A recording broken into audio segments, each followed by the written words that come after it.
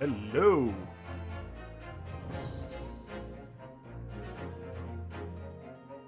Good morning. I'm so used to saying good evening. How's everybody doing? I totally forgot what poll question I was gonna put up today, but that's fine. I'll just, if I remember, I'll put it up, next stream. How's everybody doing?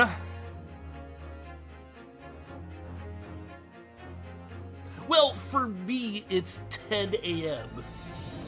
So,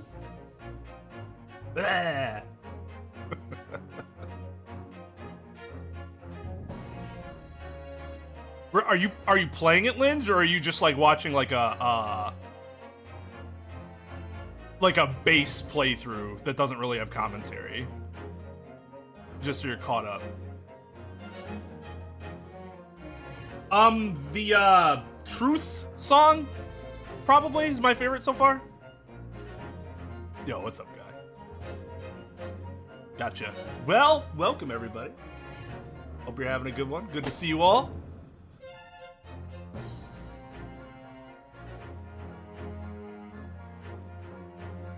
Hey, I'm gonna tell you right now, this new schedule has been fantastic. I wake up in the morning and I'm like, I'm ready to get stuff done. As opposed to like, it's the end of the day, I'm tired, and I'm like, okay, let's stream. And then I'm done streaming and I'm like, all right, I'm gonna pass out here in my chair. I envied you.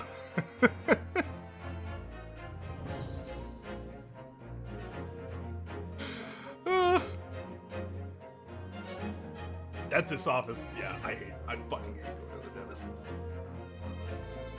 Because I'm not good at flossing, so every time I go to the dentist, it's like, I never have cavities, but like my flossing's so bad that like every time I go to the dentist, it's just blood everywhere.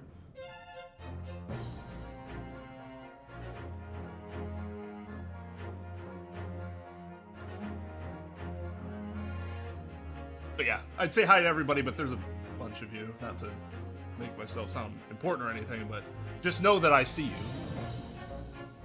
I see each and every one of you.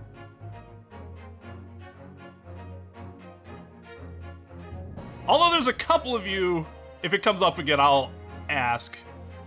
I don't think I know how to pronounce your name, just because I can't read the script. If you know who you are, if you want to tell me preemptively, that would be very helpful.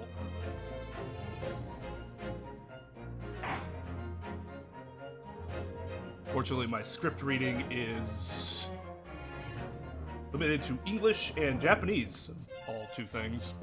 And not even kanji, just basic hiragana and katakana. I don't want to hear about anyone that's getting into NFTs. That news about Etika NFTs just sent me off the... Oh my god, I got so angry when I heard about that yesterday. Like, that's... NFTs are something that... The theory surrounding them and the intention, fantastic. But in actual practice, I don't think they work that well. And sometimes that happens. Some things sound really good in theory, and then you put them into practice, and it just doesn't work that well. Normally, the reason is that human beings are shitty. They're George Floyd NFTs? I hadn't even heard of that one.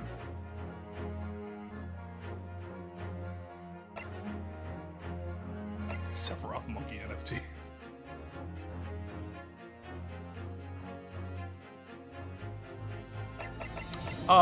No, Amiro, not at all. Just ignore that piece of electronic equipment that is planted onto your shirt. Okay, load. I think we saved him.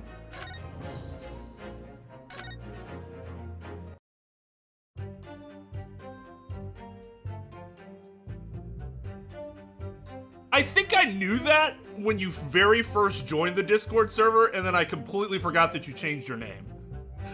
So thank you for the reminder. Wait, didn't we? I need to stop having my... Stop trying to... Because, like, wheeling it... What's the history button again? Fuck, what did I change it to? To be the fastest way. T, okay. The wheel, the mouse wheel, will push the dialogue forward, which is kind of annoying because I'm trying to use the mouse wheel to scroll, but I just need to use the, just to try to avoid that entirely, I'll just go back to clicking. Okay. So his first line was nothing.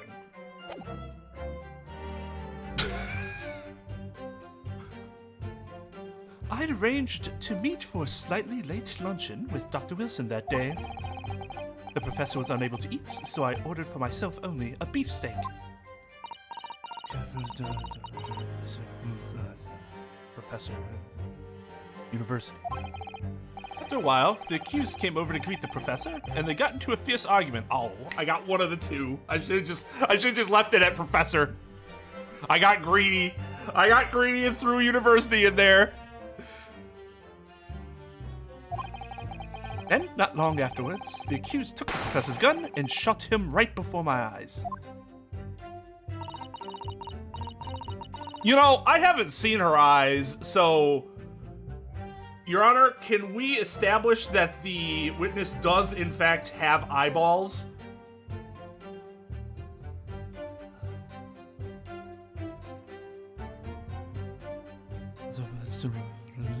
Escaped.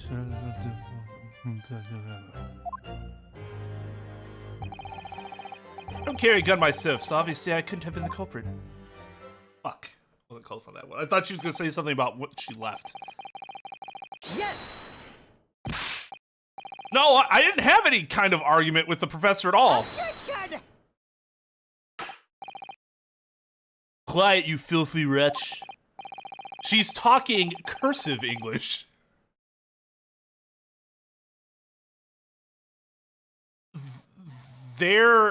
Yes, so translators are common in cases where, I mean, like, you have to have a translator in circumstances where you don't understand the native language in which the court is speaking.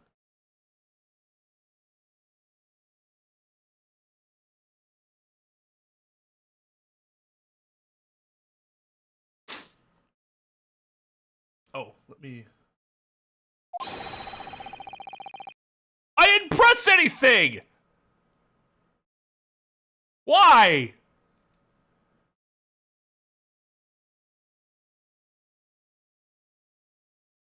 Anyways.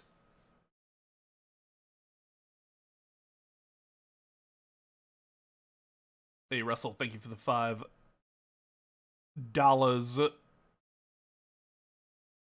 The message was, what, the message have a spoiler in it?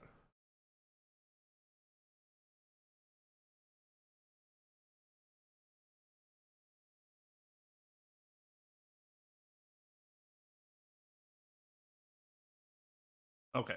Well, I don't know why it skipped ahead. Look at you, black-hearted blackguard? Look at this Snow White angel. Yeah, that's appropriate. I'm sure even a dark-minded scoundrel like you can imagine whose words the court is going to believe. You're still making the same mistakes, Ryunosuke. Yeah, it's my first time! Good lord! With no training. You mustn't blurt out when you're goaded like that. That's a lesson you need to learn. But he's so annoying! Of course, I was at the scene as well. I took statements from this lady and the two witnesses who testified before, and reported back to the Bureau. Though it would be inappropriate for the mouthpiece to be a witness themselves. You would get a removed objective third-party certified translator. He would not be the person taking control of the translating, because that would be, like I said, inappropriate, to say the least.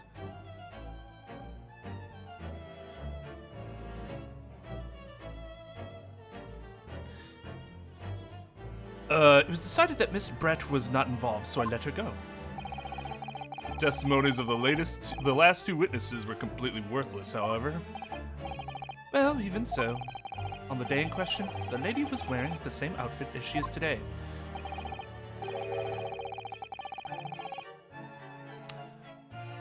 I think it's time to shame her for wearing the same outfit 2 days in a row. Doesn't seem that wealthy to me. She sleep in that outfit? She smells awful, I bet. No, I wear the same outfit twice in a row sometimes. I don't feel like putting something else on. But that was a big deal in it wasn't as big of a deal in high school, but like middle school, if you wore the same outfit twice in 1 week, whew, you better brace yourselves for the insults that were going to be coming your way.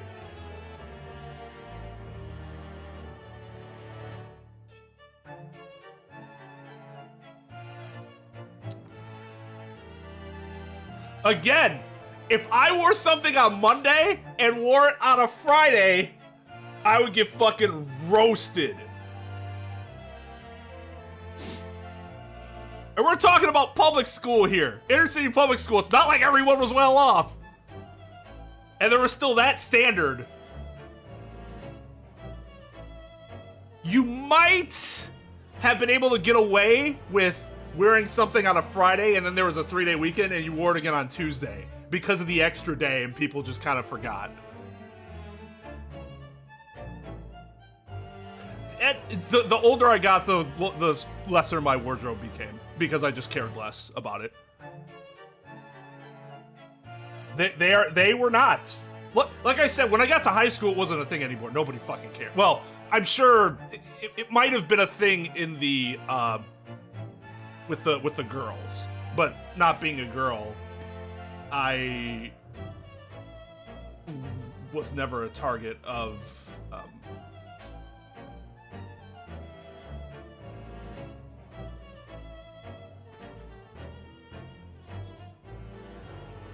We're still a little out of sync, as you can see. I apologize. I know, Edgeworth has 2 outfits. Holy shit. I have more shirts than underwear, to be fair. I have probably like 2 weeks worth of underwear. And I probably have...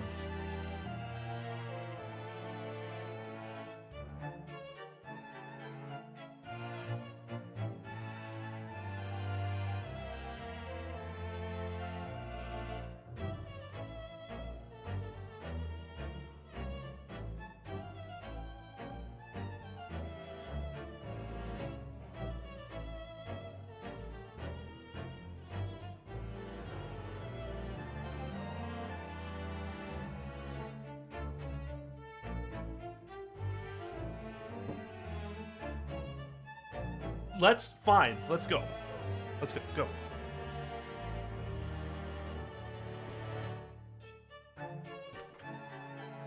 We need to work out this schedule.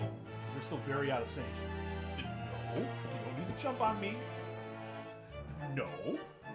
Unnecessary. Unnecessary. Ugh. Ugh. We need to work on our schedule. Okay? We're out of sync.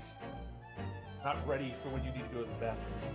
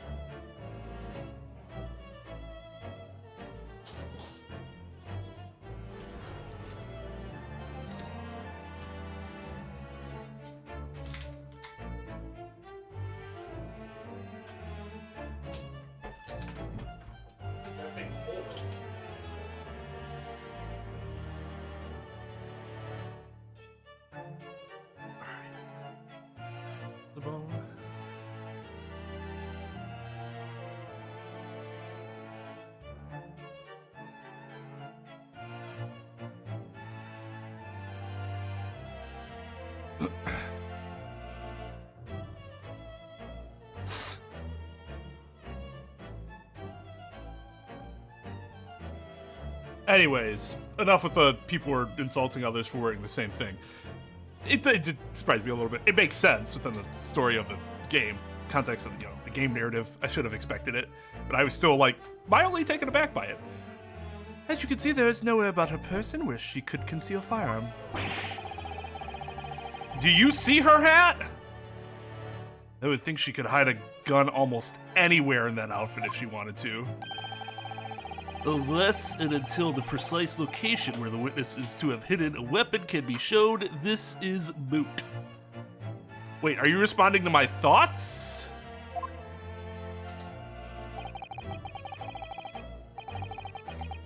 There are no pockets in my outfits. I have nowhere to hide a gun. Those are the witness's own words on the matter. Ah, that's ridiculous. If only I was allowed to lift up her dress, I could prove it. If only!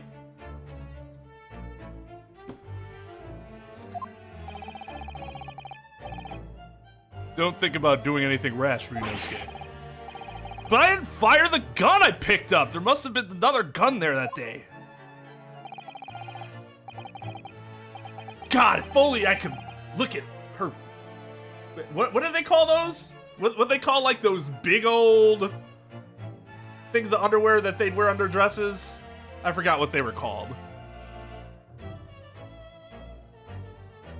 Okay, so in this game, the blue text is more mumbling than thinking. That's good to know. That's good to know. Okay. Yes, that's what we have to prove now. Because in the original trilogy, I didn't think it was ever clear. And then sometimes they would, like, mind read me, and other times they'd have no idea what I was saying. Bloomers! There you go. Thick is censored? Thick is a... Isn't thick a positive thing? If somebody called me thick, I'd be like, ooh, thank you. I thought it was a compliment. Am I wrong? Because if I'm wrong, I need to know so I don't ever call my wife thick. With 2 C's. Hey, CJ, what's up? Seriously, tell me. I need to know this before I make a huge mistake.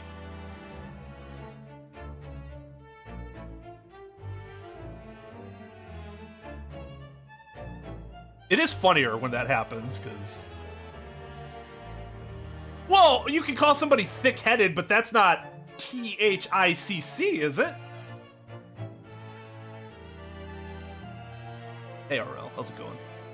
Yeah, I guess it is. I guess you're right. As an attorney, I should know. It depends. Context sensitive. I was just hoping somebody would provide me what's called in the legal profession, referred to in the legal profession as a bright line rule. Meaning there is, it's either this or it's that.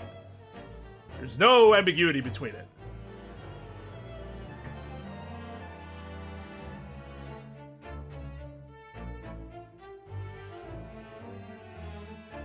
Like, I honestly thought the whole thing behind it was like, hey, we're gonna encourage people who are maybe a little thicker to be not shamed for their looks because they still look beautiful, which I thought was awesome because I've been saying that since I was in high school.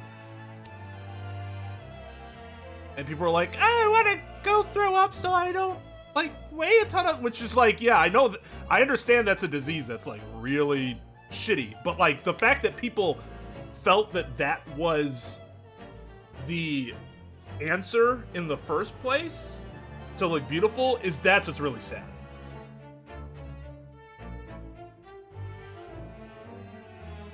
Let your natural curvature flow.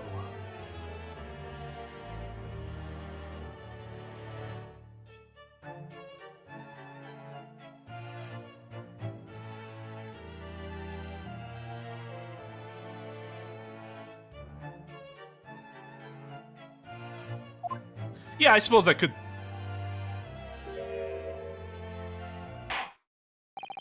Like, she kind of thick.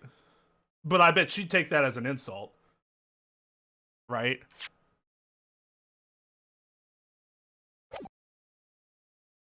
The defense may now cross-examine the witness. Oh, yes, Your Excellency. This is way too... Like, I keep accidentally progressing, and I don't mean to do that, because, like, it's super sensitive. Yes, Your Excellency. Hey, his eyes aren't darting all over the place now. A subtle change. Even though his posture is the same.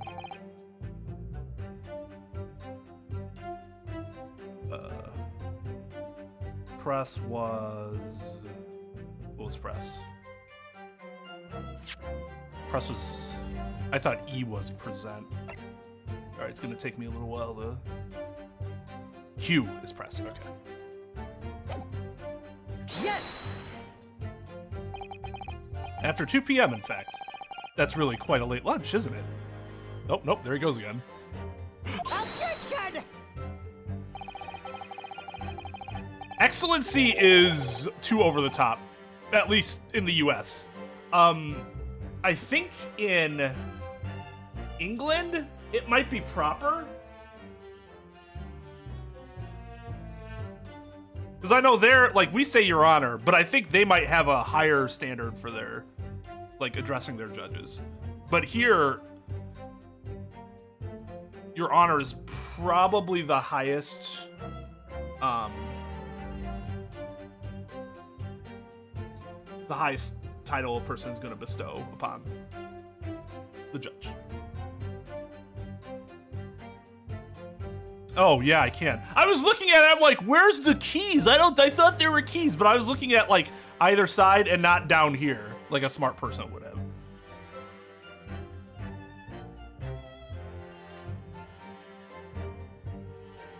His Excellency Thomas Anderson is probably, in a hearing right now, I'd guess. I mean, I would think Your Honor is less, like, a little more lax than Excellency.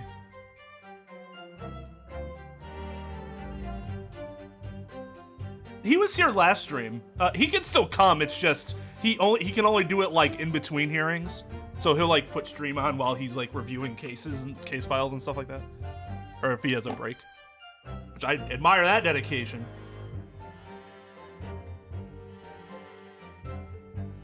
You don't keep up with the latest fashions for Britain, do you? Late luncheons are in vogue. Isn't that right? No. Ugh. A decisive English no has quite a sting to it. The gentlewoman is currently working in the victim's research laboratory, it seems. So it was apparently a daily occurrence that they would lunch together.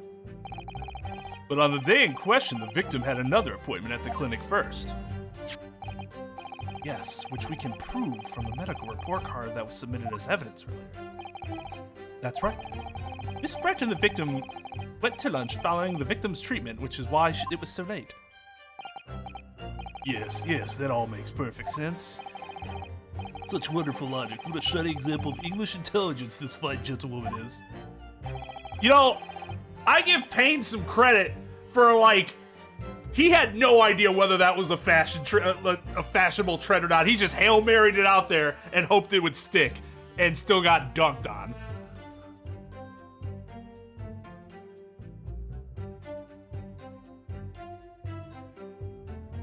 So you both arrived at the restaurant. What happened next?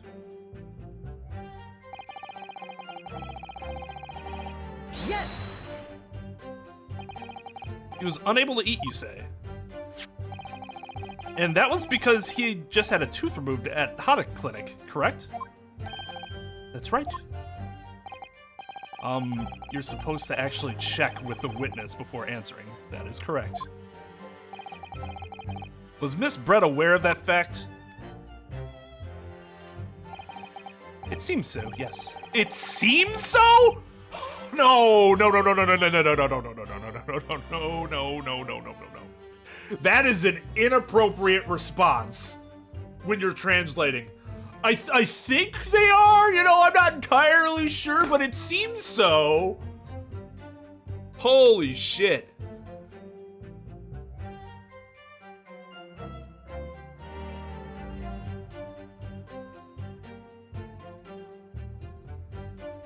Great British. She'd heard that the professor was to have some dental treatment. So that would mean that it was you who ate the steak pictured here. Is that right, Miss Brett? That's right, yes. The print you have here, the print you have there shows the table exactly as it was left after the horrifying events. Yo, what's up, Brian? I don't know, maybe. I think. I honestly don't know. She used some words I've never heard before.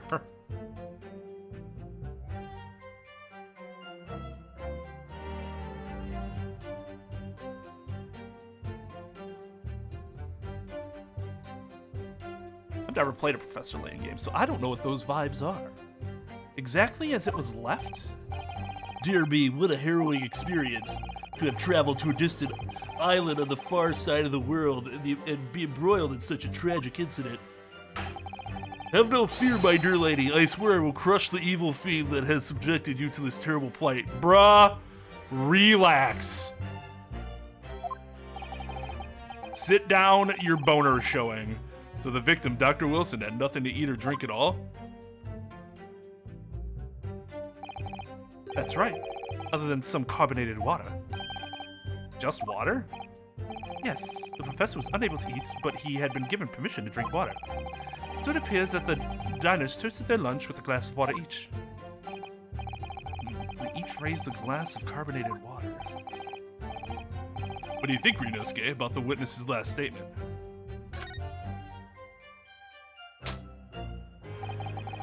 That last statement of yours, Miss Brett, has a profound bearing on this case.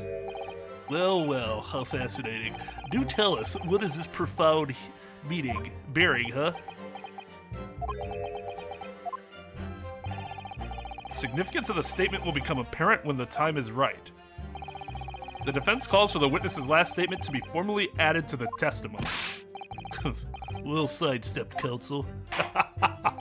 I tip my cap to you. For my bald head. Very well, Miss Brett. Kindly repeat what you just said to be added to your official testimony. Gladly, she said. That was brilliant, Cosmo. I'm gonna remember that one. Or that was brilliant, Cosmo. I'm gonna remember that one. Which one? The significance will become apparent when the time is right. You could really use that phrase.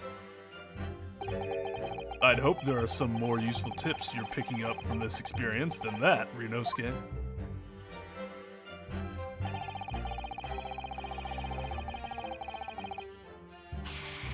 Okay, so this seems weird. Let's go to the...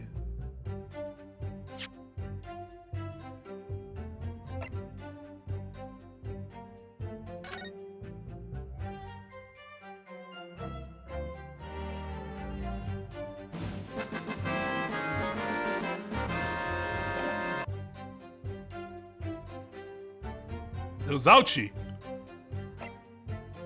I mean, he is... Why is there only one glass, though?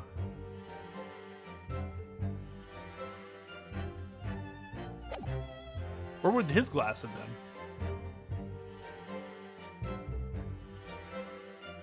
Yes!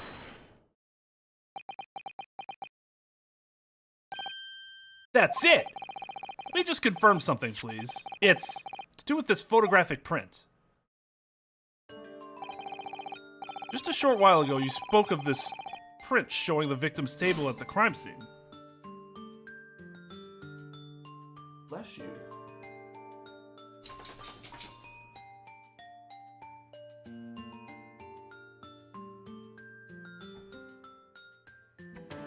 What is your deal?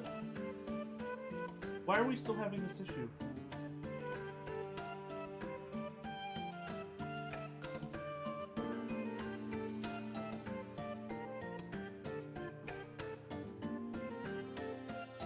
Are you just that needy? I need to know. Because we have to work out whatever the issue is.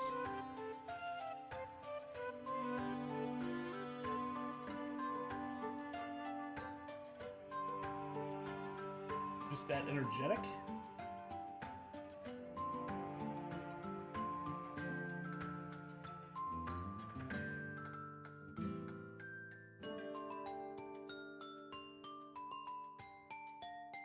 Just a short while ago, you spoke of this point showing the victim's table at the crime scene.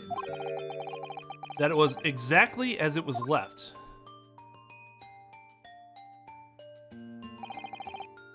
That is correct, the lady says. Well, it's odd, very odd. Dear me, what's odd is the defense's inability to express itself. Hey, yoke. Ugh. Ryunosuke, what is it about the print that looks odd to you? Well, obviously, it's the cheers. The cheers. Miss Brett just told us that she and the professor said cheers over a glass of water. But if that's true, there should be 2 glasses on the table, not 1. Ah. You're quite right, Counsel. There's only 1 glass, pretty sure. Objection! Are we supposed to be impressed by this nitpicking over minutia? What possible difference does the presence or absence of a glass make on the case? Objection! Minutia, you say? Could it be that the detective here removed a glass from the table to conceal the lady's presence? Of course not. I would never do something so reckless. There should have been 2 glasses on the table. Or are you going to try to tell me you can clink with only 1? You're quite right. I certainly took 2 glasses to the table.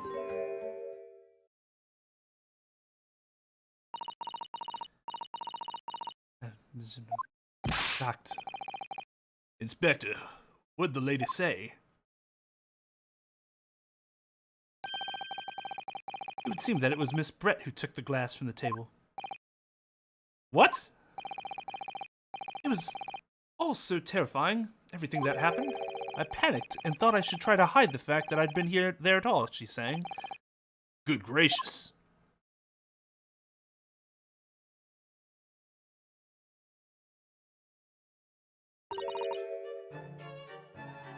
Sorry.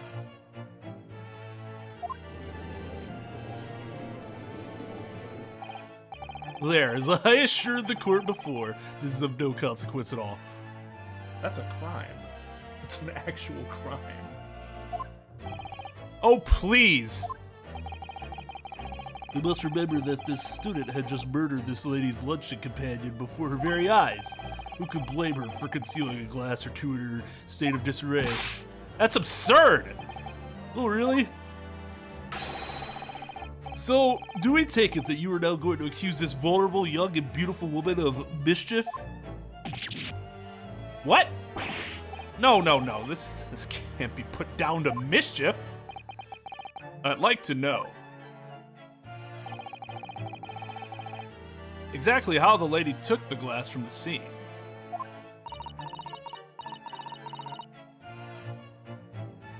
Sorry, woo. I don't know. Rest. It seemed that she slipped it into a small handbag she was carrying. Ah, shit. Well, I had nothing to put my gun in. I mean, the alleged gun. I mean, the gun that he had in his hand.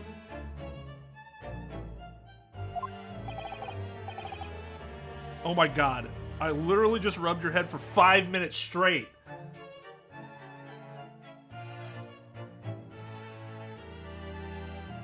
Lay down over there. Your blanket's there for you. The blanket is there for you to go lay down.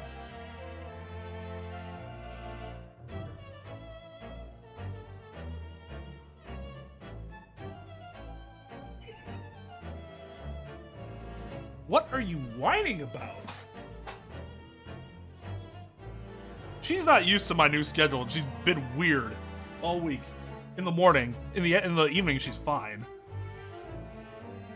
It's like more routine then.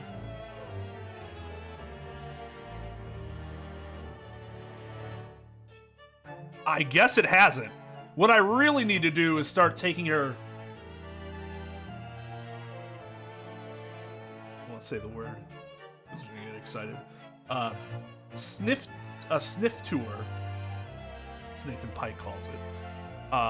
Around the area before every stream. Get her a little tired. It's probably the best. Good exercise too. Be actually out and moving.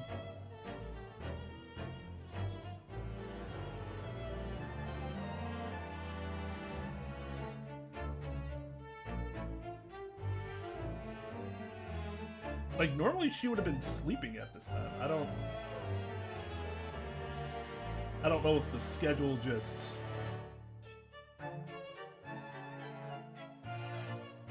shifted, like, because she's up earlier now, her energy's different. I guess that's what happened to me. That make sense, right?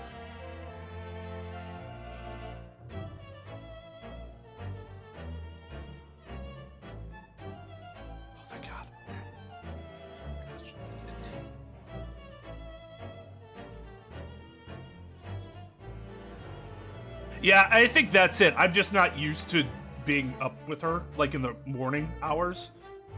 And with it, again, she could have the same type of shift that I've had. Now she's just more energetic in the morning, and I'll have to adjust to. It's on me as the dog owner to make sure that I adjust. A handbag, you say? Yes, Your Excellency. A small handheld pouch commonly carried by well-to-do women in England. Could it fit a derringer in there? So the beautiful lady has very graciously explained how and why she removed the glass from the scene now. However, the fact remains that this glass has absolutely no bearing on the case. The student has been trying to confuse the court with logical reasoning.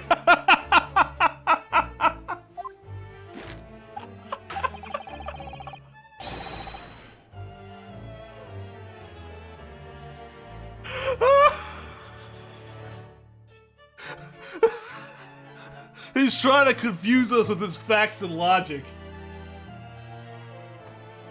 Bullshit. Where'd you even get this from?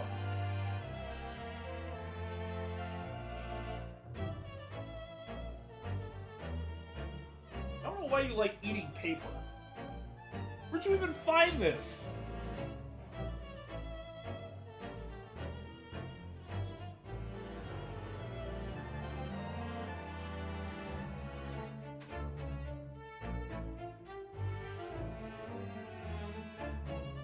Pretentious accusations? Hold on. But in the end, it comes to nothing. No more pretentious accusations. You have wasted enough time already.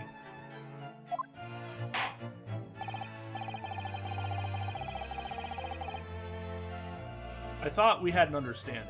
I thought we'd come to an understanding. Maybe she just knows because more people are watching, she wants to be on camera more. Make your own YouTube channel.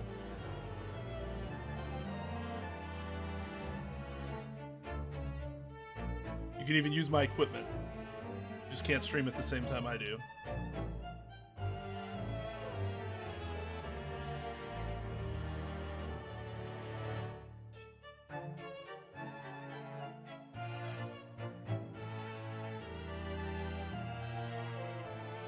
Furio Tigre Makyur. Indeed, the lady has offered a satisfactory explanation as to why she committed that crime. I think henceforth we can consider the matter to have no bearing on the case. Counsel for the defense, are you in agreement? Well, not really. You want to pursue this matter further? You're going to need to show that as some deeper significance. Yes, you're right. She took the glass away in her handbag. There's a deeper significance there. It's... Wait, the lady put the glass in her handbag, you say? Yes. Do try to keep up. It's already been explained to the court that all English gentlewomen carry handbags for small items. Let me see. A little while ago, Miss Brett stated the following. There are no pockets in my outfit. I have nowhere to hide a gun. But what she forgot to mention was her handbag, in which it would have been perfectly possible to conceal a gun. You're right. Well done, partner. I had a feeling you'd... Well done, partner. I had a feeling you'd pick up on that, too. What are you insinuating, you vile blackguard? It's really very simple. The gunshot was heard when the defendant picked up the gun from the restaurant floor. As he didn't fire that gun, we can deduce there must have been another firearm at the scene. The true murder weapon, if you will. You can't be seriously suggesting... Inspector Hosonaga. Yes? Did you or did you not search Miss Jezebel Brett's... I keep saying that. Miss Giselle Brett's handbag on the day of the murder? No, sir. I did not. As I thought. In other words, another gun, the one that was actually used to kill the professor, could have been hidden in Miss Brett's handbag. No!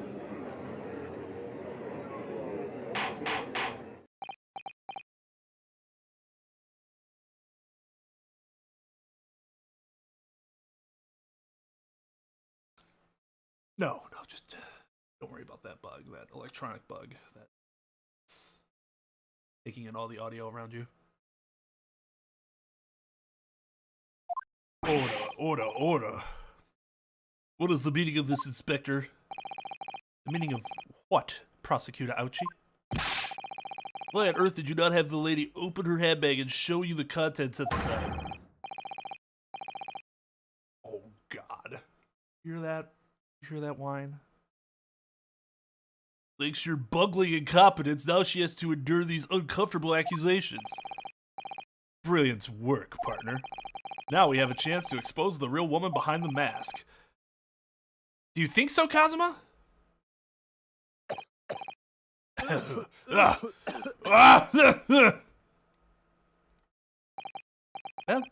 what a sorry situation. Clearly you have no faith in the police. As I said, I did not search the lady's handbag after the shooting, simply because it was unnecessary. Unnecessary in what way? I ought to thank the student lawyer, really. I have a piece of evidence here that had completely forgotten about. Oh, God.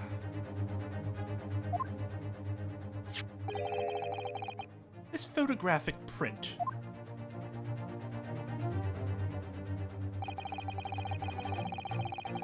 It's see-through? This print is of a photograph that I thought would be prudent to take immediately after the shooting. As you can see, it clearly shows Miss Brett's handbag. Well, I never. You can see right through to what's inside. That's right. Apparently, meshwork bags like these are the height of fashion in London at the moment. So the contents are clearly visible. Exactly. So there was no need to search the lady's handbag. If there had been a gun inside, it would have been immediately obvious.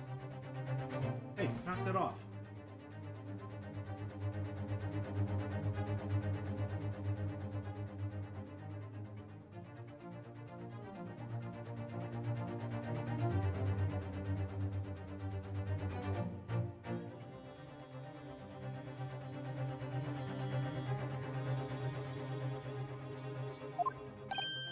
Ah!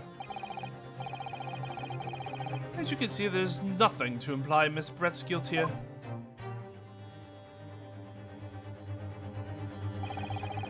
Thank you for helping prove that.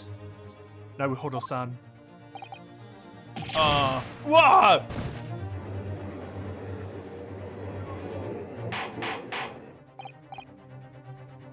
Yeah, that's not a great idea for a handbag at all. Order. Inspector Hosonaga, you will submit that print as evidence at once. Certainly, Your Excellency.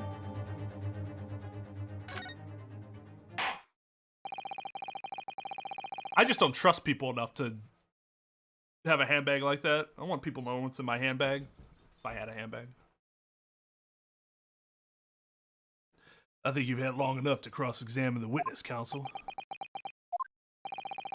The court has now been shown considerable evidence. As the photographic print just submitted to the court into the court record appears to have no further significance, I am satisfied that there is no longer any room for doubt in this matter, and I must make my ruling. That, to me, out of all the games that we've played and all the lines of all the judges, that is the most judicial line I have heard any of them say.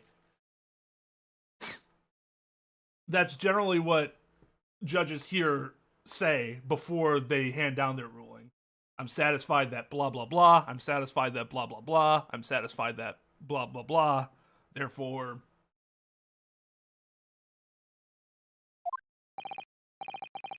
I think the other judge did it too, but like not in the same context. Indeed, there is only one logical conclusion. That the pathetic rookie slumped over the bench before us is the only possible perpetrator of this crime.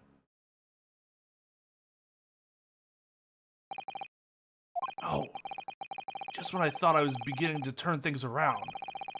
I'm in a worse situation than I was at the start.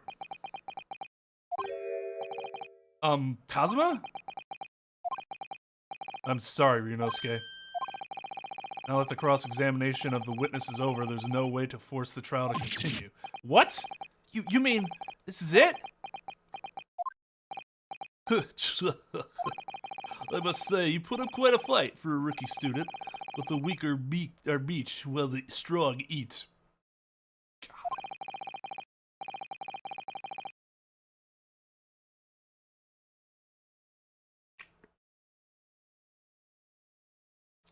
Took the wind out of his sails, or bandana in this case. You were wasting your time. There is no way to defeat true justice. The fact you can chew on to your heart's content from the inside of your cell. This can't be happening. Am I really going to be found guilty of a crime that I didn't commit? Kazuma. His dream of going to study in Great Britain will slip through his fingers. Kazuma. What? Is there really no chance now of turning the trial around? You heard the judge. There's nothing about that last photograph the detective produced that we can contest, which means there's no basis on which we can argue for the trial to continue. Very well, I will now proceed immediately to the ruling. Sorry. It seems we'll be able to report to the British government on time after all. That smug little. Ryunosuke Naruhodo, having considered all of the evidence placed before me, Yes! I hereby... Yes. You want me to pronounce you guilty? Wait, Your Excellency. Ryunosuke? I don't think you can rule on this case yet. Objection! This amateurness is getting tedious. When His Excellency deems that the trial is over, he gives his ruling. That is the most basic protocol of the Yes! courtroom. Yes, it is! Your Excellency, just a moment ago you said this. As the photographic print just submitted appears to have no further significance, there is no longer any room for doubt in this matter, and I must make my ruling. Now, that means that if there was a problem with the evidence, some significant detail, then ruling on the case at this time would be out of the question. Objection! This is blatant straw clutching. Look at this photographic print. All it shows... Damn.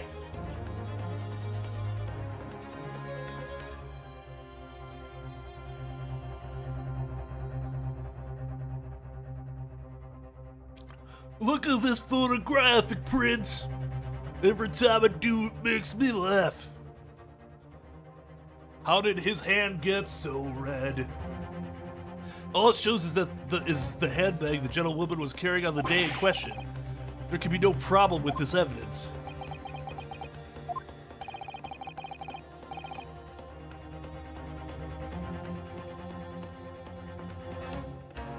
It has tainted these lines. You better know what you're doing, Rinosuke. I understand your objection, counsel. Certainly. The new evidence submitted by the detective has not undergone the court's scrutiny. However, I fail to see how we can glean any new information from this handbag. My thoughts exactly. Really, the prosecutor should just be tired of this rookie's desperate wheezes. Yes, I am desperate, but this isn't a wheeze. Besides, ad hominem is unbecoming of a prosecutor. There's something about this photograph which just doesn't seem right. If only I could put my finger on it. Like, literally, I will point to it. This is the origin of the Nickelback jokes! I got it from this! Very well, I will grant the defense one last opportunity. What? But be warned that if I am unsatisfied by your response, the trial will be over with immediate effect. That's pretty intimidating. NGL. They're gonna play with a shamisen? The shamisen? They look huge. That dude could definitely palm a basketball. Do I make myself clear? It is a gigantic gavel. Yes, Your Excellency. So take another look at the photographic print Inspector Hosonaga submitted before. You will identify to the court where in this print we see the significant detail to which you have alluded.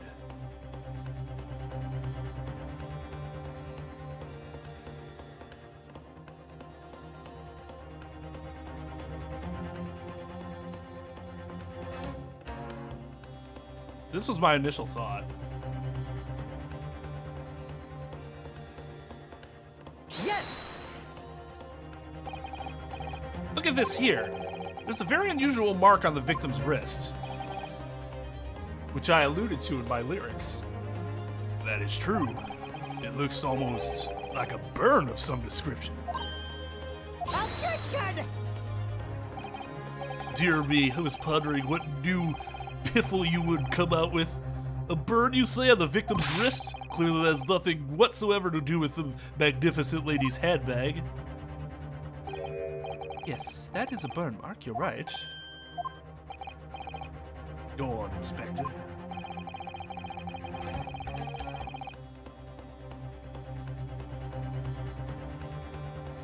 He originally says, sir? See, I think that makes more sense. Because, like, a lot of times he's saying yes, and it's like, are you agreeing with him, or? I don't know. It is funnier.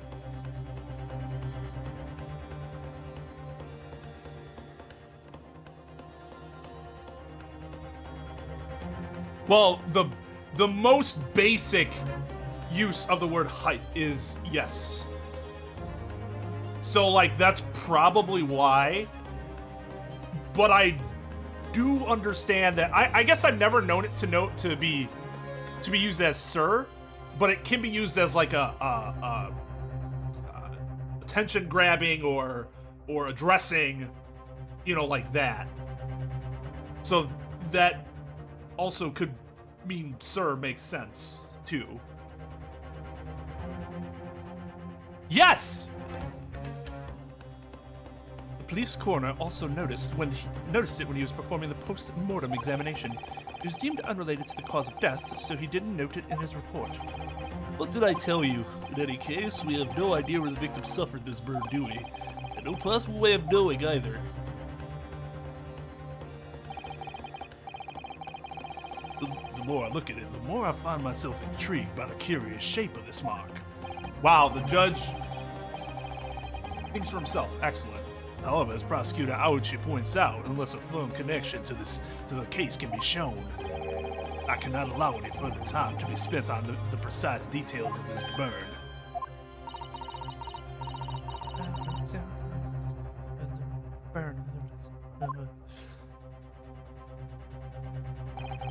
Excuse me, Your Excellency. It seems Miss Brett has a lunch appointment with the dean and other university staff. She would like to know if she may be excused from the stand now. Oh, of course, dear lady. We shan't hold you up any longer. I'm quite sure His Excellency is about to give his final ruling anyway. What's your thinking on this, Ryunosuke? Do you believe this burn does have something to do with the case? To be honest, I'm not really sure. But if I don't keep pushing, then it's all over. So I was thinking I should keep digging and digging, in the hope that I might uncover something useful. Well, my wind's back, so I agree. I am? If we can just link that burn to the case, if we can do that, we might be able to prise this shutting door back open again. Hey, Russell, thank you for $2. Do you think that this judge is smarter? Yes. Not only does he seem inherently more intelligent, he actually seems to utilize his own thoughts more instead of simply going, oh yes, well whatever you said has to be 100% correct. The fact that the judge himself is like, there's something here. The problem is, as the judge, I can't actually make that conclusion myself. You as the counsel have to be able to prove that to me. But I think there's something weird here, and I just want to make note of it. Like, yeah, it's our job to show the connection, but he definitely isn't just gonna ignore it either. It's like giving you the opening to show that there's a connection.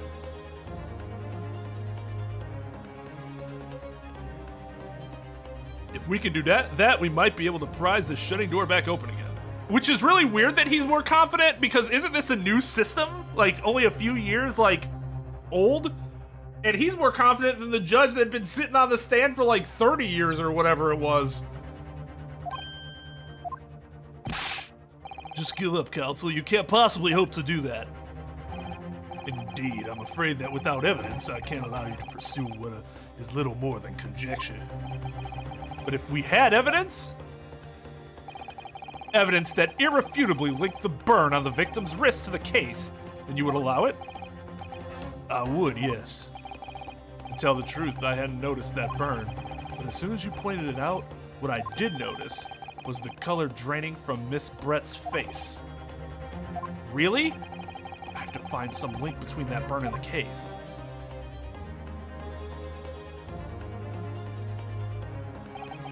This is the moment of truth. It's time to find some evidence that proves what that burn really means. Moment of truth! Counter 1. So then the defense will now present its evidence to the court. The evidence that demonstrates an inextricable connection between the victim's burn and this trial. My pen.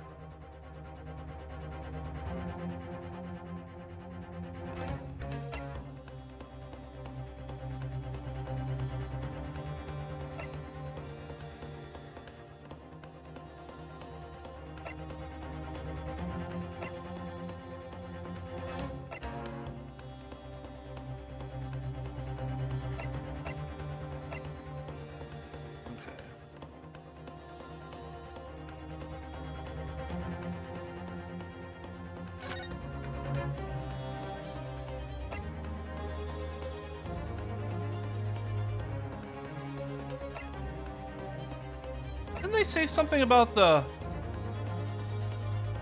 gunpowder? Close range.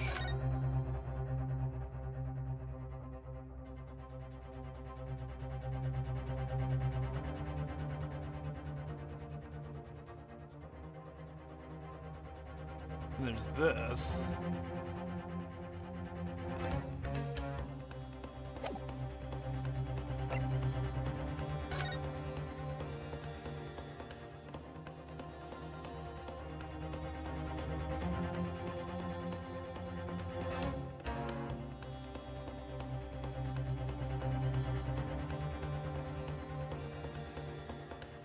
kitchen.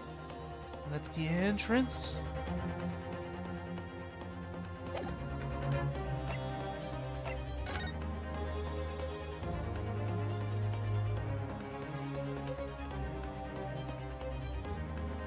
Oh, it's right there. Hey. Yes! Hey.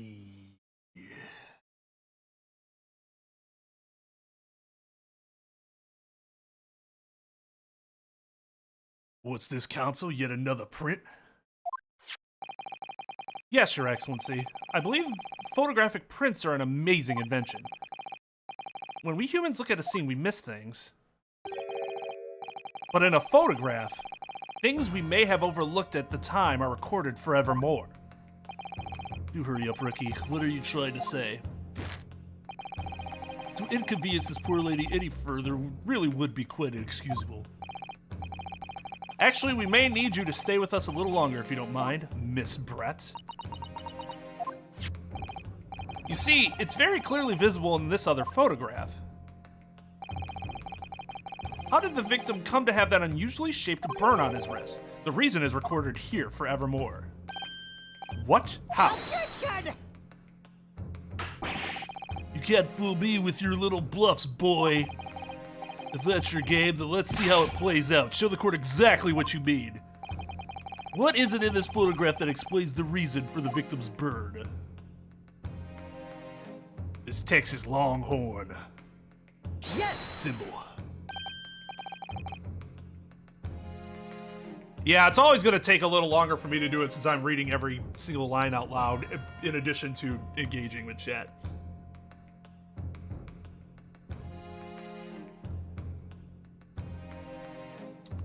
This is a cool track, too.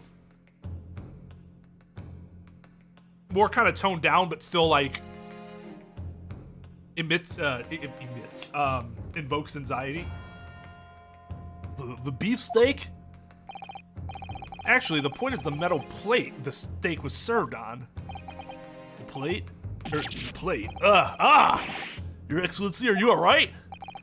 As you can see, there's an emblem on the plate. I would guess it's the same, it's some sort of trademark of Le Carnival.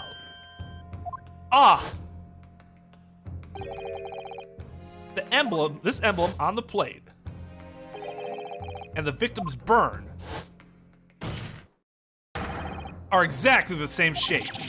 Rinosuke, you genius! Son of a bitch, I could fuck you right here. You're spot on. Which means the victim must have suffered this burn while he was present at the restaurant. Objection! But even if that's the case, we can't know if it happened on the day in question or not. It could have been the day before or the day before that. It most likely happened at some other unrelated time. Well, Objection! Sadly, Prosecutor Ouchie, the chances of that are extremely slim. Thanks. Why? The outline of the burn is clearly discernible. Such a serious injury would have caused quite a commotion in the restaurant. Wouldn't you agree, Inspector Hosonaga? I can't imagine having missed such a terrible disaster, certainly. I think that might be the... I've been looking for a push-up glasses emote. That might be the one.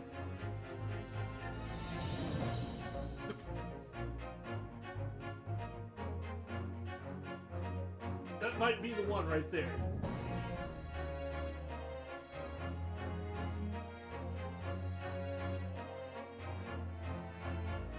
I can't imagine having missed such a terrible disaster, certainly. But...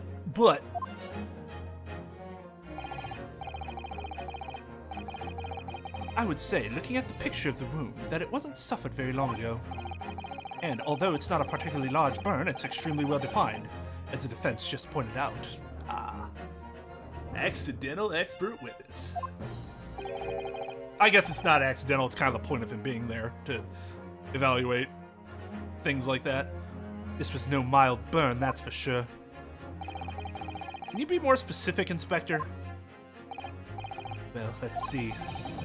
The plate was at around 90 degrees centigrade. A burn like that would have taken around 3 seconds. Hey, Tara.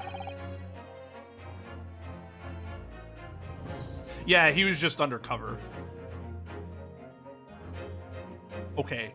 I don't see how anybody ever bought that. Dude with the stitches down the middle of his face is just a humble butler. But yeah, I mean, he held that position undercover, so to speak. It's inconceivable that the victim wouldn't have let out a scream of pain then. I've been investigating at the restaurant for several weeks already, but I've not heard anyone scream at all. As the head waiter of Le Carnaval, I can testify to that without hesitation. Damn, you rose the ranks fast. But you're a detective, not a waiter. Yes! There you have it. Something isn't right here. As a detective said, anyone who burnt themselves on a piping hot plate for 3 whole seconds would scream in pain. There's no question of that. And yet, Inspector Hosonaga never heard the professor scream, not on that day or any before it. That's right, and the strange thing is, on the day he was shot, I didn't hear him cry out either. What are you suggesting? Well, if the professor had carelessly laid his wrists on the plate for anything like 3 seconds that day, that would be beyond careless, I think, counsel. And the rest of us in the restaurant, myself, the sergeant, the old antiques dealer, all of us would, without a question, have heard him scream. Wouldn't you agree, Professor Ouchie? Professor Prosecutor Ouchie? Yeah, well, I suppose. So the question is, why didn't a single person hear Dr. Wilson scream? I almost don't believe it. Rinosuke, do you think... Can it really be true? Never dreamt we'd arrive at a conclusion like this, but... I'm starting to think that maybe... we've been led into a terrible trap.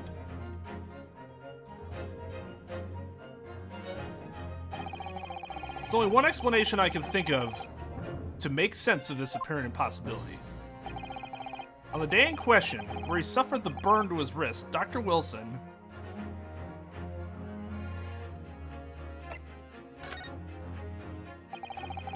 No man could remain silent while his wrist was burning on a piping hot plate for 3 whole seconds.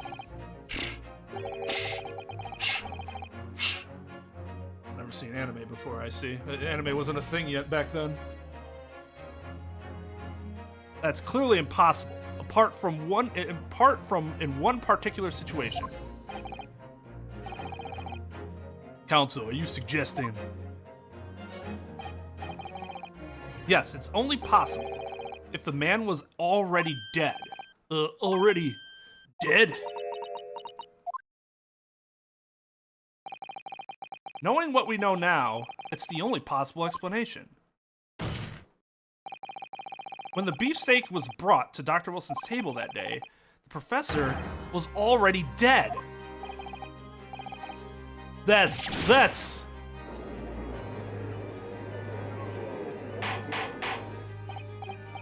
Order, please. Counsel, explain this absurd notion at once. The victim was killed by a gunshot? That's right, that's absolutely right, Your Excellency. This is just another ridiculous play by the rookie student. Clearly, he has no grasp of the facts. Objection!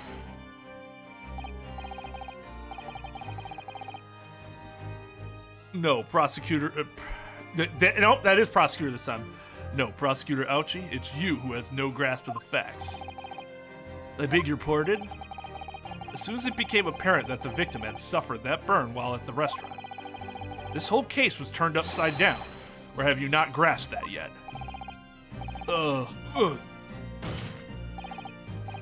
Your Excellency, the court must hear from this witness again. If it's true, as we now believe, that the victim was already dead before the gunshot was heard, it's highly likely that Miss Brett knows something about it. Incredible. I certainly didn't anticipate this twist of events. I'm sorry to say, Miss Brett, that you will have to forget your luncheon engagement. What, Your Excellency? The justice system in our country may be in its infancy, but rest assured, all reasonable doubt must be dispelled before I am prepared to pass judgment. Thank you, Your Excellency.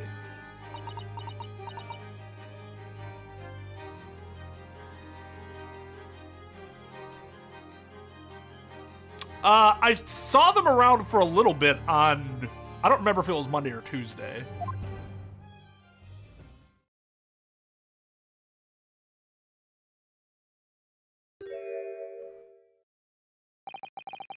What was that smile? Yes, of course. I mean, I'd be delighted to help. Especially if it helps relations between my country and yours. What? Miss Brett, you speak Japanese? Well, of course I do. I am studying in your country after all. But then, why have you been speaking through an interpreter until now? My mother tongue, the Queen's English, is the most refined and elegant language in the world. As a gentlewoman, I try to avoid speaking in your vulgar tones as much as possible.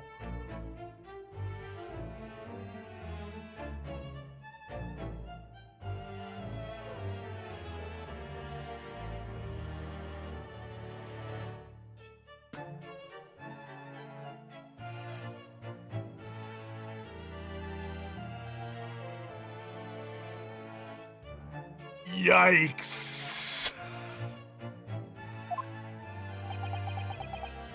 Hey, nobody's gonna say shit to that. But it seems the men in this land possess none of the chivalrous virtues of English gentlemen. So I can see that I shall have to lower myself to communicating with you all on your own level. Oh, well... You are the epitome of the true English gentlewoman. Kind of an asshole. We are truly honored by this lavish consideration you so graciously afford us. Are you fucking kidding me? I see. In that case, Miss Brett, I will now ask you to testify in your own words. He's sitting there like, I don't have fucking time to deal with this.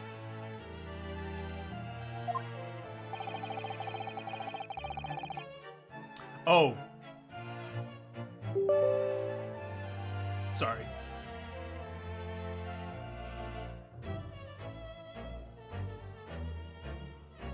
I didn't have the bot up. That would have been good to have at the ready, right?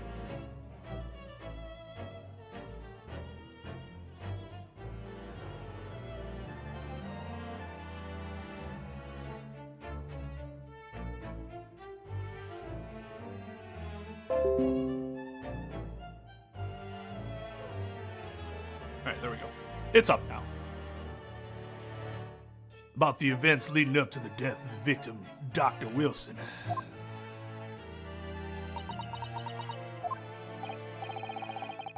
So we're finally going to hear her own words on the matter. Things are getting interesting, Runosuke.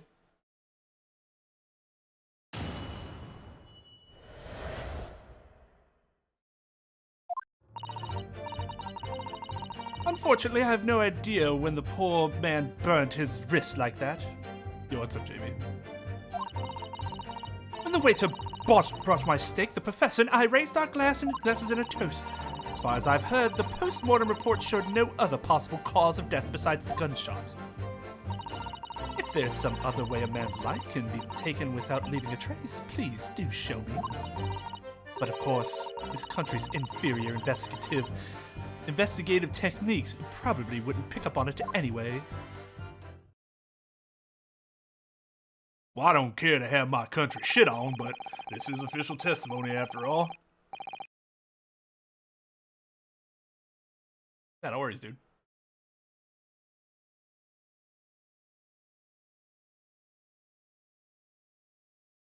Somebody else get...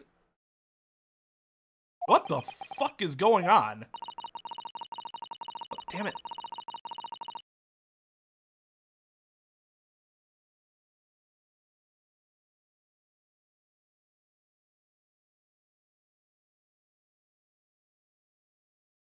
Okay.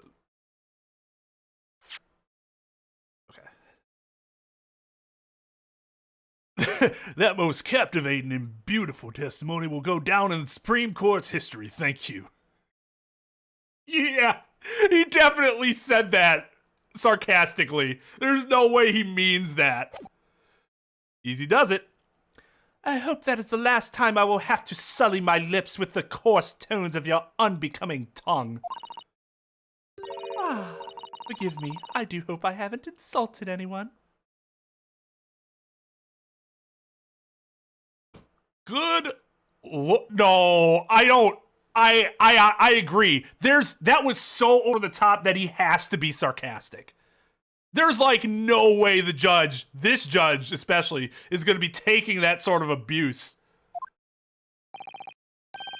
Not at all, not at all. It's a delight merely to hear you speak, dear lady.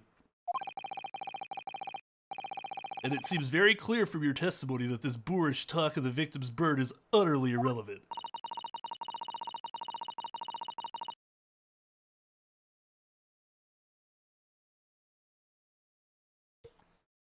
It's not incriminating. It is weird to have said, though.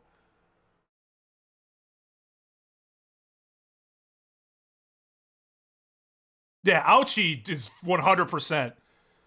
Please sit on my face. Okay, Trep and Dog, can you go over real quick the escalation steps for everybody, just so that they know?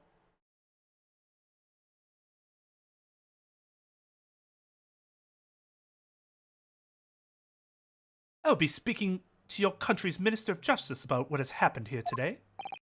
The Minister of Justice? May that irritating little bully of a student be given the harshest punishment possible. Amen. Huh? Thanks? What was that? A prayer? Was that a prayer then?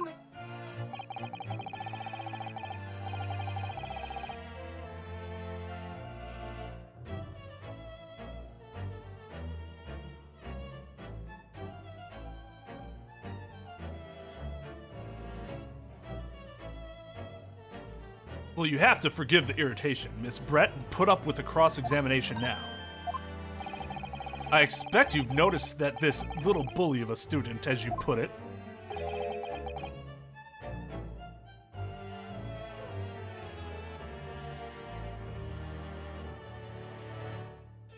doesn't miss much.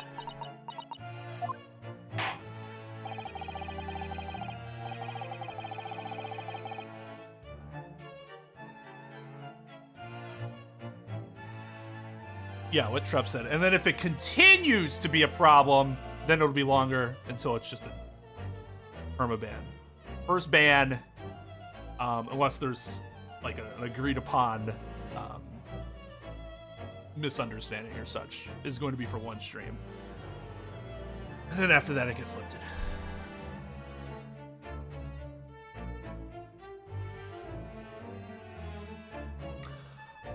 Yes, actually. But that's the thing, like, do I absolutely appreciate... Well, who... Was it Russell? I mean, he's the only one that's donating money, so I'm assuming it's him. Do I absolutely appreciate the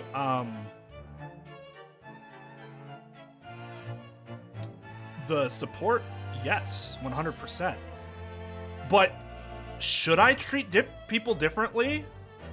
Because in terms of, like, having to follow the rules? I think it'd be very ironic if I let that go, considering the game that we are playing.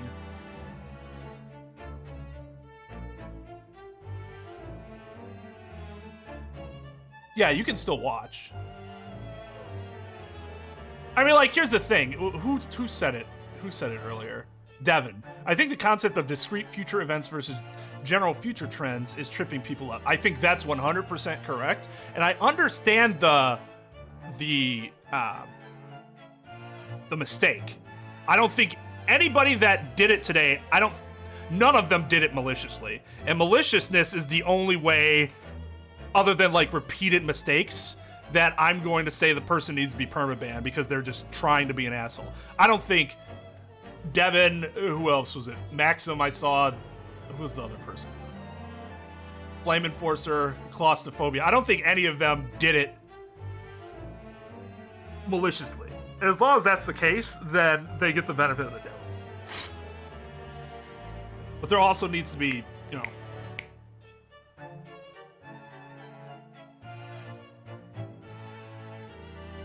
And I can't look at the messages because if Trep if they think they're spoilers, then they probably are.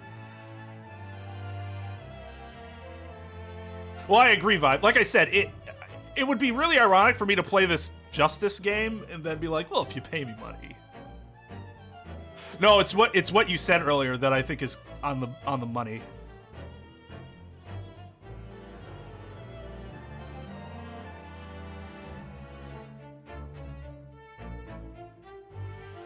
Yeah.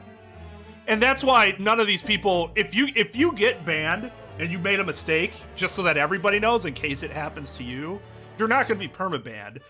It's probably just because the mods got annoyed that they had to warn you once or twice and then it happened again. You'll be back, just not for a little bit.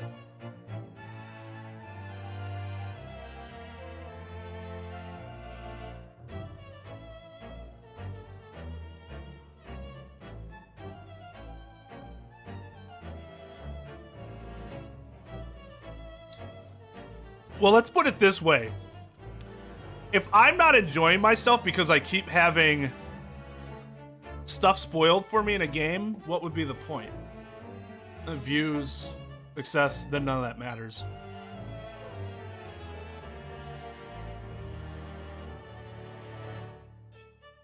And if my enjoyment leads to driving people away, then that's just the way it is.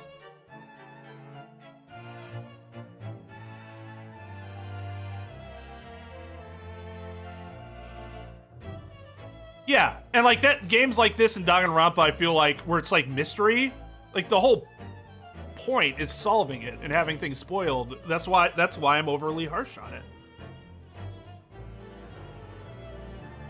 It is very good. I love the change in the judge. The soundtrack's really good. I love that there's still callbacks to the prior games. The expressions are hilarious.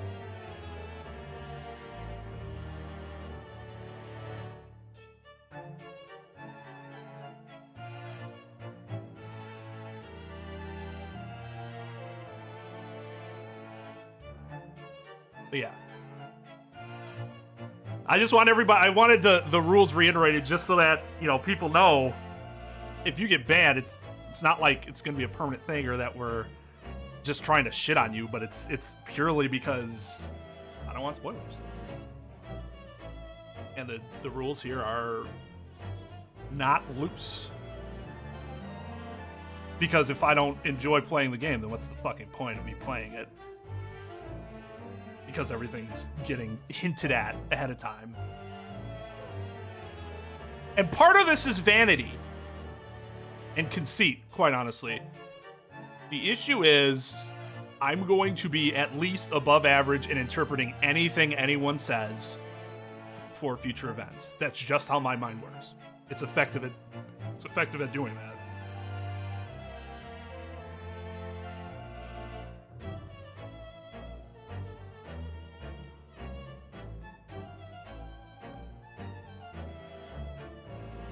So sorry if that screws people's minds over a little bit, but that's just the case.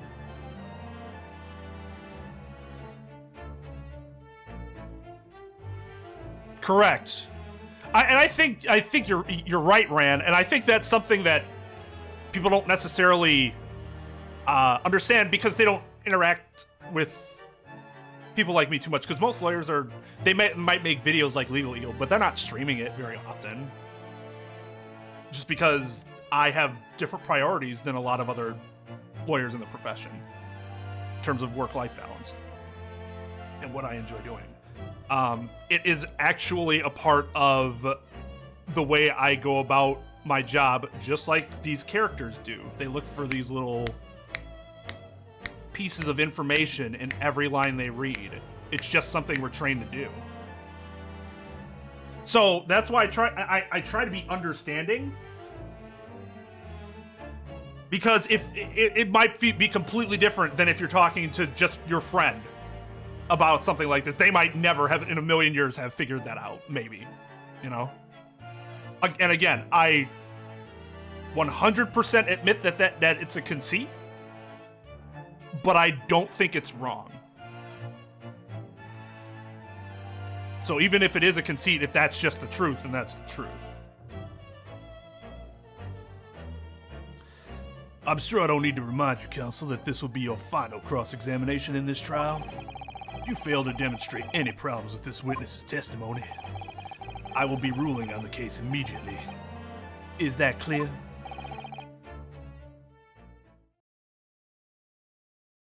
Speaking of which, I don't know how many likes we have, but based on the amount of viewers, I haven't given out any credits, so I'm guessing there have been quite a few. We'll just...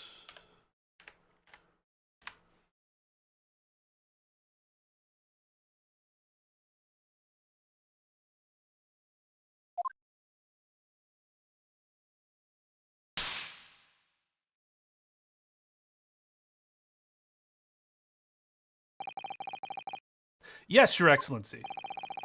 Then you may proceed with the cross-examination.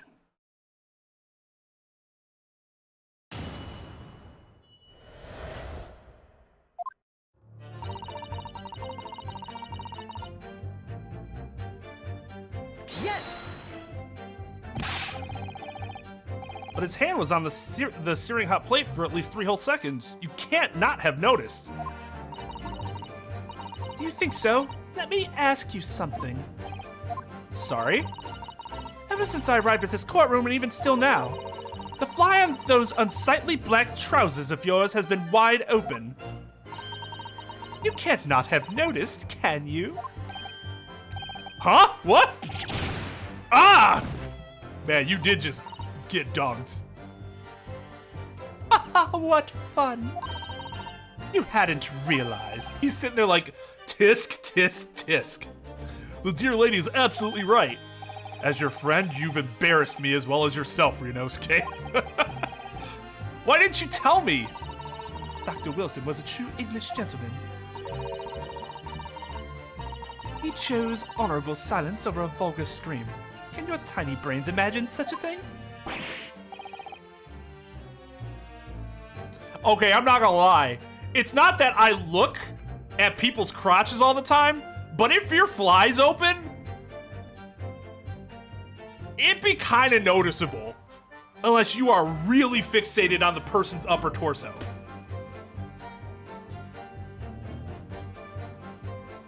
Especially like the further somebody is away, and depending on the color of the undergarments that they're wearing, it might become more obvious because you're getting more of that in view without having to specifically look at it. Like if he's wearing white underwear, it's gonna be a lot more obvious, you know, against his, they keep calling it black, but it almost looks dark brown, school uniform. Oh yes, I think my tiny brain can. Well, I can't.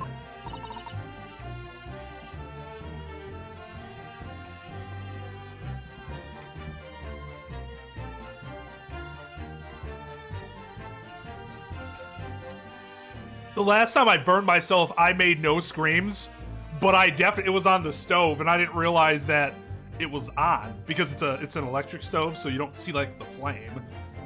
It just lights up periodically. And so I put my like the side of my hand on it. I was like,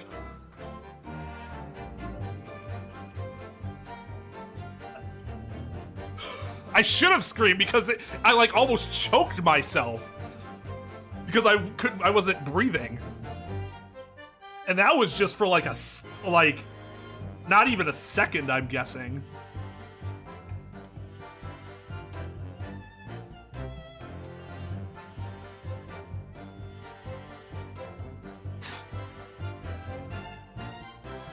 Oh no, yeah, if this hit that metal, for 3 whole seconds, that dude would be screaming. It's like if you were branded. How would you be branded and just be like...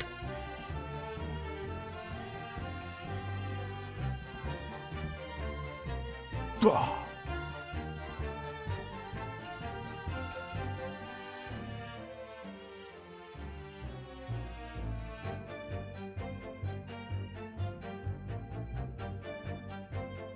To remove what line?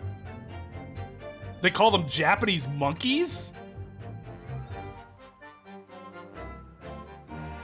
Good God. I mean, we are talking about the... Wait, were they all British? The dudes that were like falling off the Titanic and still playing their instruments like they weren't about to fall into the ocean? Dignified death. Well, like shock too can be a part of that, right?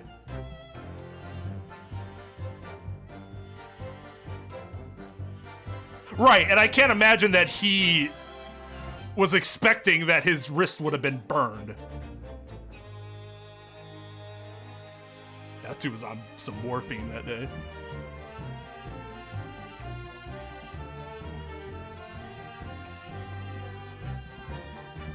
Anyway.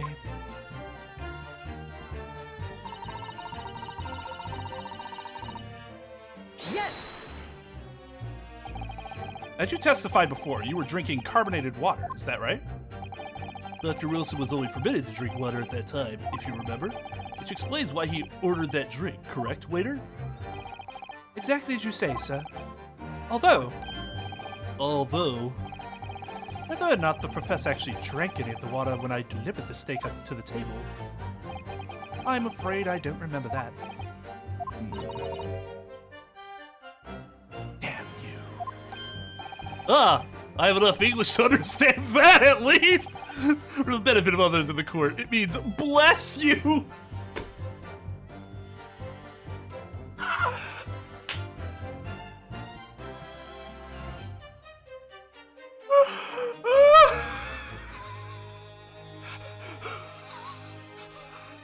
So shimatta. I know enough about Japanese to know that he just called you the kindliest sir he's ever met in his life.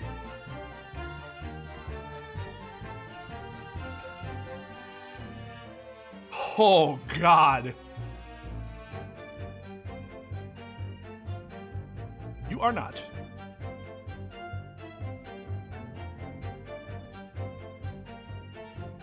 Does it not tell you if you, like, type something, whether or not it actually appears? Or, like, other people can see it? That's interesting. I have enough Oh, yeah. That's funny. That's really funny. I think it means the exact opposite. Everybody knows swears for other languages. That's just something that you learn because it's interesting for some reason. Anyway.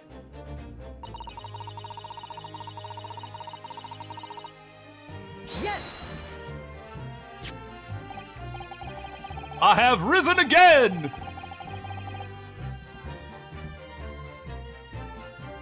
Yes, it's written here in the paperwork. Fatal hemorrhaging from ballistic trauma. Is it pronounced different? I don't remember hemorrhaging having an A before the E. Hemhorrag.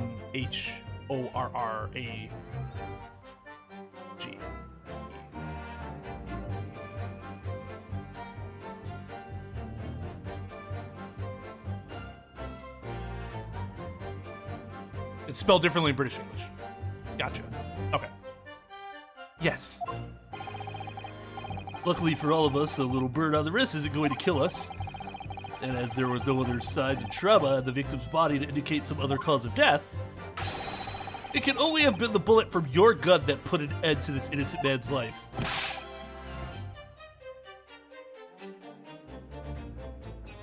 Is that the same with demon? Is that where they get daemon from? I always wondered where, like, if that was just a stylistic choice or if that was like, if demon was actually spelled that way in the past. Diamond. Diamond. Like, I have no idea where that comes from. I just see it in Final Fantasies.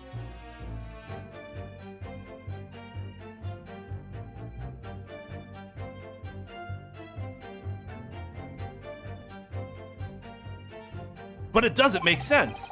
The burn must have happened straight away, when the plate was first brought to the table by the waiter.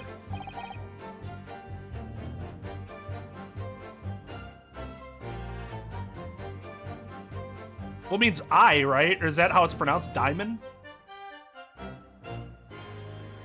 Or is it E? Demon. See, when Elon Musk first named his kid, I had heard that was pronounced as I. But every time I see that written somewhere, people pronounce it E.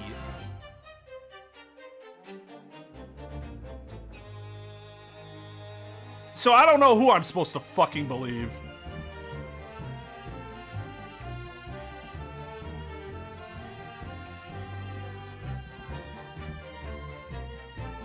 Because, like, in Genshin, you have ether.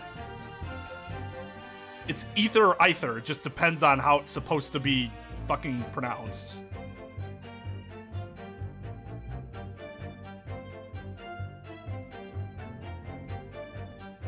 Can names be illegal?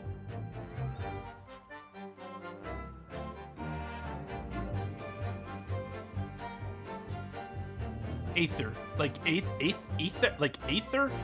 They say I call him ether, and I feel like that's too far, E? Ash is the name of the symbol, but then not how it's pronounced, right? Can names be illegal?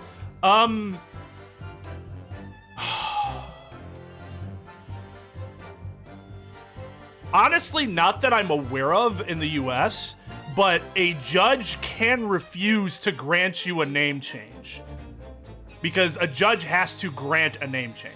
And if you wanted to change your name to Fuckboy, the judge might be like, no, I'm not doing that. And you'd be shit out of luck. And then you'd be like, well, what about shit out of luck? And they'll, no, I'm not fucking doing that either. But I'm not sure, I'm honestly not sure if there are restrictions to what you can name your child at birth.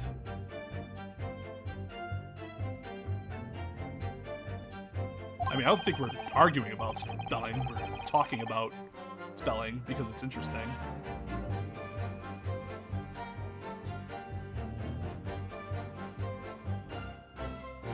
A, ether, aether. Damon, I like that. Very interesting comes. I love language and all the intricacies.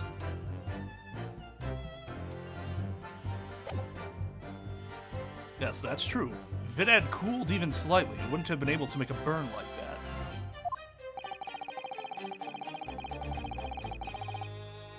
And if the victim burnt his wrists on the hot plate as soon as it was brought out from the kitchen,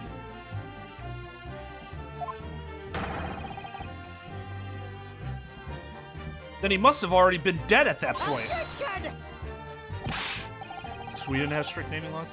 I know in Japan there are certain restrictions, at least that I've heard. But I don't know what words they are. I just heard that. Or maybe it's just that they're considered like, why would you do that, you awful person, sort of thing, because it's so taboo.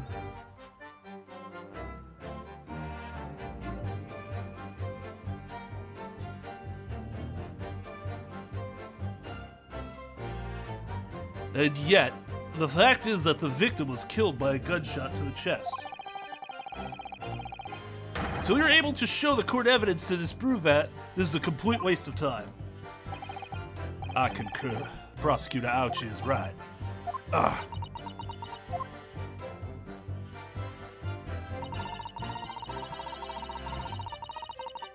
Alright, later, booty.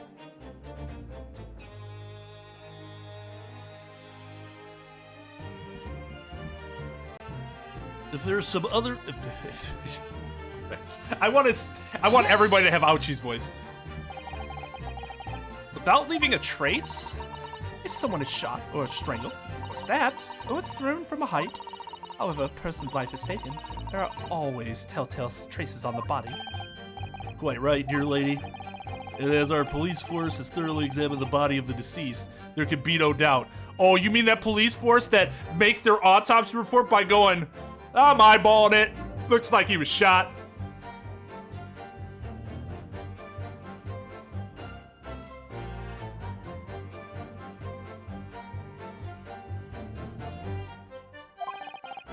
Isn't that right, Inspector Hosonaga? As I've said, I always aim for a flawless investigation. Physical traces with all those causes of death, it's true. Maybe there's some other way of killing someone that doesn't leave a mark. If, heaven forbid, you doubt me, young man, you're going to have to tell everyone how exactly you think the professor did lose his life. Otherwise, I'm afraid your argument falls rather flat, doesn't it? Oh, no, perish the thought, calling such a sweet young lady's innocence into question. We know what happened, right? Didn't she poison the water? And that's why she took the glass? So that it couldn't be,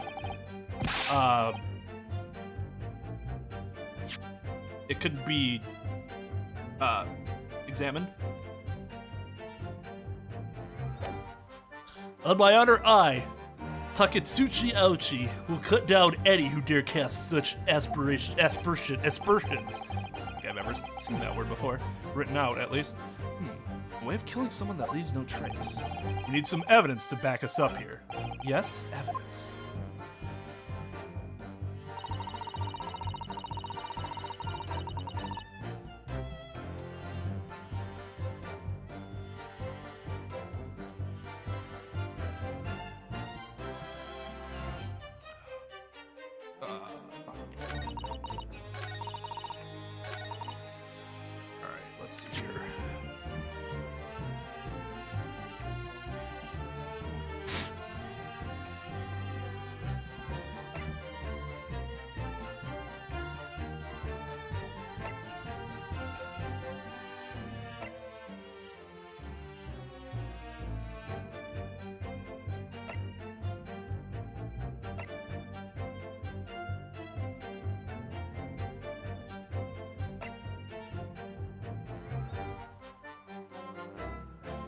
The problem is that if my idea is right, how the hell would you show that he was poisoned? Unless it has something to do with his dental work.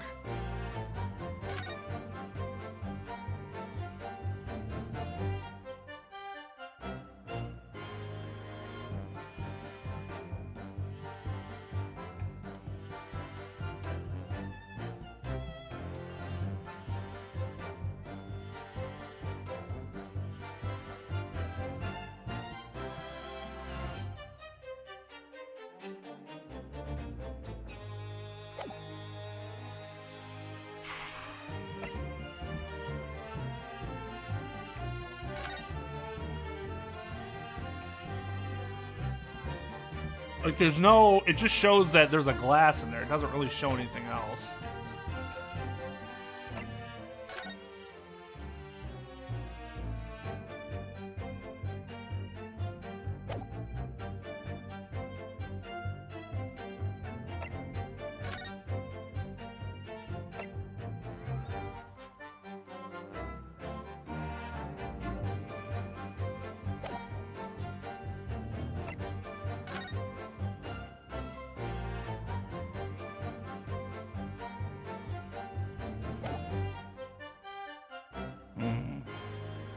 Let's press her last statement.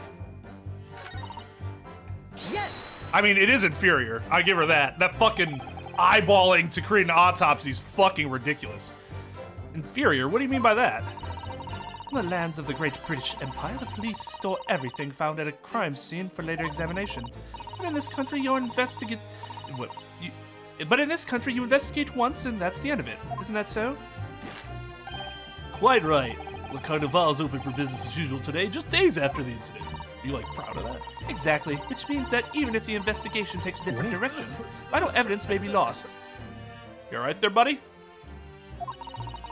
Doesn't even occur to your naive detectives to try to preserve the crime scene. I'm trying to be as tactful about this as I can, you understand? Haha, killer blow. The lady is as formidable as she is beautiful. Oh, God. Amazing.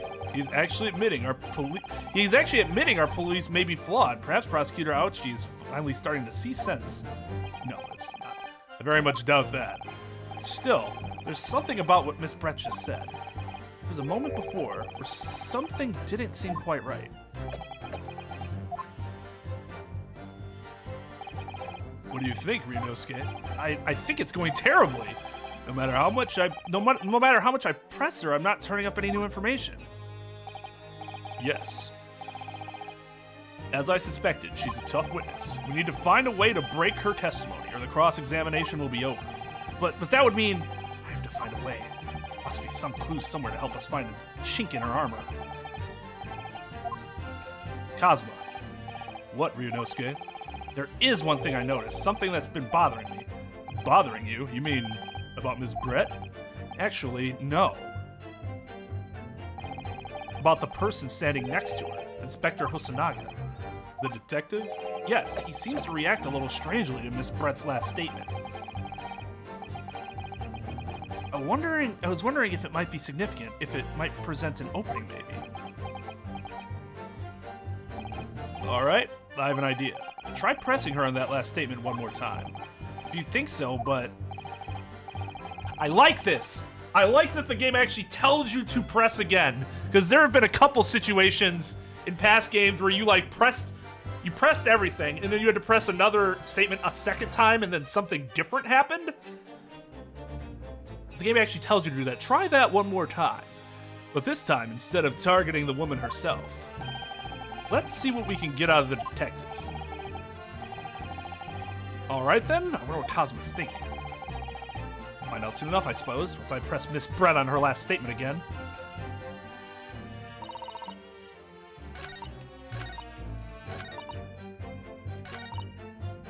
Yes! Inferior? What do you mean by that? Blah, blah, blah. Wait. Wait.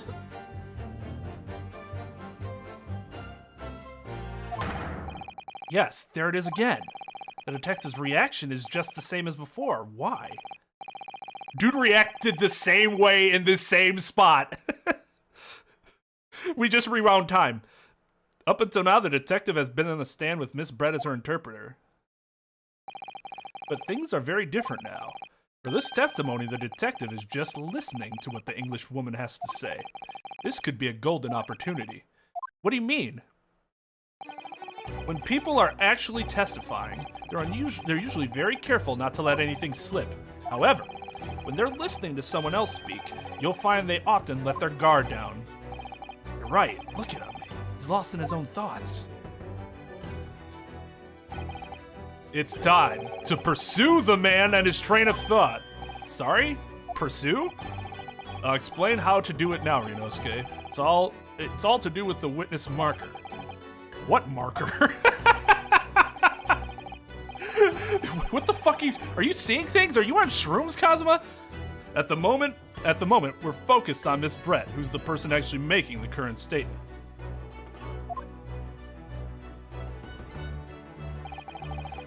But by moving the marker left and right with A and D, you can turn your attention to other people in the stand. While you're looking at the other witnesses, you'll be able to pursue them with space. If you can catch the person at just the right time, you might uncover some new information to pursue. If you ever noticed a strange atmosphere amongst the people on the stand, take a good look around.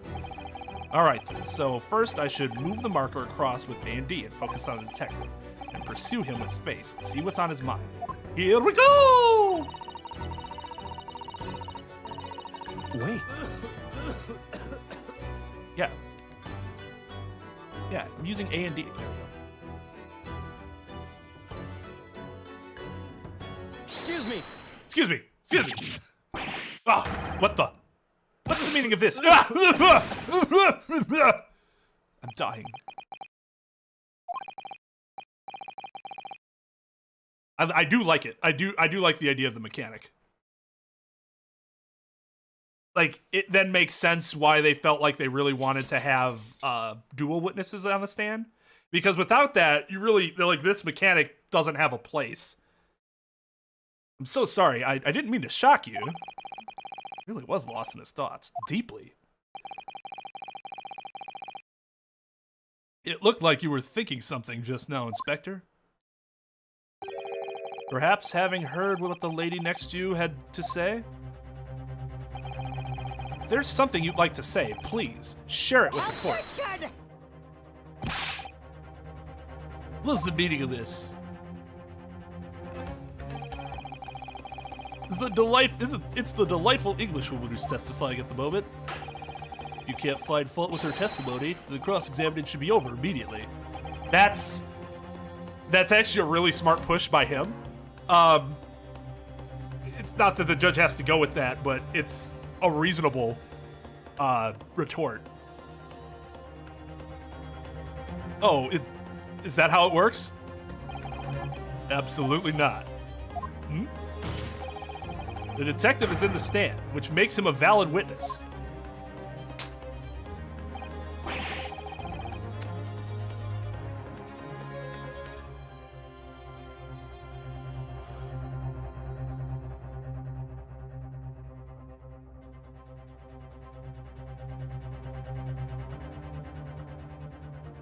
If an interpreter is on the stand with the witness, and the witness is sworn in, you swear to tell the truth, the whole truth, and nothing but the truth, so help you God.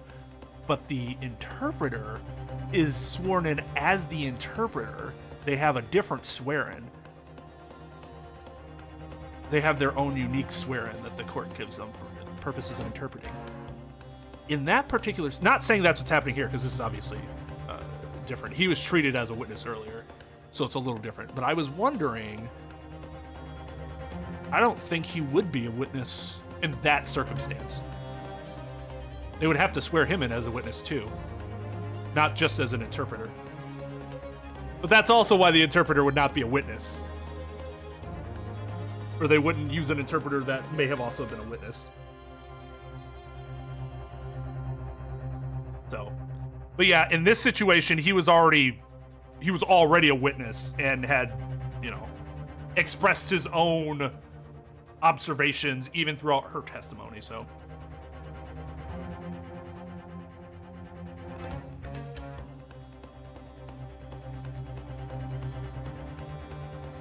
Just interesting to think about in a real life situation.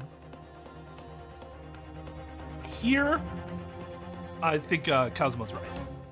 Yes, not to mention the fact that he's intimately involved in the case. Inspector Hosonaga. Yes? You have something to add in relation to the statement just made by Ms. Brett?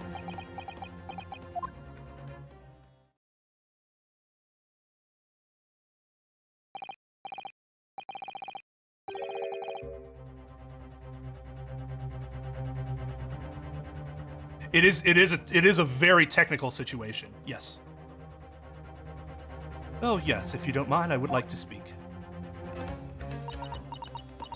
You fucker. I know what that means. That means she wants to have him as her lover. The lady is right. Our country's police practices are not as modern as those used in Great Britain, which is why I, Satoru Hosonaga, always strive to make every investigation I'm involved in flawless. Perfect! Apparently I stopped giving her attention for too long. I'm actually going to go use the bathroom real quick, so I'll be right back.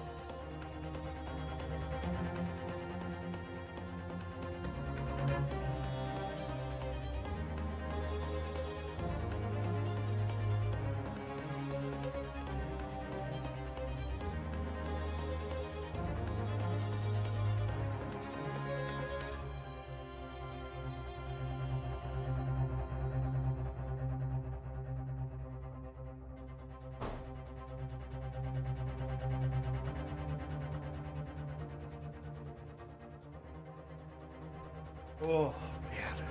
The delay. Ever since that conversation we've had about bidets, every time I go to the bathroom, I'm like, man, I have no idea how much they cost. But it needs to happen at some point. This is me being stuck on a part of Rise from the Ashes for like 15 minutes. What do you really mean by that? I'll tell you what I mean. I won't have evidence lacking on my watch. I'm not afraid to take everything I can from the scene of the crime.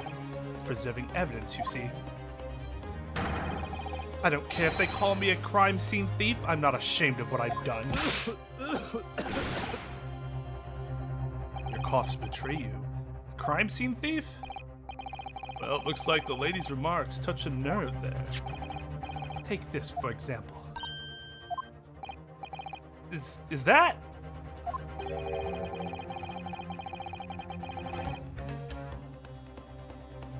Trying to manifest the thinker statue. Larry's thinker statue.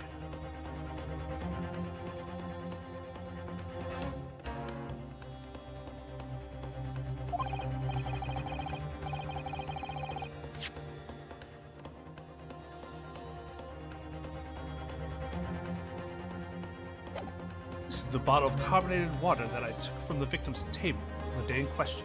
And yes, it's lost all of its fizz, having been opened 3 days ago now. But it was carbonated water. I don't care what anyone says. Yes, there's some left in the bottle. I can see it. One day our police force will be among the best in the world. The time is coming, I guarantee it. First, I have to get rid of this blasted cough.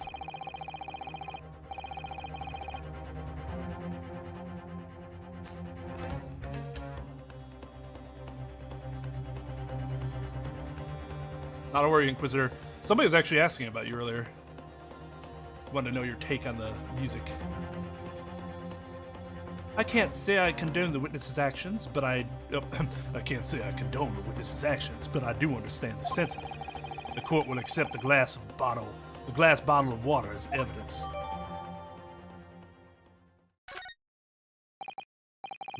Miss Brett, can you confirm this is indeed the bottle from which you drank on the day of the victim's death? Yes, it was that bottle. What was that about? She seemed to avert her eyes when she answered the judge's question. Very well. Counsel, you may resume the cross-examination. And the inspector will kindly control his fervor.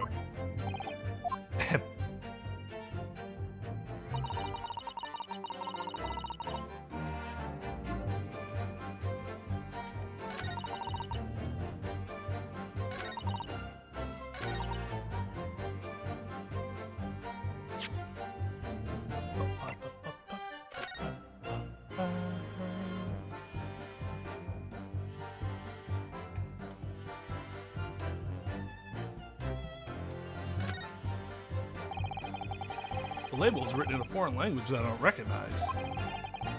What's this say? Absinthe? Wonder he fucking died. Do you know what it says, Kazuma? I think it's French. This must be very expensive water. Yes, but what does it say? That's what I was asking. Then go to France and ask. Psh, you could just say that, you don't know.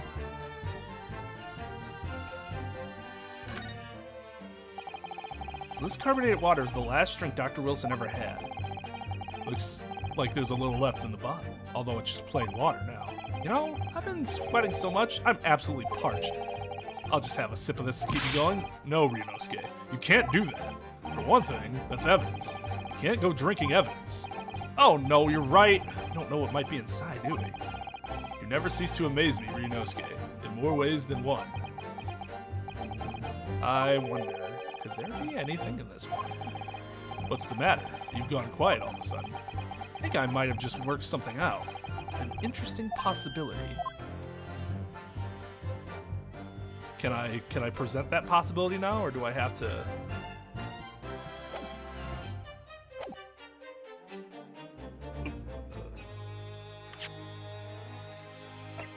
Yes! What is this? The bottle of water? Actually, there is one method of killing a man without leaving a trace that comes to mind. Obviously, I'm referring to poison. Poison. On the day of his death, we know that Dr. Wilson drank from this bottle of carbonated water. Could it be that there was poison inside? Could it be that the professor actually died after taking a sip from his glass?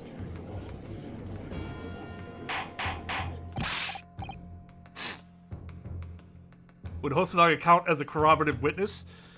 Yes, Hosonaga's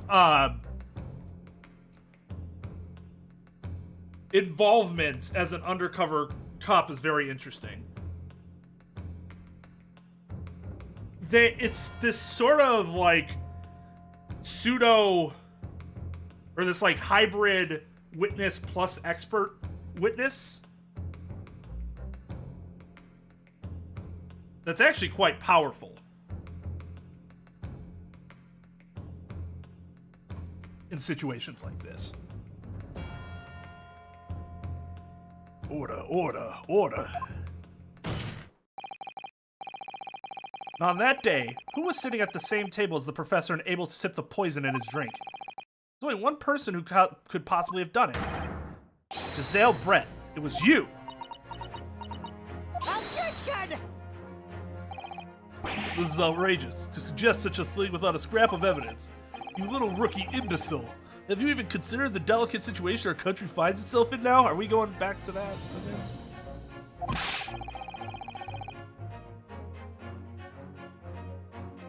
We were in the worst timeline.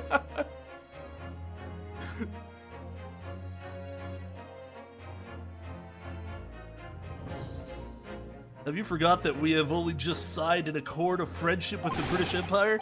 We have the vaguest inkling that your rash accusations could jeopardize the entire treaty? Objection!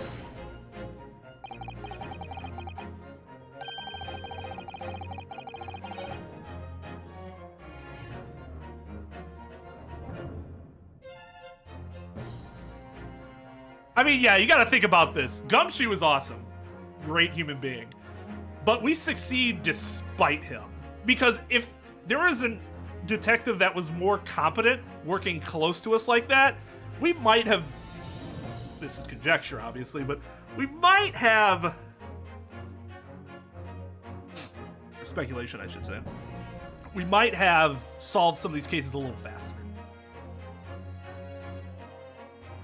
Like, he still does good work, but like a competent detective would also do good work, plus possibly beyond what Gumshoe would offer.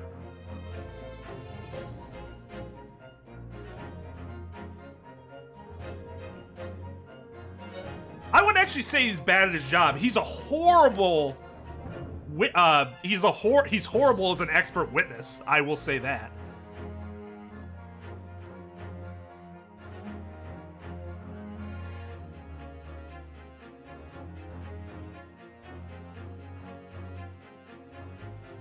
This is not a political arena. This is a trial to determine one individual's guilt with respect to one crime. Well, the fact that this woman is British makes no difference. We are here to determine the truth. Ugh. If I may, I will silence you forever for this. Well, fuck me. It is you who should be silent. Of course. Dear lady, where did that come from? She just snapped.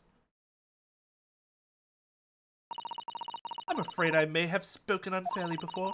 I offered my most humble apologies. I'm sorry, my lady. To what are you referring? I described your police force as inferior, but no matter how inferior they may be, you still investigated this particular point thoroughly, I believe? The bottle, I mean, Inspector? And whether it contained poison or not? Of course. You did? Have you forgotten what my guiding principle is already? I strive for a flawless investigation every time. I don't believe it. Naturally, we tested the inside of the bottle and its contents. And what did you find, Inspector? I ordered tests for every toxin that's available in this country at the present time. You could find no trace of poison of any description in the bottle of carbonated water, Your Excellency. What? Are you sure?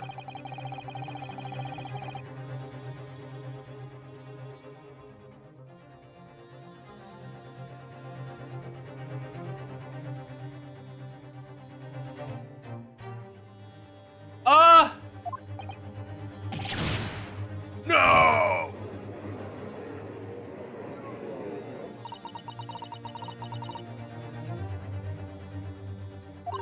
I'm very grateful to all you Japanese. You've successfully established my complete innocence in this horrid affair.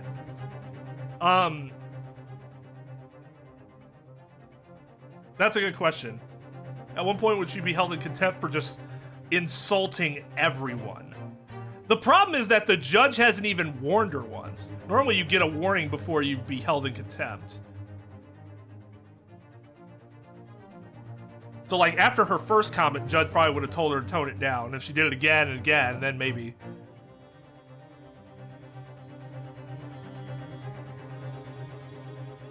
You've successfully established. Yeah. Thank you. But of course, dear lady, the pleasure was all ours.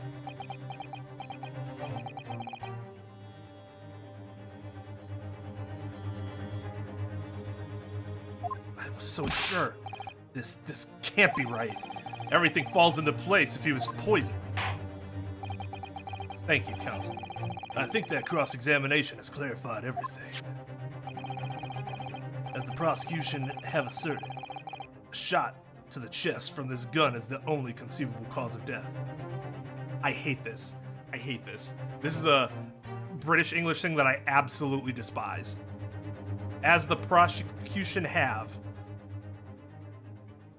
First of all, this isn't even like a team game where there's like Arsenal have, because you're talking about a collection of players. There's one prosecutor. There's one prosecutor. Treat it singularly. There's also only one prosecution office. Treat it singularly.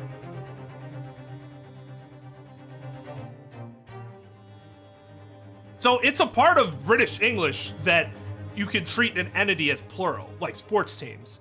But I don't know if in this particular circumstance it was supposed to be a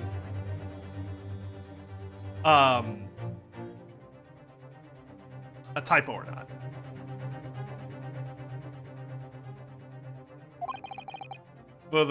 Furthermore, the accused, who by his own admission was holding this weapon, is the only possible culprit. And done for. The court wishes to apologize for the great inconvenience this has caused you, Miss Brett. Oh no, I'm just glad the matter is resolved. Before proceeding, I must ask the counsel for the defense. Do you have any further new evidence to present the court at this point? Kazuma? I'm sorry, Ryunosuke. I have nothing more. Well, if you'll excuse me now, I really must be leaving.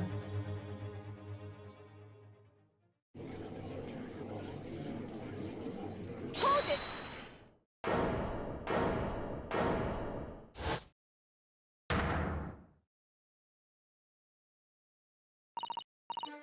Please wait. Isn't that... What is the meaning of this?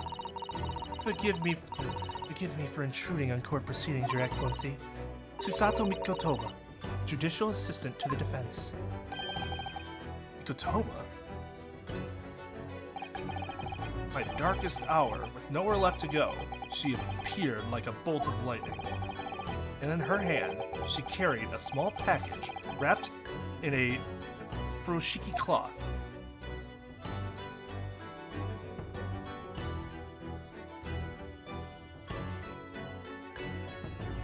New era, who dis?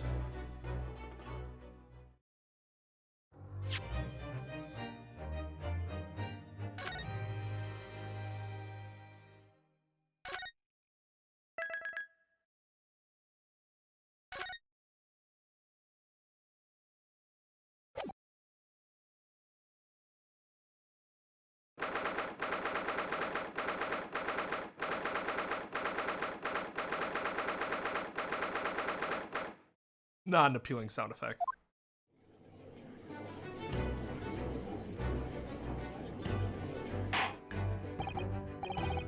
Well, I understand you are the judicial assistant to the defense, but why this sudden ingress into my courtroom? Judicial assistant and a woman, no less. The rules state that females are not permitted into this court of law other than to testify. Wow! That shouldn't surprise me given the era, but to hear it said so confidently and as though it is absolutely the correct thing to do throws me off. Just a tad.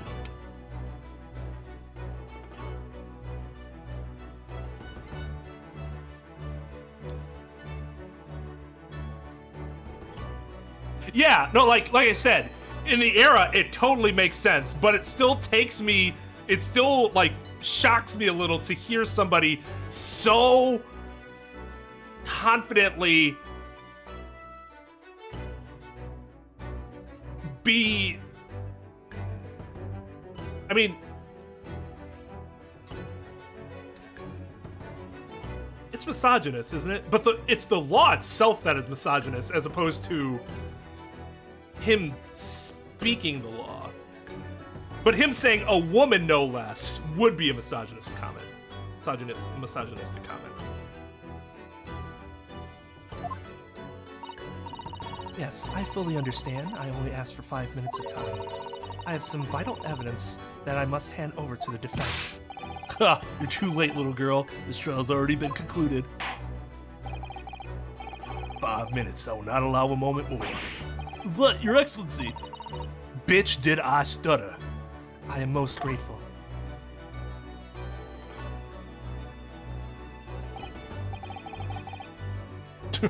Don't kill me. Yeah, silence, femoid. Looks at Giselle, milady. Gracious lady. Who exactly are you? I'm sorry, there's no time. Please, simply accept this for now.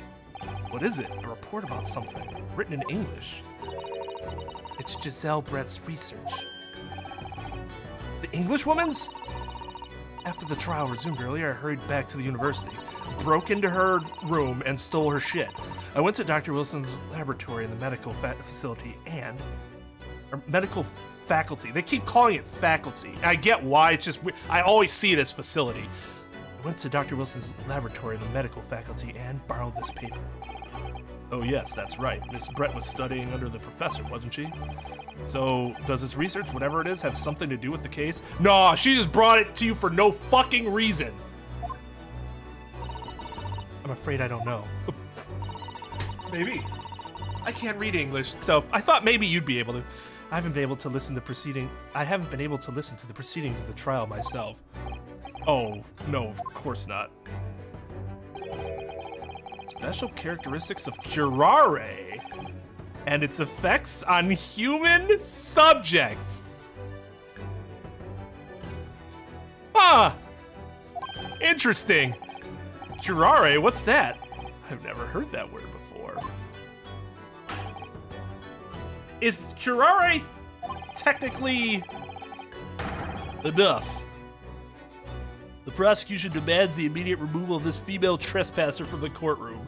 Jesus Christ, dude, relax. Is it technically a, is it technically a venom?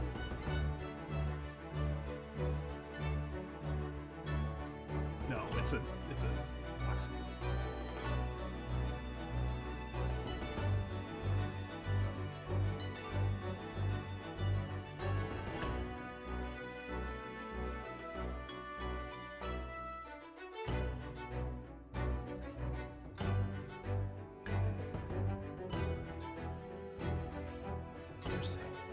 Interesting.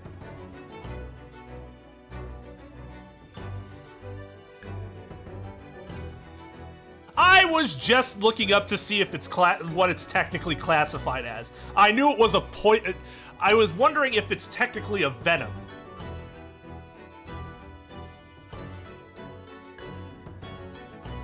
The The prosecution demands the immediate removal of this female trespasser from the court. There was too little time for me to read it in detail, but I've summarized what I could on a note just inside the cover. If you think it could be valuable, please cast your eye over it. This is wonderful, thank you.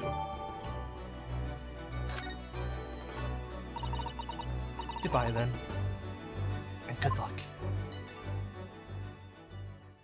Oh my god, she just disappeared into thin air! Was she a ghost? Or an angel? You have had long enough, counsel. We cannot detain our English guest any longer. I ask the prosecution and defense now one last time. Does either side have any further evidence to present to the court? I presume not, but... Prosecution has made its case convincingly enough already. Nothing more to add, Your Excellency. She smoke bombed.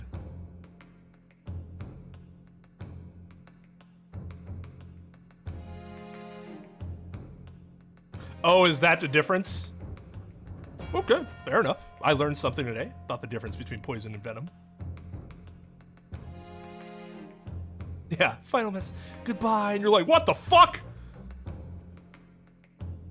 Rinosuke, we're out of options here. This really is our... Can I... Last time we were supposed to... Poison made from the bark of certain trees in the jungles of South America. The problem with what the inspector said became apparent pretty immediately when he said known poisons in this country. And I'm like, okay, well, she comes from a foreign country, so she could have gotten her hands on something that's not native here, and you don't have a way to test for.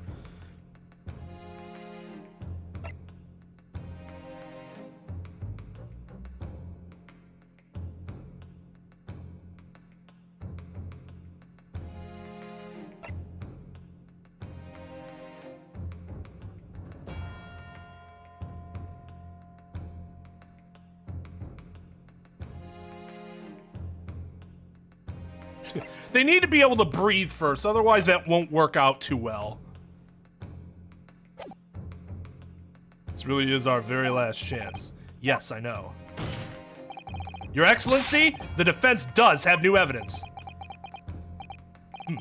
That look, that unyielding stare of a true Japanese warrior. Well, Miss Brett? Yes, Your Excellency? If you wouldn't mind, perhaps you could grace us with your presence a little longer. It's a delightful invitation, but I'm afraid it's not so very long until tea time. I'll have to politely decline. Oh, I'm sorry. You may have been mistaken and thought that I was providing you the option. I was simply being, in your words, tactful. Oh shit, that's exactly what he's saying!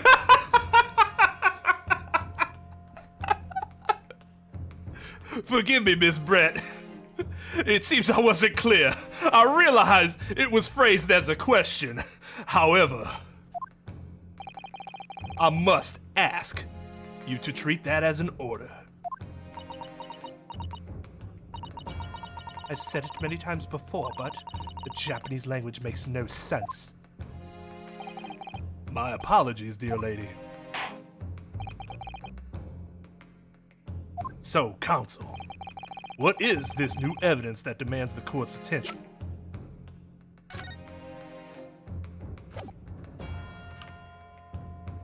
Yes! Fuck a Chad, the judge is Giga Chad level. I am thoroughly impressed with him. I'm sure over the next few cases I will be greatly disappointed, but for now, whoo! Woo! Woo! Woo! Woo! Miss Giselle Brett, we understand you are studying under Dr. Wilson at UMay University, doing research. For some reason doing research about a South American poison in Japan. Research by sheer coincidence, perhaps, into a deadly poison. What? Poison? Where are you going with this, counsel? A toxin known as Curare, Your Excellency. Even the slightest amount of this deadly poison entering the body leads to instant death. What complete utter nonsense. Curare, you say? I've never even heard of it. You wouldn't have. You wouldn't have done. You wouldn't have done? That has to be a mistake, right? Am I just not reading this correctly?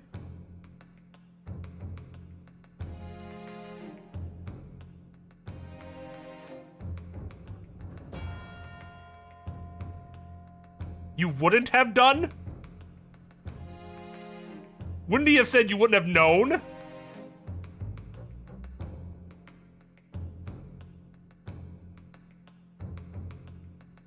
You wouldn't have, even you wouldn't have done heard so is like, would be like broken slang in American English.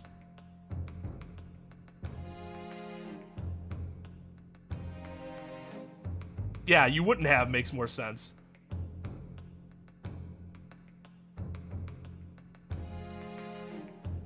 Yeah, it's sure it might be correct in British English, but in American English, this shit is garbage, and because it sounds like it's garbage. Just like saying the prosecution have.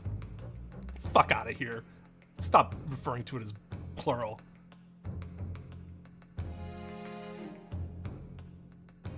I guess if you had said known, it would have been you couldn't have known, not you wouldn't have known.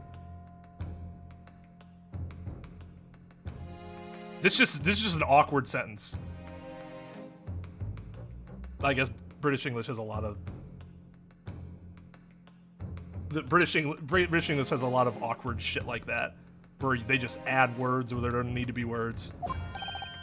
What do you mean? I mean that you wouldn't have heard of Curare before, for one very simple reason. It doesn't exist in our country. It doesn't exist? Correct, which means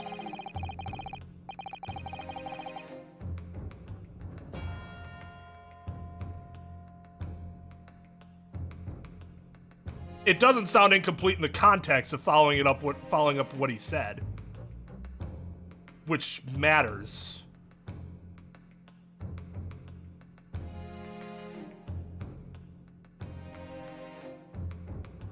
I mean, yeah, if you just said it by itself, but you don't have to look at it that way. But I get what you're saying. You wouldn't have done just sounds weird. Like, done just seems so awkward there. No matter what tests the police can do for toxins, they'd never identify Curare. Why? Because there is no test available here that can identify the presence of this highly deadly poison. What? Order. Counsel, does this deadly poison truly exist? According to this report, authored by the visiting research student from England, Curare has long been used by the tribespeople of South America as a poison to lace their arrows. It seems that it's reasonably well known among European doctors and scientists. To lace their arrows? The report states that it is produced from the extract of a tree that grows deep in the Amazonian jungle, and it was first brought back to Europe at the turn of the century by explorers. It claims that animals shot by arrows laced with curare suffer instant death. Doesn't that about sum it up, Miss Brett? Objection!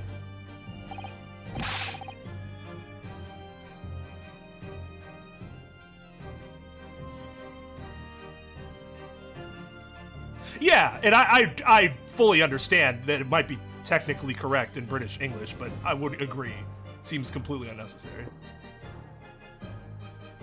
That's what I would say, Inquisitor.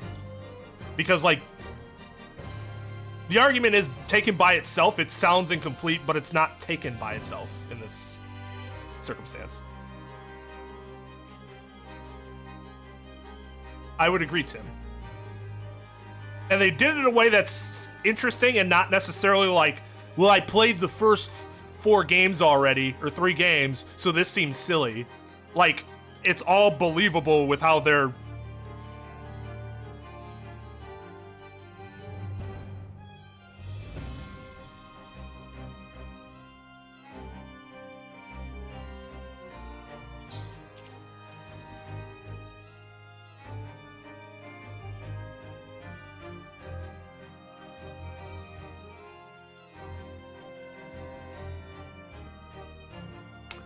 I did not know that was a word.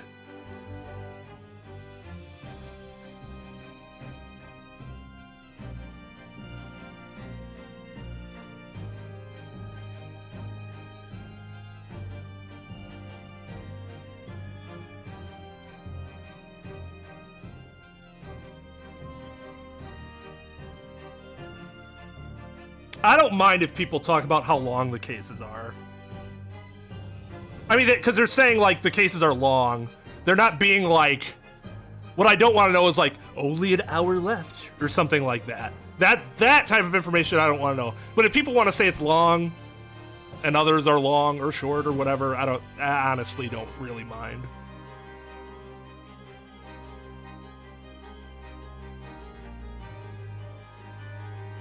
Well, because it does make sense that it's British English. Like, they're from England.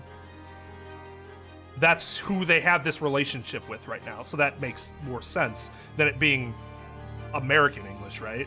And I don't even know how far American English had advanced in terms of how it started to differentiate itself from British English by this point, to be completely honest.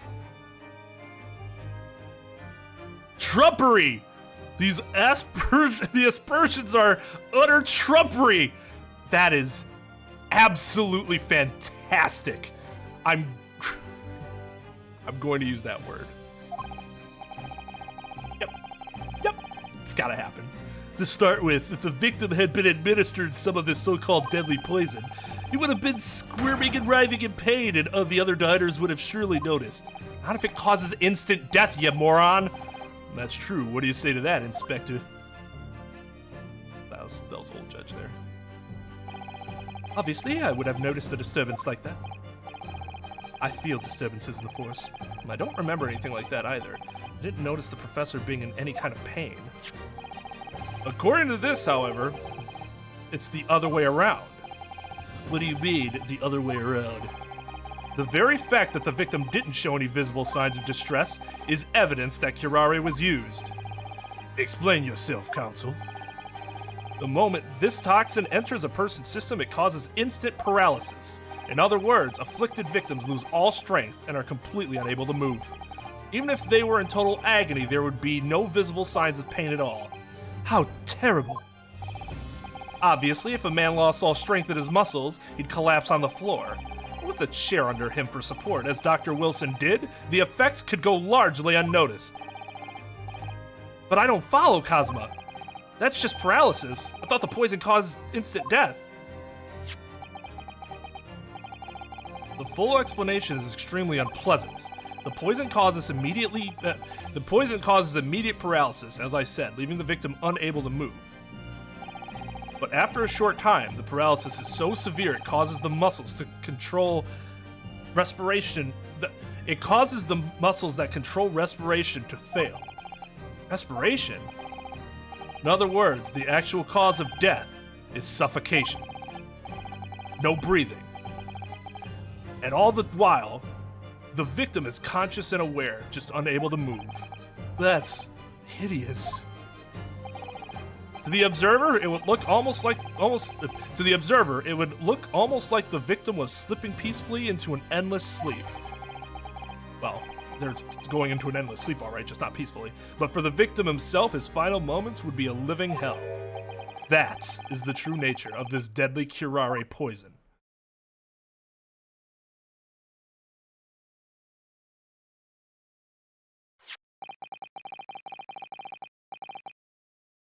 Oh yeah, it sounds terrifying.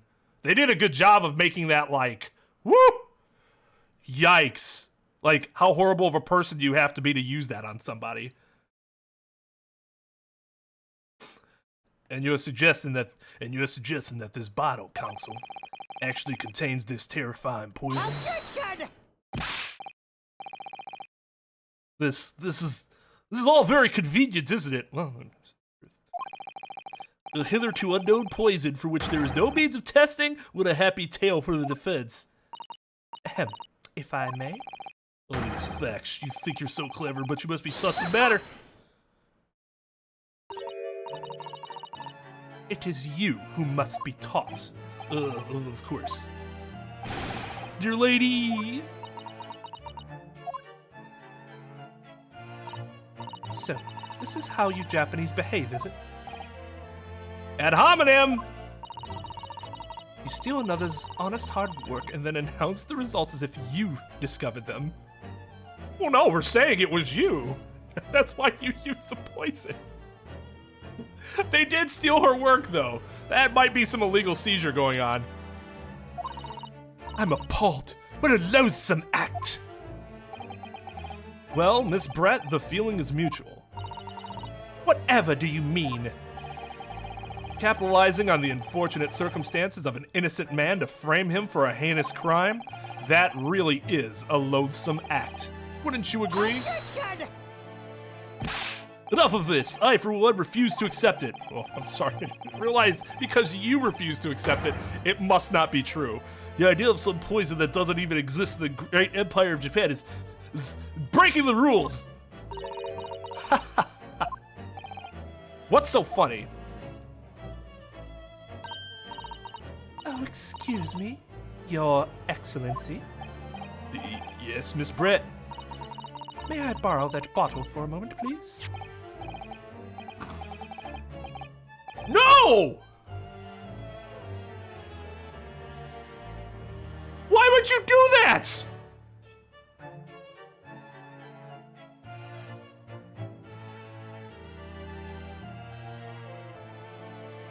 Sure, I don't see why I couldn't give you the bottle of the potential poisonous liquid that you yourself might have used and may just, accidentally drop.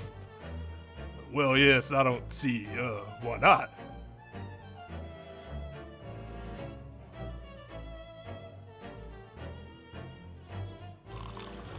It's not in the bottle, she put it in his glass.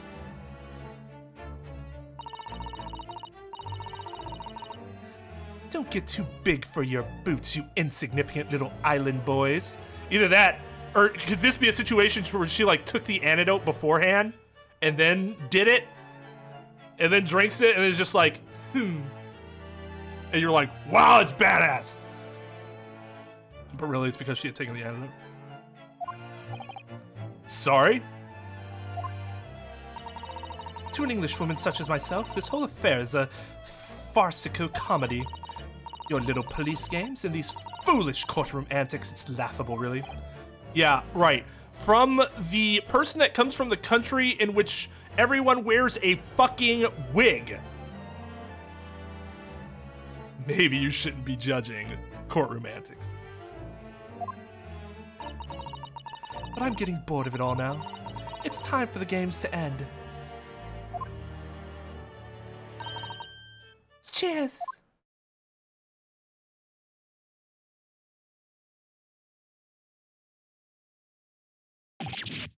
Wait, what? What are you doing?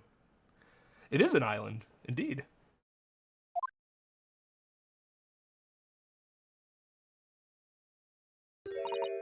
No sparkle left at all. How appropriate for this shabby affair.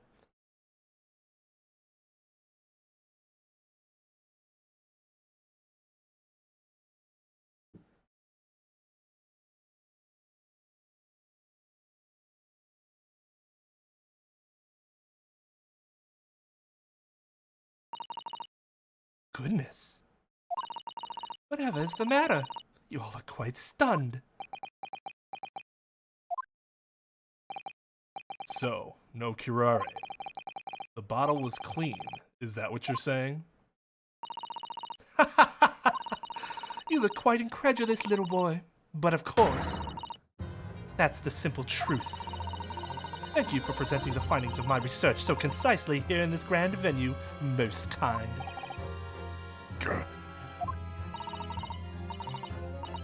I'm not gonna lie, it would be kind of funny. Thank you, waiter. Now then, Your Excellency. Yes, Miss Brett? I should like to be excused now, please. I think I've given more than enough of my time. For the furtherance of friendship between our countries. Yes, dear lady. We are most gratified with all the assistance you have given. doesn't make sense. There had to have been poison in that bottle. So how? How did she swallow a whole glass and live to tell the tale? I don't understand it. I do. I suppose if nothing else, this little Far Eastern charade will make for interesting conversation at the next party I attend in London. There has to have been poison in that bottle, doesn't there? There can't have been, because otherwise she would have keeled over dead. Come on, Ryunosuke. You have all the clues now. That bottle of water.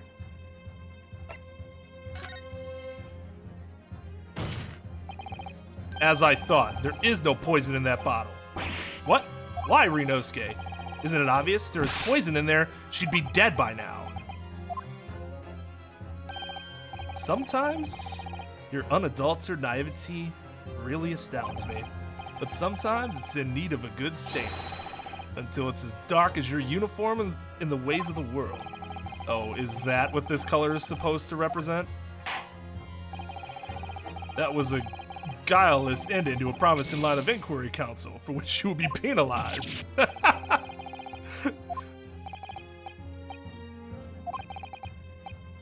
Because otherwise, yeah. So my two explanations were, one, she put it in the glass, which obviously isn't the case, because the correct answer here is poison. The other one was that she was able to, like, take an antidote beforehand. But we don't have information on that, so that's some speculation and a half.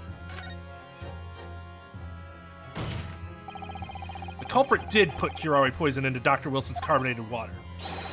The defense refuses to change its position. You're serious?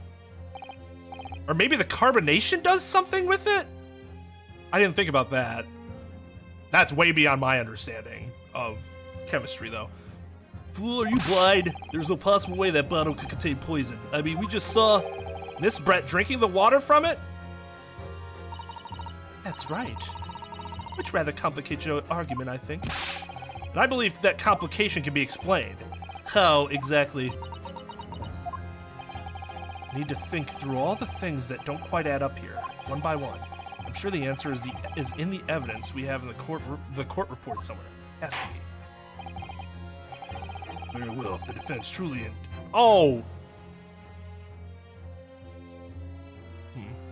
the defense truly intends to assert this claim, then I must ask you to support the assertion with evidence. What explains how the witness was able to consume this supposedly poisoned water unscathed? Here, let's look at this again.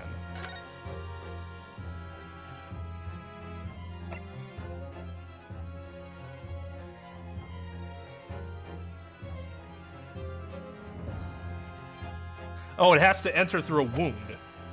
Drinking it wouldn't cause that to happen. Yes!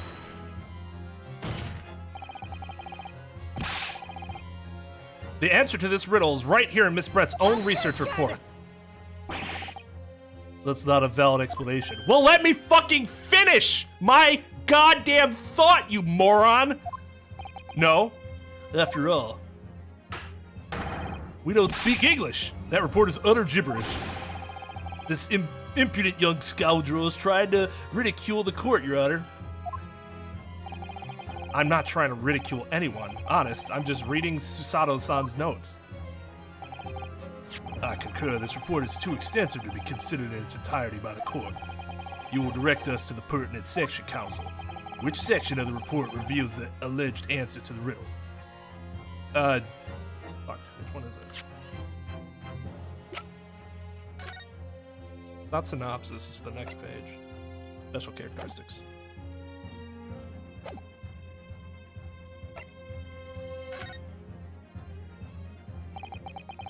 We've been hearing a lot about this Curare poison. And it's left me curious about something. Oh, counsel? Well, it sounds as though indigenous hunters have been using this poison for years and years to lace the heads of the arrows that they shoot at whatever prey they're hunting. So we've been led to believe, yes. And the point of hunting is to catch prey to eat. Get to the point, please. But if they were to use these laced arrows, doesn't that mean there would be traces of poison left in the prey the hunters were going to eat? Yes, good point. So surely the hunters wouldn't want to eat their prey, would they? Because then they'd be eating poison. Good gracious, Council. No, that would be madness. But I actually found the answer to that conundrum. In this research paper here, under special characteristics, it says this. The poison starts to work after entering the body through a wound. Through a wound, you say? I see, that makes sense. Yes, the meaning of that particular detail seemed a little strange to me, though. But it all makes sense when you interpret what's written like this. When Curare enters the body through an open wound, it has terrifying poisonous effects. However, when it enters the body via the mouth, it has no poisonous effects whatsoever. Can we just talk about for a second how fucking crazy that is? Let's just sit here and appreciate how amazing it is that if something enters your body through a wound, it fucks you, it can fuck you up. It like to the point where you die. But if you ingest it through your digestive system via your mouth, it's fine. It's fine. That is, the human body is incredible.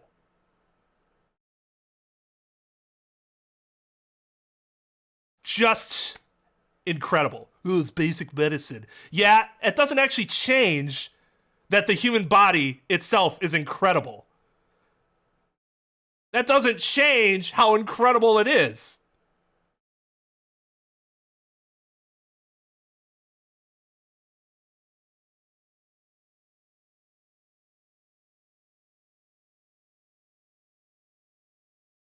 I love when people are like, well, everyone should know this, as though that somehow makes it a less wondrous thing.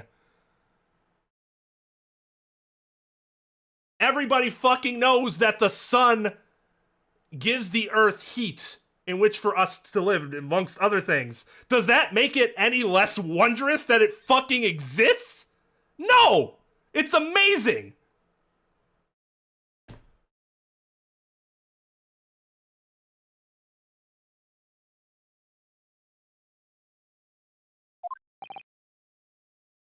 Miss Brett, you authored this research. You knew Curare's special characteristics. And you knew that you could make a spectacle of drinking that water without any danger to yourself. You meddling little... Oh, holy shit, it's real! Rapscallion! Well, Rinosuke, it turns out... You're an even better lawyer than I thought you'd be.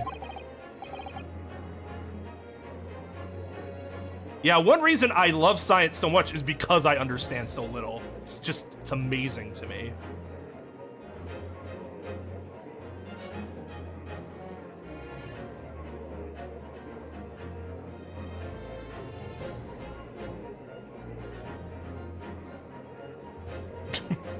Yeah, the spawn's like, now my time for me, man! Rah! Really? Me? A lawyer? Objection! All this poison talk is fascinating, I'm sure, but I fail to see how it possibly... So, the ill-bred little puppy has a new toy to play with. Some facts he read in a book. Yeah, written by you. But I'm afraid knowledge doesn't suit you, little boy. It only makes you look silly. What are you trying to say? I would love to have heard the performance in Japanese, to be completely honest. Like, if they had done voice acting, this is a situation where I would have loved to have heard the sub to see how they how there could be a change in the mannerisms of how she's speaking Japanese. Your schoolboyish logic has a fatal flaw. Schoolboyish? Flaw? Actually, lady.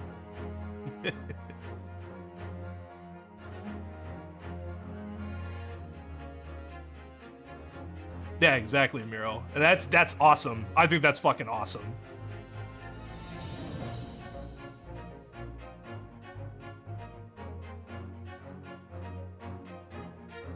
You can do it between their exclamations, right? But like there's no voice acting for like these lines.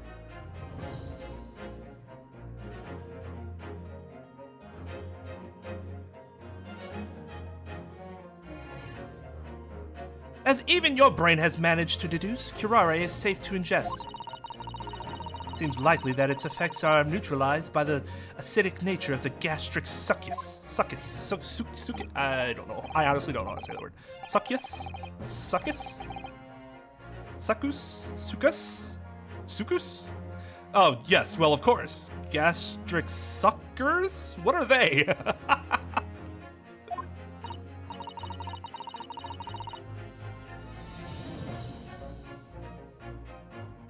Yeah, that seems like something where it can really be affected by,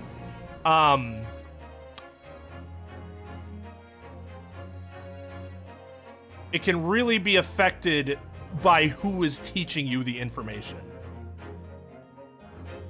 So, if this lethal poison is completely harmless when drunk, Professor wouldn't have died when he swallowed it, would he? Ah! That's right. Good gracious. Oh, I thought we already assumed it. Okay. That's true. That's true. We need to establish that it went through a wound. Here's Maxim here. That's basic science. Science that even a schoolboy should be able to understand, no? God, Maxim, do you want to come into... Do you want to come into to voice chat and do her voice?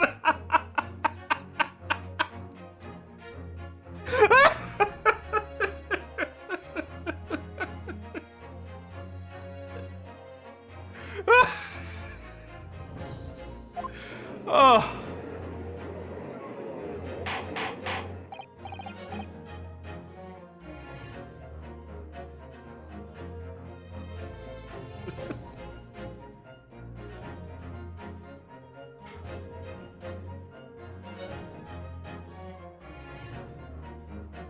Oh, you played the game together? That's cool.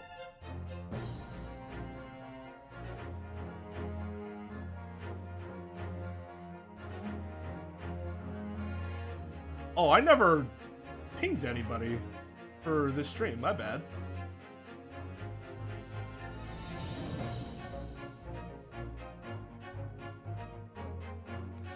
All right, Maxim. Oh, there you are. Order! Order in court. Order. Okay, I will open the stream because I thought, okay. The logic holds. If the lady and the professor drank the same poison, they would be affected in the same way. Are you trying to suggest? Yes, this curare poison is completely irrelevant to the case on trial. By the way, I must say that I have a delay, so I will be speaking a little bit later than you will see my words. That's right, that's right. That's fine though, because in the VOD, no one will notice that delay.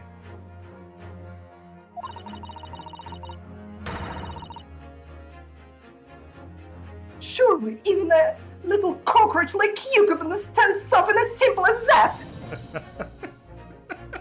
Oh yeah, I could share my screen. Duh. There you go.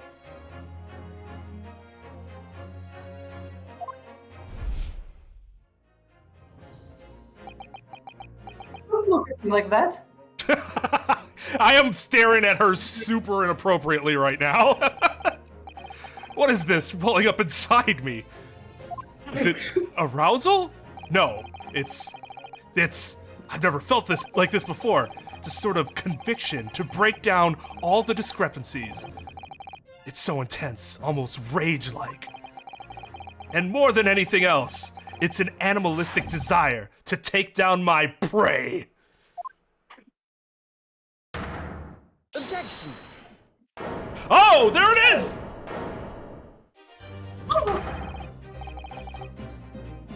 Nice reaction. I don't think so, Miss Giselle Brett.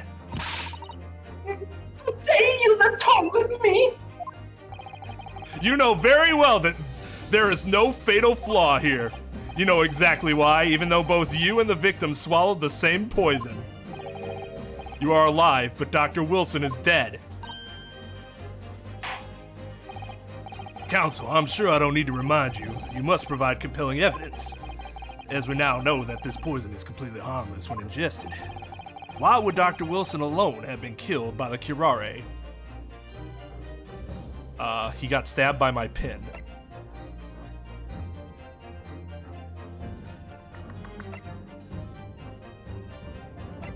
I mean, this is his wound.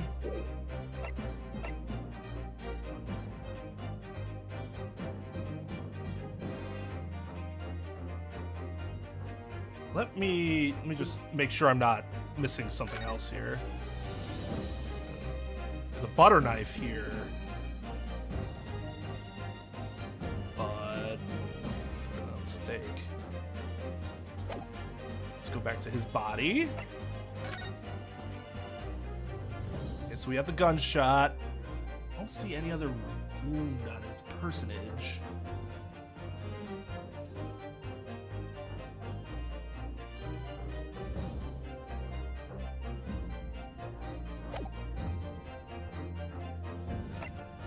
But what would have been the point of shooting him and then poisoning that wound? That doesn't make sense.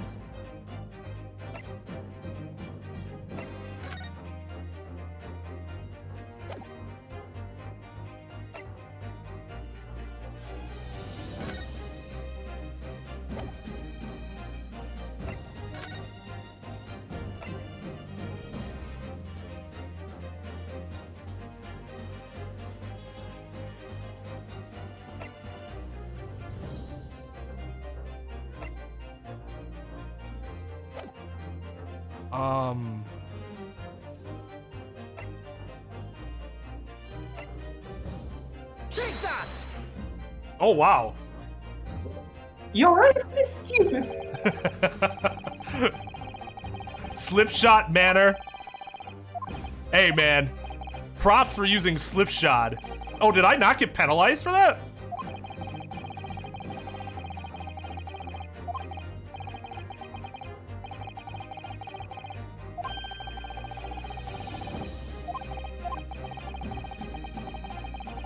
He had a wound. Oh, in his fucking mouth. I'm an idiot. That's actually really goddamn clever.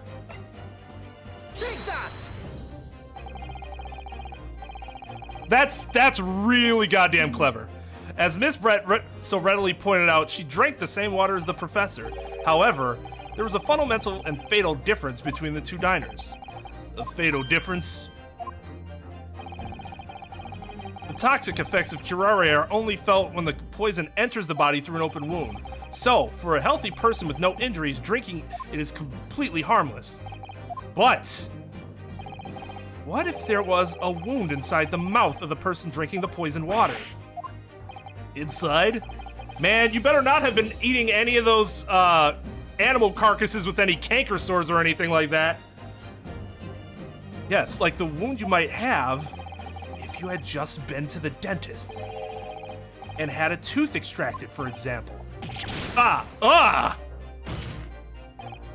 Miss Brett, you've acknowledged many times in your testimony already that you were well aware of Dr. Wilson's dental appointment that day. So that's it. You used that knowledge to orchestrate this. Stop. Is she laughing? Yes. I don't like to repeat myself, but honestly, I can't resist. These childish courtroom games and your half-baked arguments. So, what the hell is this word? Puerile. Puerile. It's a dumb word. Don't feel bad. It's a stupid word. What do you mean? Don't worry, little schoolboy. You'll find out soon enough.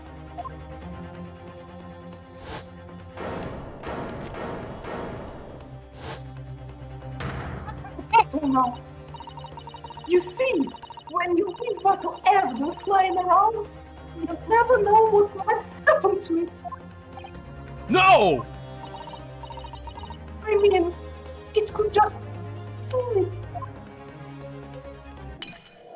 Whoopsie doodle. Oh my god! The inspector's reflexes are fucking Dear, terrible. how careless of me. He's sitting there like, why didn't I do anything? I'm afraid some crucial evidence may have been just tragically destroyed. So tragic. Tragic. No! It's the English woman! She smashed that bottle in the Supreme Court! What a terrible blunder! Officer, what are you waiting for? Collect up as much of the water from that broken bottle as possible, at once! You're wasting your time. This delightful carpet under my feet, he was a gift from the British Empire. I assure you, it will soak up the water beautifully. I'm gonna give her props. I would not have considered the properties of the rug if in her position. Really, you're not a part of British Empire. I guess not. You have neither the technology nor the presence of a mind to recover. Mission point.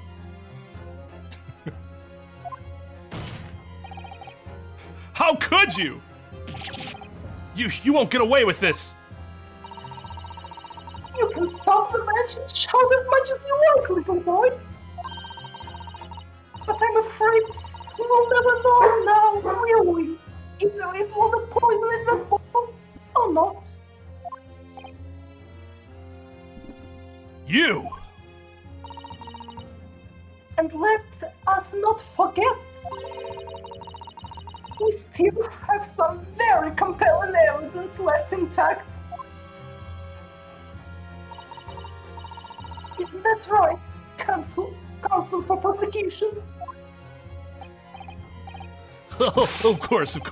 You're referring to this photographic print, I presume, dear lady. That's right, and really, looking at this photograph, it makes me laugh. It's as clear as day, isn't it?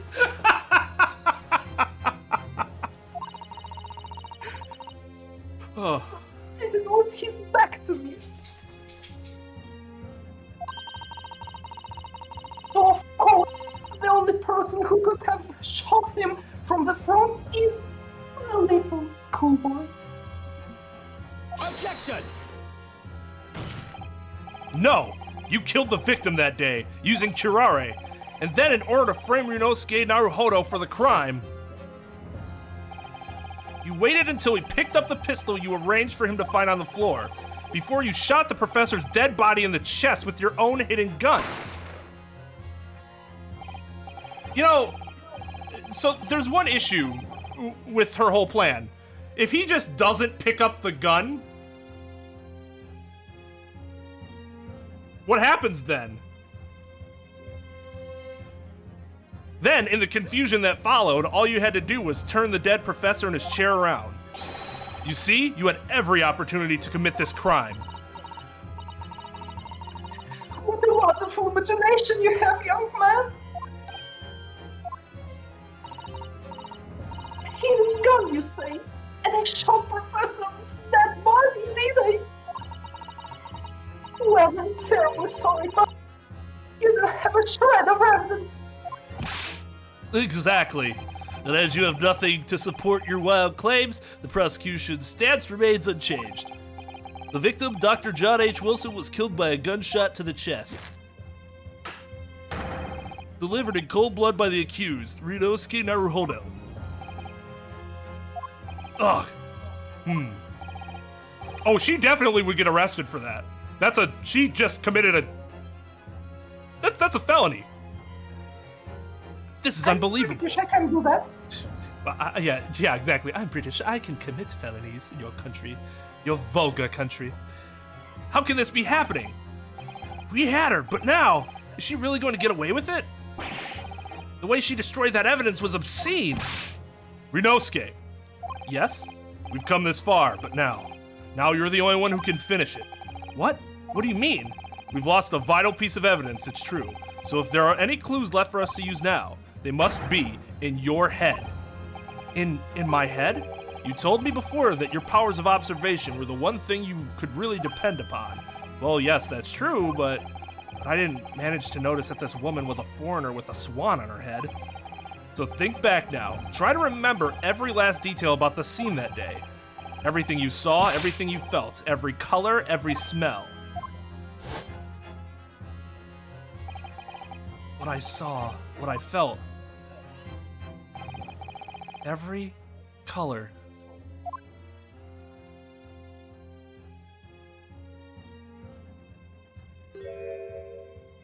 Shit. Is Cosmo right? Somewhere in the vibrant memory of this same scene in my head, could there be another clue to expose the identity of Dr. Wilson's killer? Actually, Cosmo, I think I might have something. Thinking back over everything I saw, I think I might have uncovered another clue. Haha, you always have something up your sleeve, don't you, Renosuke? Come on then, let's wipe the smug smile off that English woman's face with some evidence. All right, I can't wait. It's been niggling me for a while that something feels amiss in my memories of that day. That's a word that I don't think I've ever seen before. Whatever it is could be the key to arriving at the truth about all this. It's here somewhere.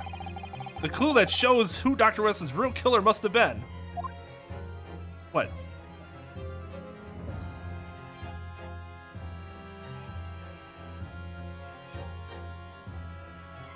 Is that the blood stain? The very obvious blood stain? Oh, do I just... Take that! I see. Inspector Hosonaga, answer me this.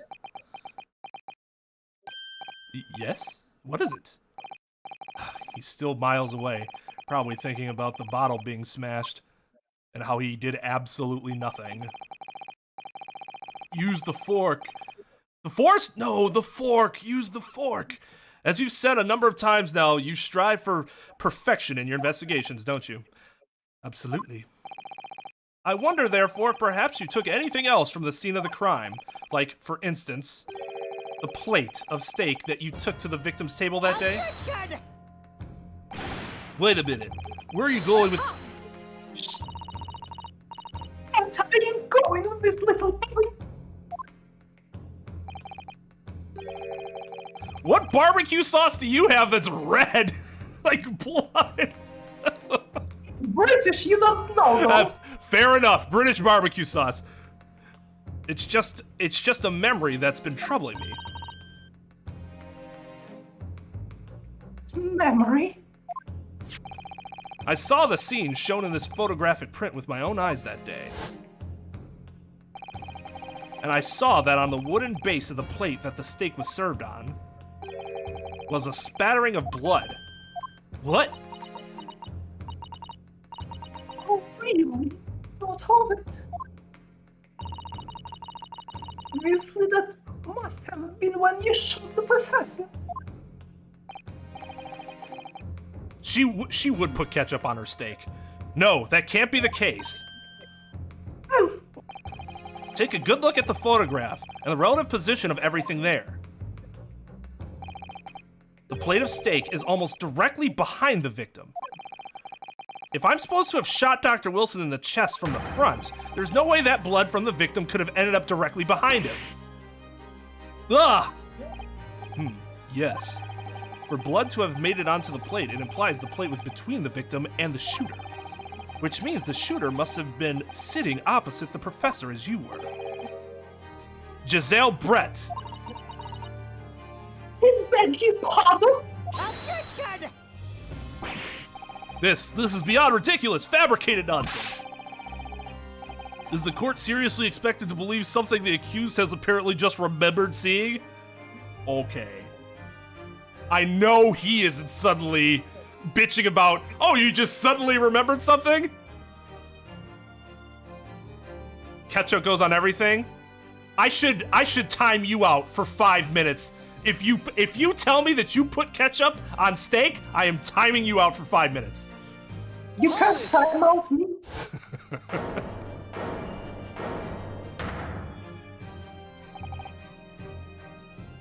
This. I mean, no, don't get me wrong. It is a good point on his part, but you can't just on one hand be like, oh, it's fine when my witness does it, and then when another person does, it's like, oh, that makes sense.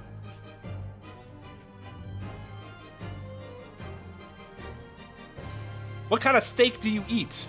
A hamburger? I mean, yeah, sure, hamburger. Hamburger ketchup goes well in orange juice. That is just false. This could be the moment that my entire career in the police force has been leading to. Inspector, you mean? Yes, I took the plate in the interest of preserving evidence from the scene of the crime. I took it, meat and all. And I don't care if they call me a crime scene thief because of it. What? I took the steak that you had been eating, Miss Brett. I took the steak that the sergeant had been eating. And I did it all in the name of justice. Then we can find out for sure whether or not there's a bloodstain on Miss Brett's plate. We must examine it now.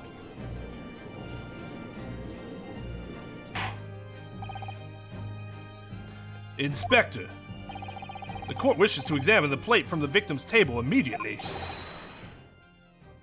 Yes, sir.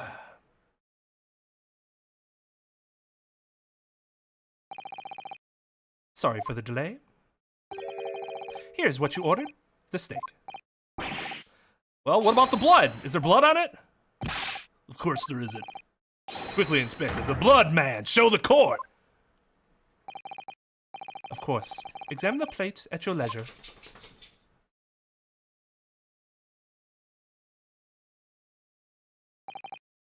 No blood. No blood anywhere. But no, that's impossible!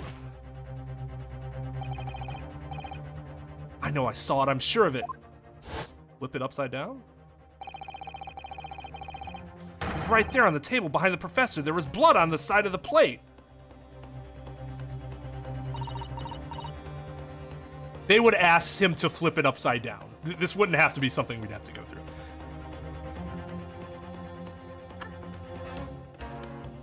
Louder! Use your... It gotta come from through your gut, man! It's very hard to do that if you're trying to make it sound like a girl. Fair. What an uppercut expression, little boy. I was wrong. You see, this is why I always say you can't trust what the Japanese tell you. Good lord.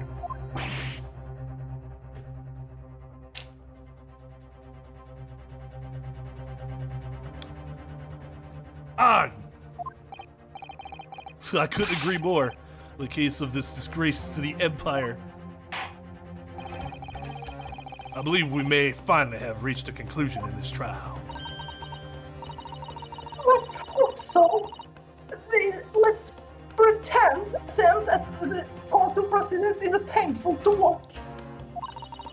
For a moment. But I do promise to do my best to forget all about it when it's over. Ha! This sorry-looking steak reveals the facts all too clearly. The sorry-looking accused wishes to examine it again. Be my guest. It's the plate I saw, or thought I saw, just a Okay, come on. Come on! Let's... I'm not fucking... Oh. Oh, well, fuck me. Oh, wait. Wait. They could have flipped this around, though.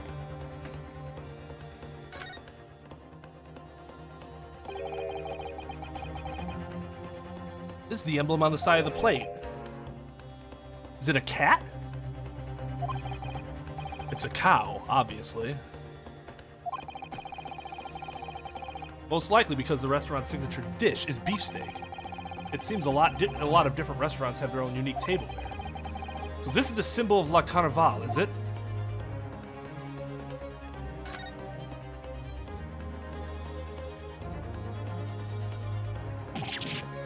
Huh? What in the world is this? I think it's a Koban coin. And the hallmark is from the Hoi era, I believe. No, I don't mean what is it. I mean, what's it doing there? Wait, did you say it was Hoi Koban? Yes, and apart from the meat juices, it looks to be in good condition. I imagine it's very valuable. This isn't the first time today there's been talk of a Hoi Koban. I've heard of pearls before swine, but I've never heard of bullion before boiling. Bullion before boiling? Okay, boiling and boiling. And I don't think you ever will again. This is extraordinary, though. This means...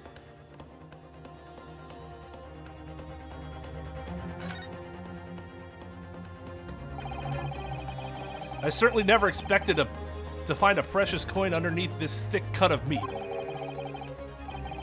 And it's from the Hoi era, too. That would make it really quite valuable. It's well marinated in the juices as well, look. What, are you thinking of eating it? No, but the next time I order a steak in an expensive restaurant, one thing's for sure, my heart's gonna be racing as I lift up the meat and peer underneath for a prize. I think you might have the wrong end of the stick about this, Rinosuke. Koban coin underneath the steak. There's only one logical explanation. Okay, so that's everything we have to look at? Oh, nope. Make sure I'm not missing anything. Okay. Never stop believing in yourself. Keep looking forward no matter what. He's laid out. Believe in myself. Really? Maybe I should at least examine the evidence for myself. As the evidence requested by the defense has not been shown to be problematic in any way, I presume any further examination of evidence in this trial will be unnecessary. Does the defense have any objection? That bloodstain was going to clinch the trial for me. Can this plate of steak reveal any other clues at all?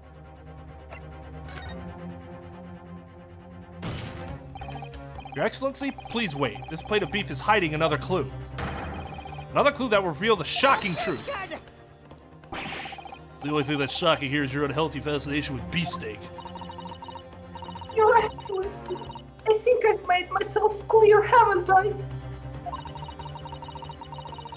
I will not be able to turn a blind eye to any more unnecessary procrastination in this trial. I'm sorry, Miss Brett, but we must ensure a thorough examination of the evidence. I will not give a ruling until I'm completely satisfied that all reasonable doubt has been dispelled. I see. As a newly affirmed ally of my country, that's still your position, is it?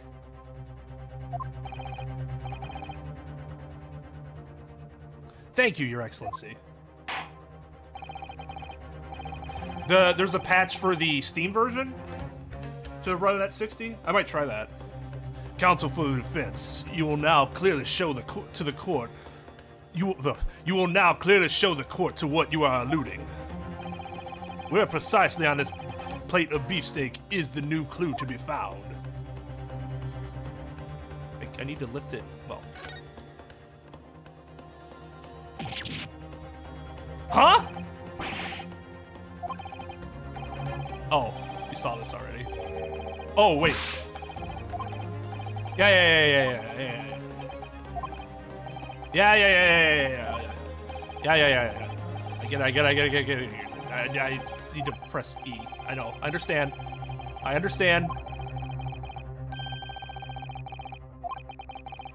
Yeah, for sure. Send it over. Take a look at it. Oh, I guess I had to move it anyways, so that's fine. Got it! Good gracious, that's... Ah! Koban? What on earth? Ahoy, Era wanted that. Miss Brett, this is in fact the beefsteak that you ordered at the restaurant on the day in question, isn't it? Tell me, why is there an old coin seemingly hidden underneath the meat? It's a ridiculous question. How should I know? I've never seen that thing before in my life. I don't know what it is, but I want no part of it. I thought I might have been hearing things, but that got it definitely sounded British. Objection! I fail to see how this is relevant. A coin under the meat. Bone on the meat. That could simply have been a careless mistake by the chef in a moment of distraction. Objection! That would be quite the moment of distraction. Don't be absurd. We're supposed to believe that this happened by accident in the kitchen? A rare Hoi Koban just happens to be hidden underneath that piece of steak? If this turns out to be irrelevant to the case, I'll rip up my ticket to Great Britain right now. He's right. It can't be a coincidence. Your Excellency? Yes, Count?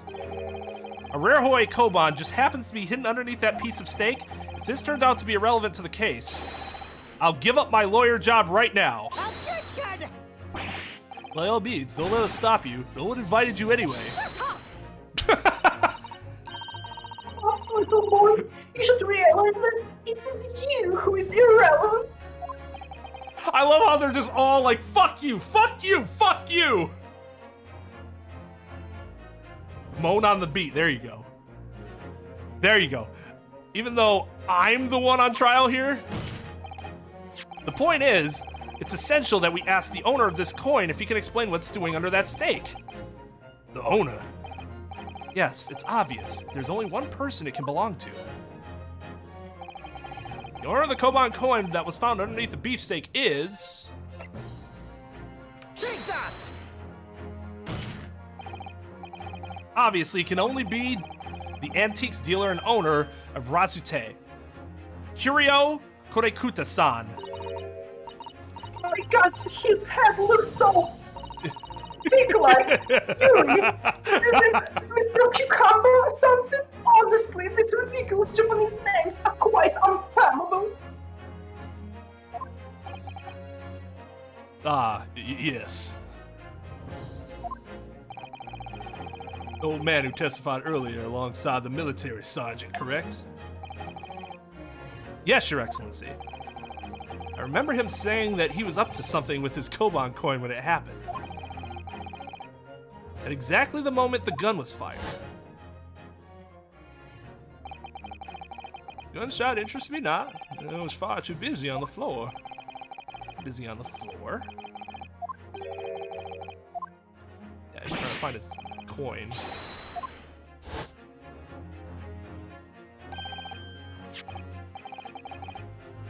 Yeah, the lawyer job he just got today.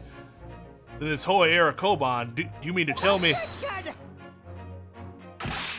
No, please. Why would Korekuta-san's Koban be sandwiched between the victim's beefsteak and its plate? It makes no sense.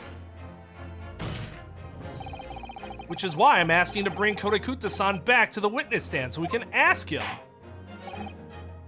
Officer, bring both witnesses that testified earlier back in here. Without a moment's delay.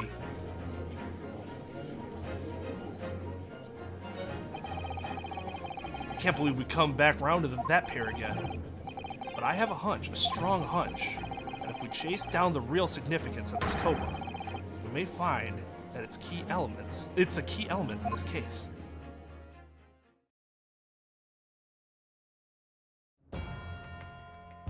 Oh God! Okay, they extended that witness stand, right? Because it was not that long before. What's this all about? Why have I been called up again? Don't you realize that it's dinner time for little baby Ido? When my son's belly is empty, he's fiercer than a pack of wolves. Exploited by the police we were, like miserable dogs forced to bear false witness. And then cast from this courtroom myself, I became a ruined man in a trice, a worthless, withered antique. Nothing more have I to say. The sun has set on this Rasteo shop owner's existence. Damn, that's sad. Be that as it may, Korekuta-san, something has come to light that requires your clarification. As far as your Raste memory serves... Whoa! Yes, that's it. The one, the very one. The very exact one that it is. The resplendent, splendiferous Hoey treasure that my rusty bones managed to misplace that fateful day. It can't be. As I thought.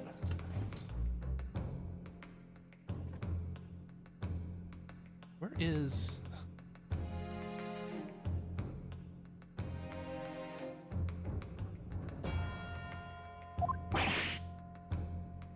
Young man, enlighten this decrepit old fool. Put me out of my misery. Where was my treasure? Where was it dropped? Oh, I'm not sure if it was dropped anywhere. We found your coin, sandwiched between a beefsteak and its plate, soaking in the seasoned meat's juices. The sandwich? It's soaking? Seriously? Clearly it couldn't have fallen there by accident. Which means somebody must have hidden it there on purpose. Somebody concealed my Hoy treasure between a slab of meat and a metal plate. Who would do such a thing? Such an unconscionable thing.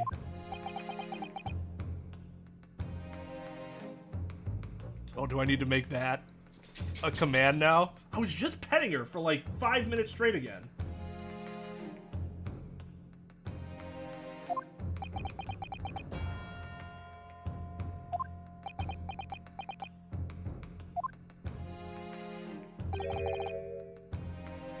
Excuse me. Could I say something? Yes, of course. Oh, I'm sorry. When were you giving permission for that to happen? Proceed, Inspector Hosonaga. I mentioned this earlier in the trial, but I was working undercover in the restaurant in order to investigate another case. Yes, that's right. A secret undercover operation. The Carnival is a high-class Western cuisine restaurant. It attracts wealthy diners, including many foreigners. Recently, there's been a run of similarly executed thefts targeting the restaurant's rich clientele. A number of such incidents have been reported to the police bureau. Wicked crimes indeed. We wanted to nip the case in the bud quickly, especially since with so many foreigners being affected. So that's why you were sent in undercover, is it? Yes, I took on the job of waiter at the restaurant in order to flush out the criminal. It seems likely that this Kuban incident is the work of the same thief. Unbeknownst to us, there is a master thief at work in the restaurant on a regular basis. The place was already the scene of several crimes, it seems. I don't know about the master thief part, but the identity of the person who stole and hid Korekuta-san's Koban is all too clear. What? I think the court would like to hear the defense's view on this matter. Tell us, who is the despicable scoundrel that's... Tell us, who is this despicable scoundrel that stole Korekuta-san's Koban and hid it under the steak? Wouldn't it have been... It's not Wilson. Why would it be Wilson? Oh, it could have been him. But what? How would he have been able to do it? Take that! I feel like this is the obvious answer. Yes, seems like a likely candidate for a Koban thief. It's not me, stupid Japanese! No one could have approached the table unnoticed. Even if you were a crazed fool, you could have missed that. Well, yeah, that's why she could have done it. So wait, was it the... It's clear, like, she doesn't even want Japanese money. That's fair. That's fair.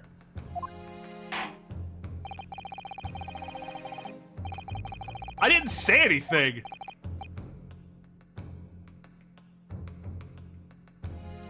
The only other person I can think of, yeah, would be him. Because why would it be Hosonaga?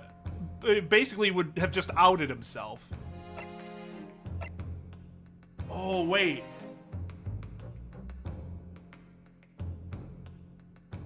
Could he have taken it and planted it?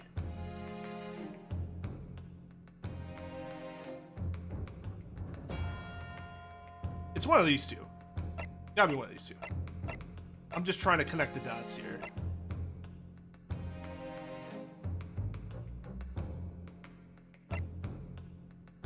Take that! I'm gonna go with my out there. Nope. All right, not him. All right, so it's definitely the sergeant.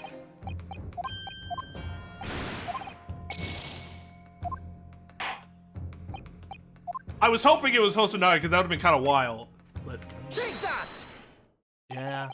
yeah. Most obvious answer. Obviously the correct one. Obviously, it can only be you.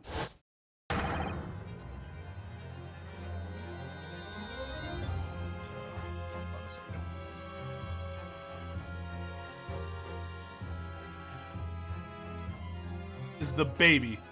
It was less that I was overthinking it and more that I was hoping it was one of the more far out answers for the sake of entertainment, but it was the most obvious. Yeah, I agree. I should have just went with it right away. Also, just a clarification, Dog and Trep. I don't care if people talk about what they like in terms of like parts of cases or whatever. I don't, because it doesn't affect. It's not going to affect whether or not I like a case or a part or anything like that. So you don't have to delete those messages. They're fine. They are not going to. Those particular opinions are not going to affect my judgment at all, because I could completely disagree with them. Like, I love this part of the case, and I'm like, that part of the case was shit. What the hell are you talking about? Sergeant Iese Nosa. Iese Nosa. What? How? How dare you? You monster! Monster? I stole that koban, did I? I'm the master thief of La Carnival, am I? You're seriously accusing me of these crimes, cadet?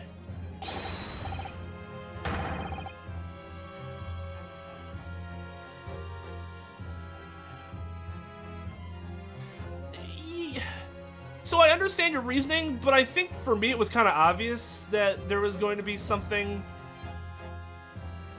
coming up. And for me, it's like, hypeness is a part of, like, some people think some parts are hype that I'm like, it was alright.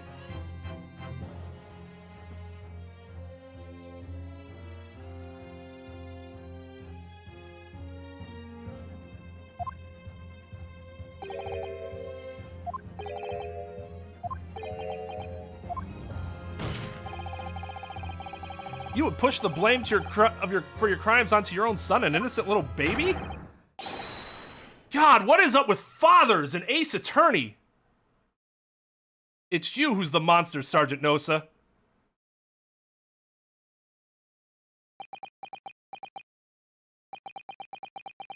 You. Whoa! Clippity clap, clippity clap, clippity clap, clippity clap, clippity clap, clippity clap! Good! Dude laughed at him. He's dead. Whoa! Nippon Imperial Army Sergeant Iese Nosa preparing to stand down in the Supreme Court, sir.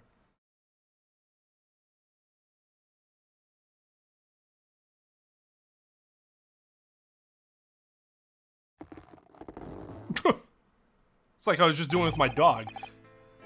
Do any of you know of the extraordinarily low wages the Nippon Imperial Army pays those it expects to keep our country safe? I understand that the temporary increase in taxation owing to the recently ended conflicts remains in place. I've heard it's hard for lower-ranking soldiers to make a living, yes. All I want is to put a hot meal on the table for my son. That's why you were stealing things at the restaurant? The place is heaving with money. Every 3 days, I go there and do reconnaissance for a target. And I'd enjoy chopping on my way through a good steak at the same time. Sounds like he doesn't bother with a knife and fork even, which is worryingly believable.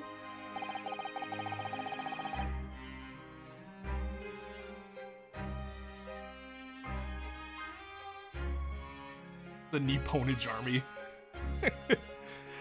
And your target that day was the old man in his koban? Yes, sir. He was an easy mark. I slipped the coin in my pocket without any trouble at all. A veritable phantom thief you are. I was all set to leave the stake. I was halfway through devouring when it happened.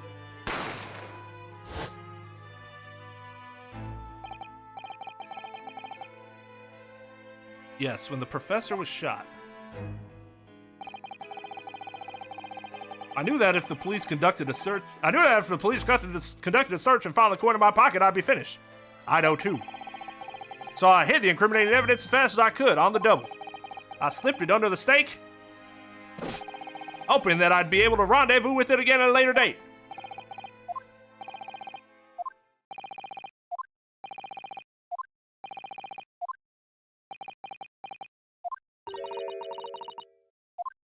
Oh, that's you. This is ridiculous.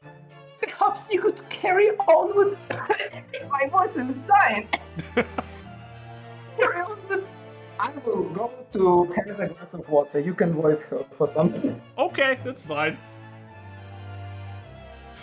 Perhaps you could carry on with this absurd prattling on your own time? Well, Miss Brett?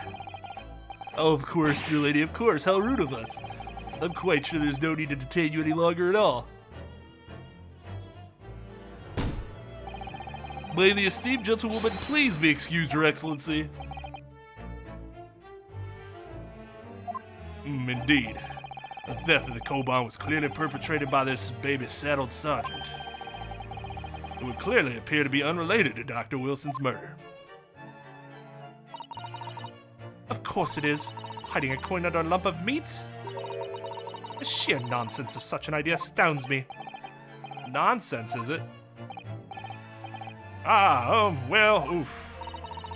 And as for picking up your steak and biting it without using a knife and fork, it's beyond nonsense. It's pure madness. I am back when she talks. Very well. Now that all questions concerning this witness's testimony have been answered, it seems no further justification for detaining her. Miss Brett, you are free to leave. Thank you, Your Excellency. Good luck, everyone.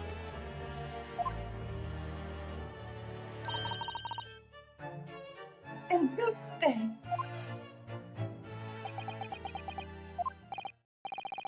Yunosuke, what's the matter with you? This is no time for daydreaming. Oh no, it's just something about Miss Brett's parting words there got me thinking. I can't quite work out what exactly, but something she said jarred with me. I feel like there's a contradiction in there somewhere. Something didn't quite add up. If that's the case, don't just stand there thinking. Make your voice heard. Sorry? You can think later, but if you don't call out now, it'll be too late. The trial will be over. Hold it! Wait, Miss Brett! Oh, shit. What is it now? I'm afraid just one last time. There's something I'd like to ask you. I'd like to explain the contradiction in your parting words from just a few moments ago. What are you talking about? What contradiction? Objection! What new student nonsense is this? Well, what parting words are you talking about, Yosuke?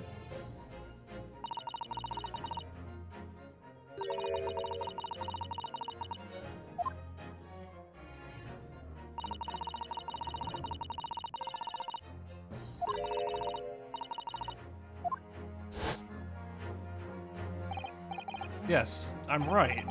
What she said there exposed an undeniable contradiction. I'd like to see evidence, counsel. If Miss Brett's words truly are contradictory, where is the evidence to prove it?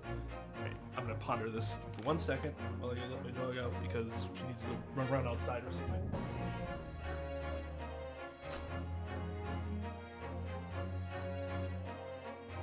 Okay, so now it is my stream. How are you doing, guys?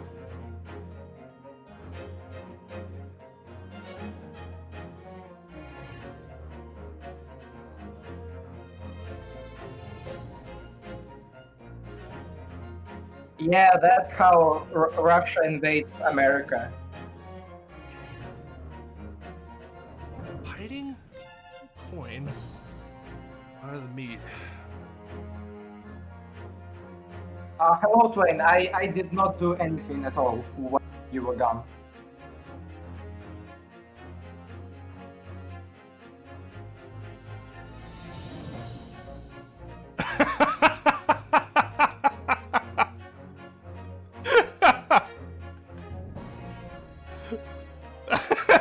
I support this coup. Well, if anybody could exile me to Siberia, it would be Maxim. Okay. Eating the steak with a knife and fork.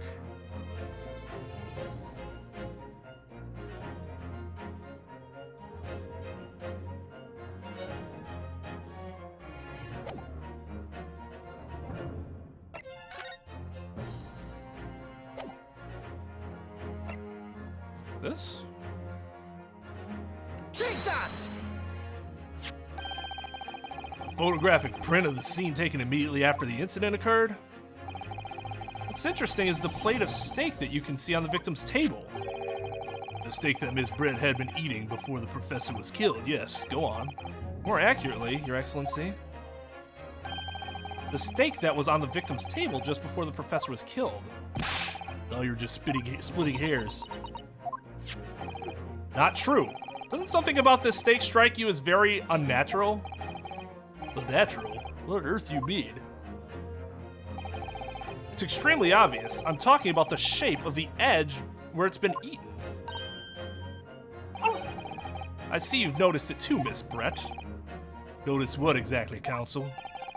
Just a few moments ago, Miss Brett claimed no Englishman could even contemplate picking up a steak and biting into it without using a knife and fork. Of course she did. She's a refined English gentlewoman herself. And take a good look at this steak, in particular the edge where it's been eaten. As you can see, these are clearly defined barbaric teeth marks. There are clearly defined barbaric teeth marks there. I mean, maybe she just cuts her pieces really weird. No, definitely not. Looks like Miss Brett has realized something. So, if the witness, as she claims, wouldn't contemplate eating anything without using a knife and fork, there shouldn't be teeth marks in the steak at all. But what is your actual point? Perhaps the delightful Miss Brett was ravenously hungry. Could it...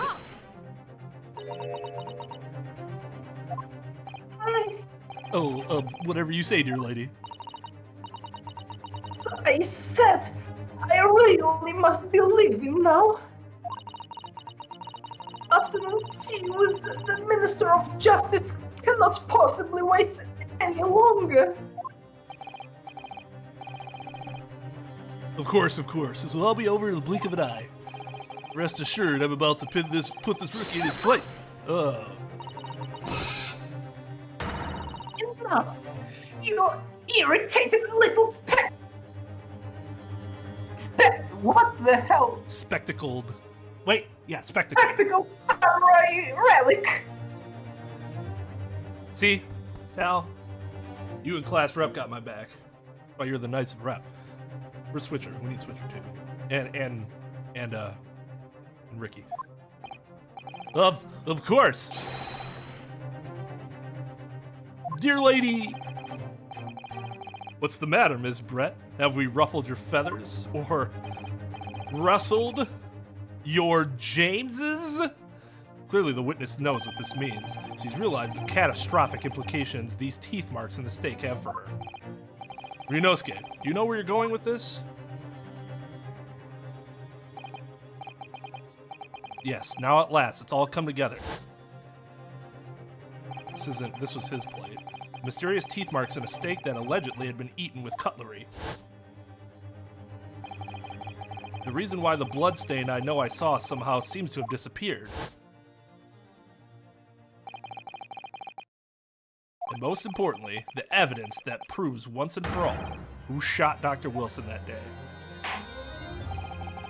I accept that these teeth marks in the steak are a little unnatural, as you put it, Counsel. But what exactly are you suggesting that tells us? Everything, Your Excellency. Everything? Yes, I believe that these barbaric teeth marks in the stake here amount to conclusive evidence in this case. Evidence that will prove beyond any doubt who shot Dr. Wilson. Conclusive... Oh, sorry. Exclusive evidence? How many times have I heard that today? You wouldn't know the meaning of that phrase, like Ace Attorney, franchise, typical Japanese empty threats. How can you be so sure? Oh, it's quite simple. If you really had such conclusive evidence, you'd have presented it to the court long ago. Actually, the evidence I'm talking about hasn't been brought before the court yet. Has it been? What? But just because it hasn't been shown yet, doesn't mean that the evidence does not exist. This is absurd. The trial has run several hours already. Oh my god, a trial that's run several hours! Holy shit! You say there's evidence yet to be brought forward? There can't be. I don't believe you have it. I don't, but there's someone who does have it, someone in this very courtroom. And if that person is willing to submit the piece of evidence I'm referring to, it will solve every remaining mystery about this case. Very well, I have a feeling this will be my last request of the defense in this trial. Who possesses the conclusive evidence that will reveal the truth of this whole affair? So who took the...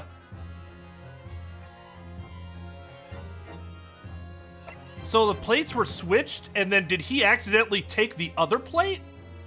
Because he said he hoped to rendezvous with it later. But he also said that he takes everything. There's no way she could have taken it. She had nowhere to put it.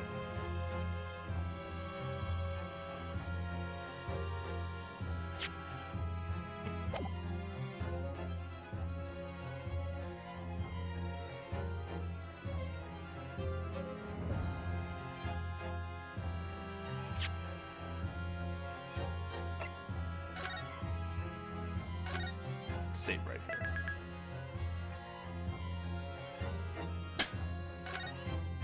Understood, Tal. We only need the plate. We don't really care about the meat.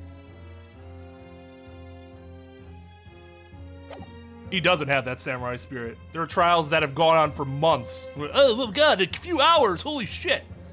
So I think it's one of these two. Take that! Okay, not him. So it's gotta be...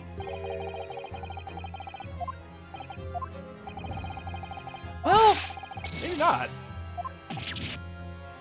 I guess it could have been her. Did she put it? Is it actually in her hat? Because that would be really stupid. That 3 days later she still has the hat, has it in her hat. British women do not take shower in Japanese land? But you didn't even take your hat off? I didn't. I couldn't entrust it to anyone.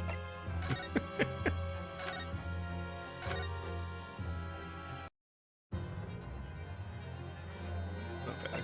So I guess it's either one of these two. Take that! Yeah. The answer is obvious. It's Inspector Hosonaga. Although I don't know why he would have taken it. How did he have it arranged where he didn't think it could have, like, it couldn't have been the other plate? Because I know he knew where he picked up which plate, but if he had a plate that had blood on it, the answer is obvious. It's Inspector Hosonaga. What? I have it. Yes. You think I've been withholding conclusive evidence? That's ridiculous. No, I'm not saying that. Everyone's attention has been focused on this stake with the teeth marks. Yes. Now, earlier this afternoon, Sergeant Nosa told the court the following. I'd enjoyed chomping my way through a good steak, and as well as admitting to stealing Konikuta-san's coin, he told us that he slipped it under the steak. You watch it, cadet. I'm a superior officer. Sergeant Nosa, could you please confirm something for me?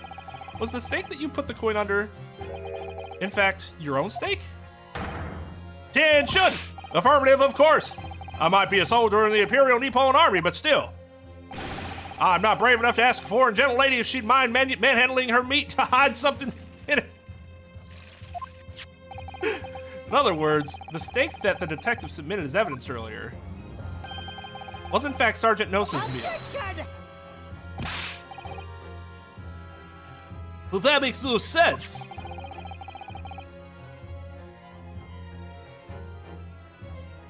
Well, she probably sniffs her own farts, so it wouldn't surprise me if she'd sleep in her own outfit just so that it would start smelling more of her. What are you talking about me? Manhandling meat is my cat. I said meat instead of meal.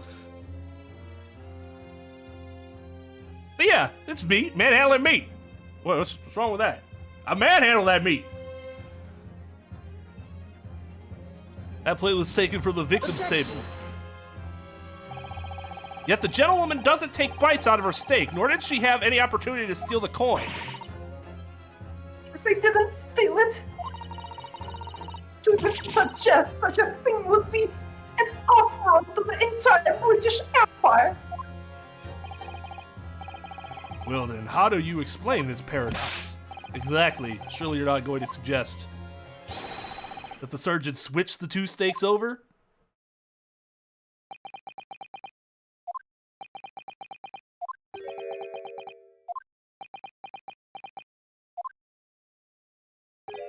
You did switch the plates?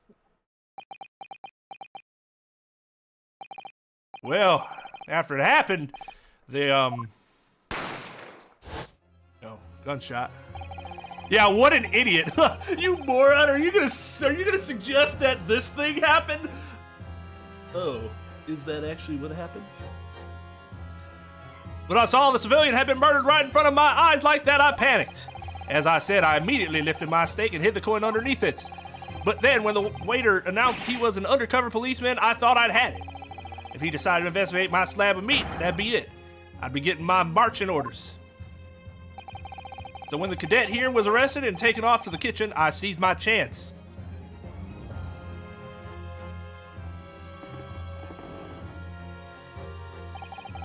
With military precision and timing, I switched my steak with one on the foreign lady's table.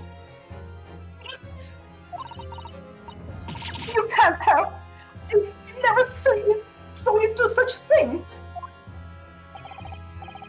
That's a very basic principle when conducting testimony. Don't ask questions you don't know the answer to.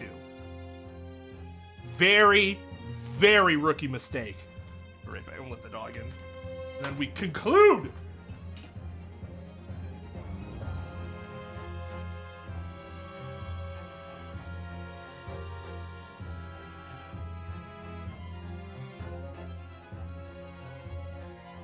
Okay, so Twain is gone again, and this is the time for me to make plans. As I remember, Emir was with me at taking over the channel.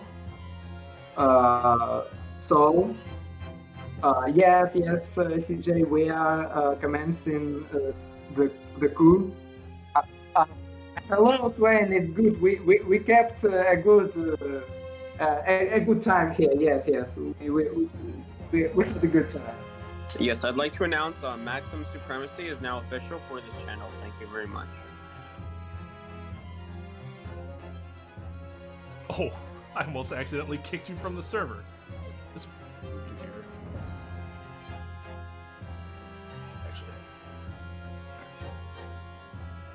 Actually. Oh, look, I took it over myself again. Whoops! I win! You stopped the stream. I cannot see what's happening in the game.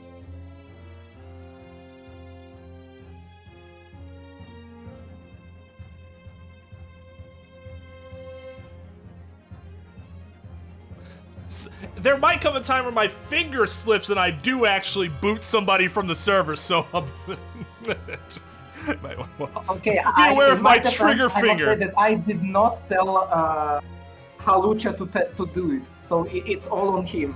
You're Right, lucky if that you were invited here. That's the main difference. It is okay that you are here. Oh, God.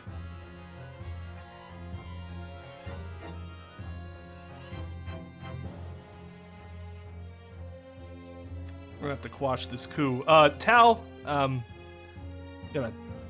talk in top secret once you're done with stream. You have grown too far in power.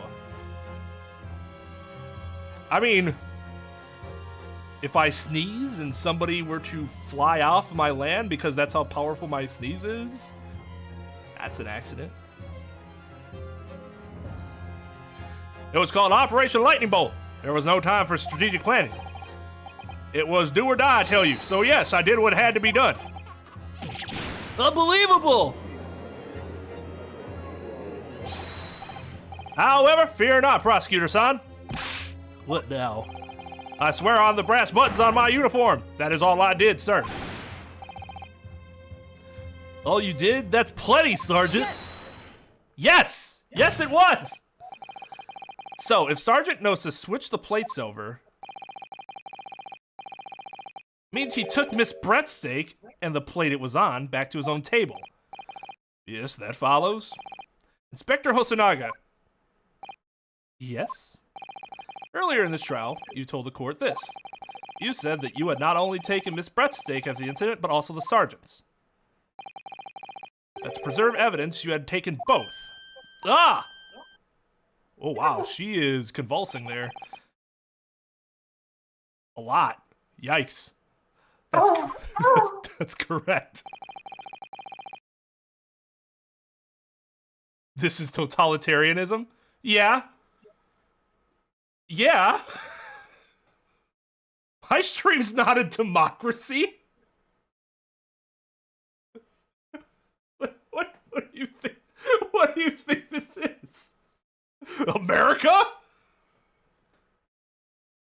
Oh, you foolish plebeians. Then please present it to the court now.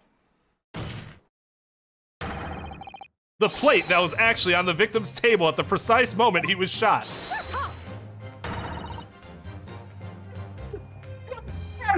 But tell us now. Pursuit time! Thank you for the $2, Dominic. Foolish fool who foolishly believes this is a democracy.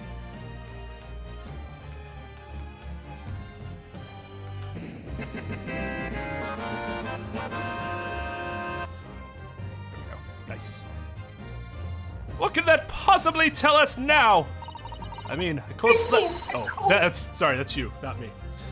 I mean, a cold slab of tough meat. It can't have the slightest bearing on this case. Objection! No, you're not wriggling your way out of it this time, lady. I beg your pardon? Surely you're not that forgetful. Surely you remember the reason why this steak pan promises to prove such a problem for you? That was a tongue twister. You're the one who decided it was a problem, not me. The reason the defense asked to see that plate was to confirm something the defendant remembers seeing. Yes, he remembers.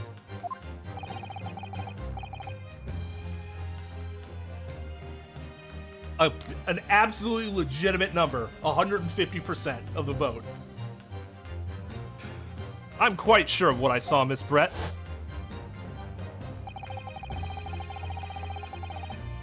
On the side of the plate that was on the table directly behind Dr. Wilson, there was a clear splattering of blood from the gunshot wound to the victim's chest. I believe the defendant's memory serves him well. And now we have the evidence to prove it. The plate you were eating from, Miss Brett. Let us not prolong this any further. Inspector, you will show the evidence to the court. Present the beef steak and the plate that was originally on the victim's table at the time of the incident.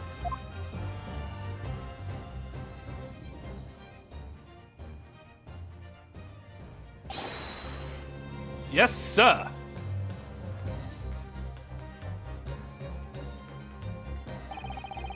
Sorry for keeping you.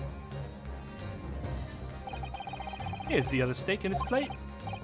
Please feel free to examine it.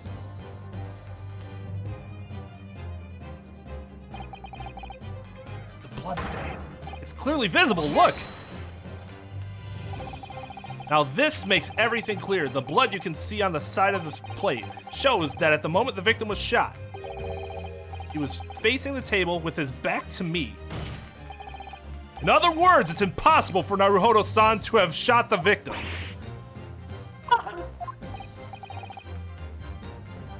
It can't be. In fact, there's only one person who possibly could have shot Dr. Wilson from the front. I'm sure everyone knows by now who that person is.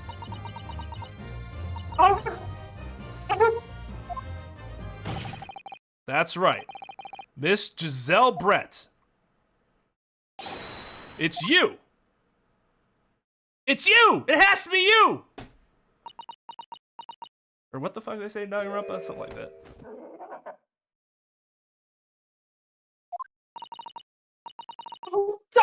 By a Japanese me? By a Japanese schoolboy? No, no, no!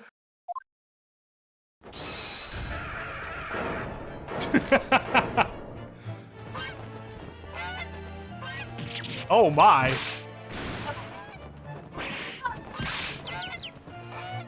What the hell is happening? I cannot do this so long. No, that's fine.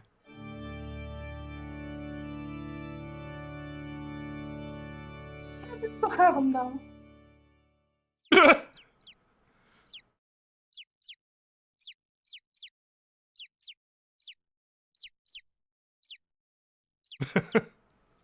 Well, that was, something. Excuse my little outburst. I briefly lost my composure and control of my mystical swan.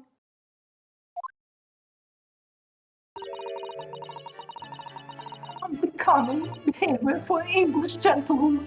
Forgive me. Well, Miss Brett, I think it's time you told the court what actually happened that day. The truth, this time. Gladly, Your Excellency.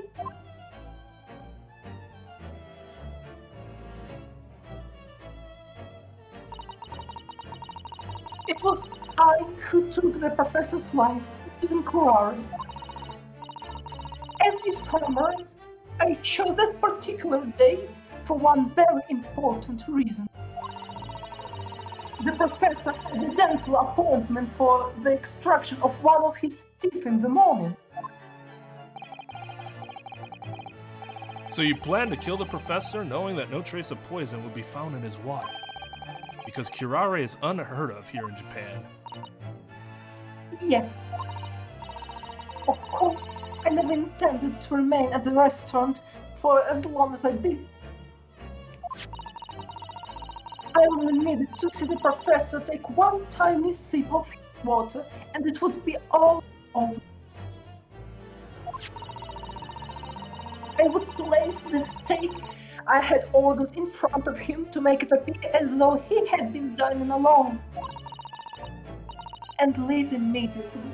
However, before any of that happened, there was an unexpected visitor at the professor's table. That would be me, I suppose? Yes, you. Who else? Such a trifling matter, but the fact that you've decided to come over to greet the professor meant that I had lost my chance to slip away unnoticed. In due course, the professor took a sip of his water and was paralyzed. I made sure he was sitting in his chair such that he wouldn't fall. There was no going back at that point. So I conducted a plan on the spur of the moment. A plan to pin Dr. Wilson's murder on this innocent man.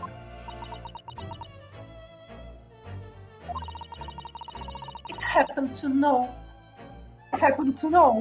that the professor always carried a gun. I decided to use that fact to my advantage. I had the bottle of Curare in my handbag. Agreed, CJ, and there's another problem I have with it, but I'll talk about it after the case is done.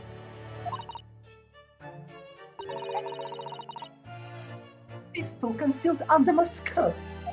You are right, Renoski. You must have looked under my dress. Under your skirt? So I was right. There were 2 guns. Yes.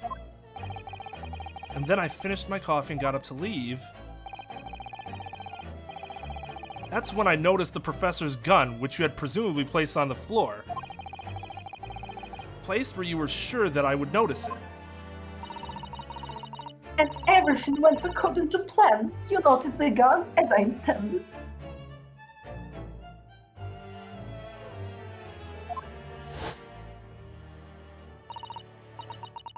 And then, just as you were bent to pick it up, bang!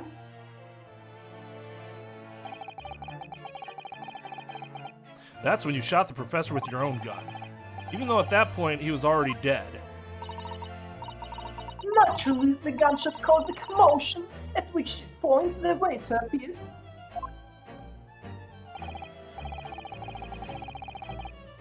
Obviously, I assumed Naruhodo-san was the culprit and apprehended him. I took him to the pantry that adjoins the kitchen and locked him inside. That's when I took the opportunity to turn the professor and his chair around. Because of course. You needed to make it look like the defendant had shot Dr. Wilson from where he'd picked up the gun.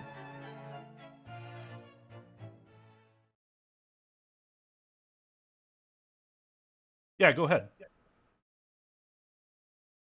You could say the pun. I mean, the case is over now.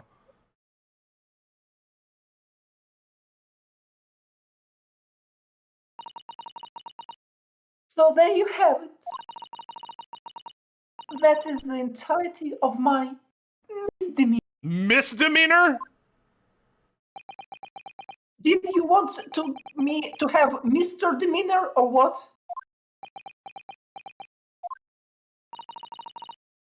Your Excellency?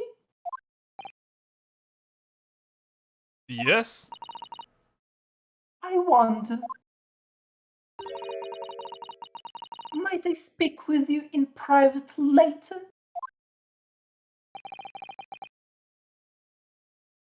I shall call on you. Thank you. Good day then, everyone. I hope you can forgive me, Naruhodo-san. Oh, God.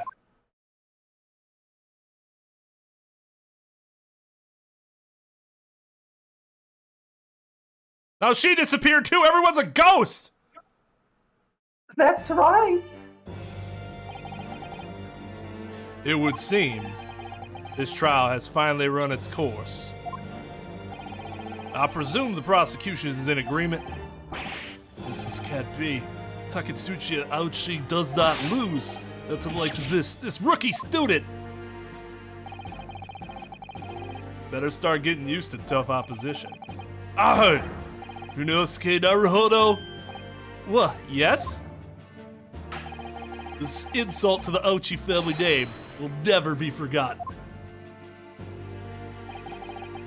You've become conceited with age, Counsel, but the old have to stand aside and make way for the new. It's the way of the world. May you never forget that.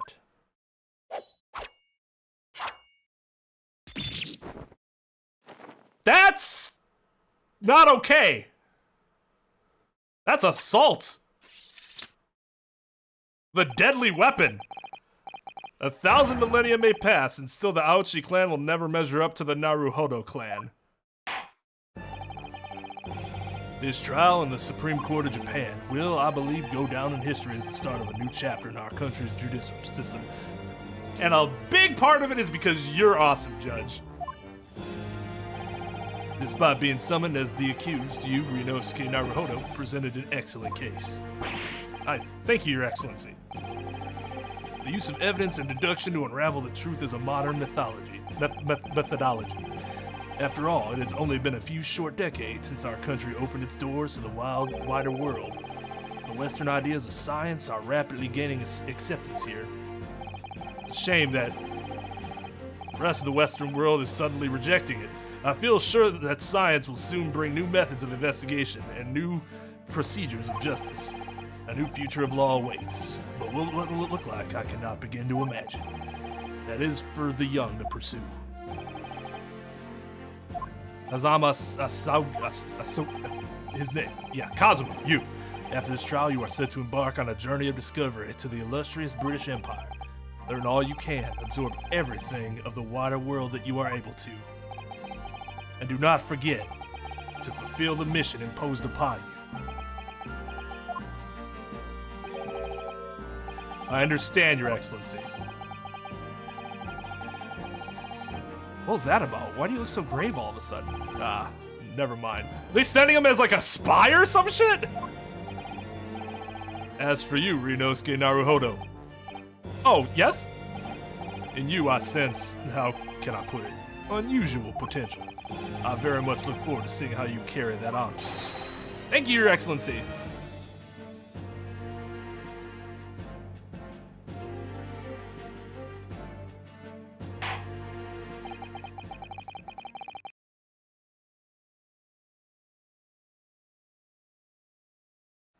It is time to deliver the final verdict. I hereby find the defendant Rinosuke Naruhodo not guilty.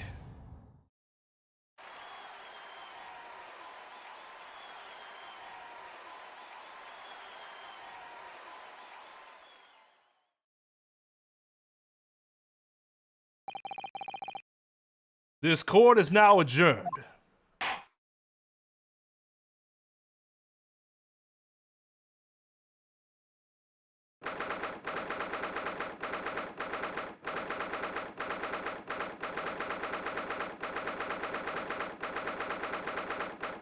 You don't have to spam it, Miro. I don't see what it is because dog deleted it.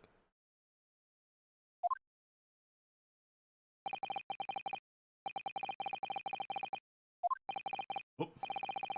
I assume we're done with Brett for now, at least.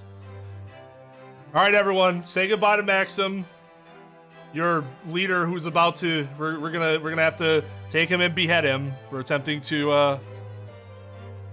No.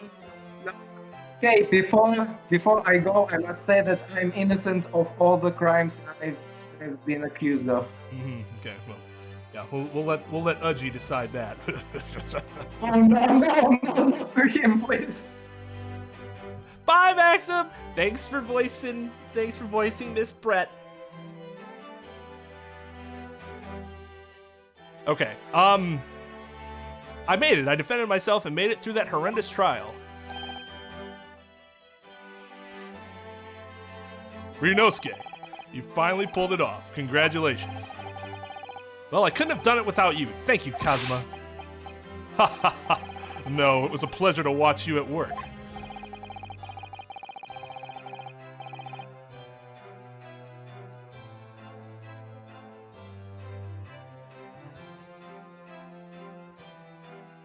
So, you owe me an extra large sukiyaki from the place on Yomei University Street. Don't forget.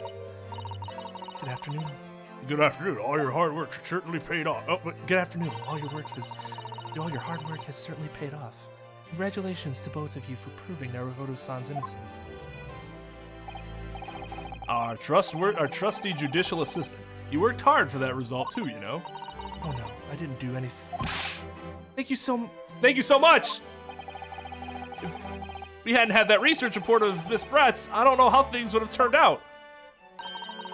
Your kind words should really be for my father. I was simply doing as he asked. It was his idea for me to go to the university and investigate. Your father? Ah, yes, of course.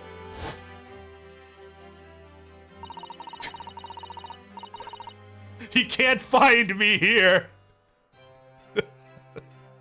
Hiding in plain sight.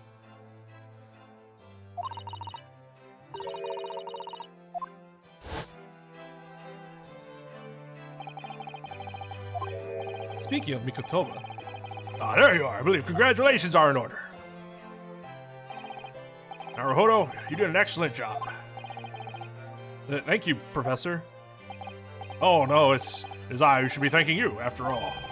Your efforts exposed the true criminal that took the life of my good friend. I think my voice was kind of like that. Good friend.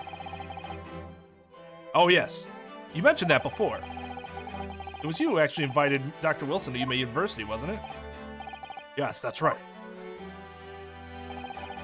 Professor Mikotoba studied overseas himself. He went to study forensic medicine in Great Britain. Presumably, that's when you met Dr. Wilson? Exactly. In those days, we worked together in the same hospital. Oh, you work together? I've never heard you mention that before. Well, I don't mention a lot of things to you. It's private. You don't need to know everything about my life. It was a long time ago, besides. It's your turn, Asogi. Great Britain is a magnificent country. It leads the world. In science, medicine, engineering, culture, and of course, in law. Watch and learn, my boy. See what's happening in the world's largest melting pot.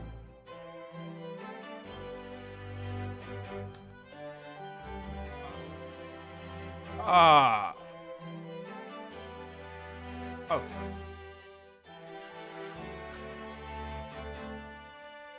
Imperial melting pot. I will. I'll learn all I can. I swear on this, the spirit of the Asogi clan. You're not taking that sword to Great Britain, are you? Of course I am. Japanese man's katana is his soul. This blade shows me where I need to go, until it gets confiscated, and cuts down anything that's in my way. Yes, I've definitely seen how sharp it is already with my own eyes.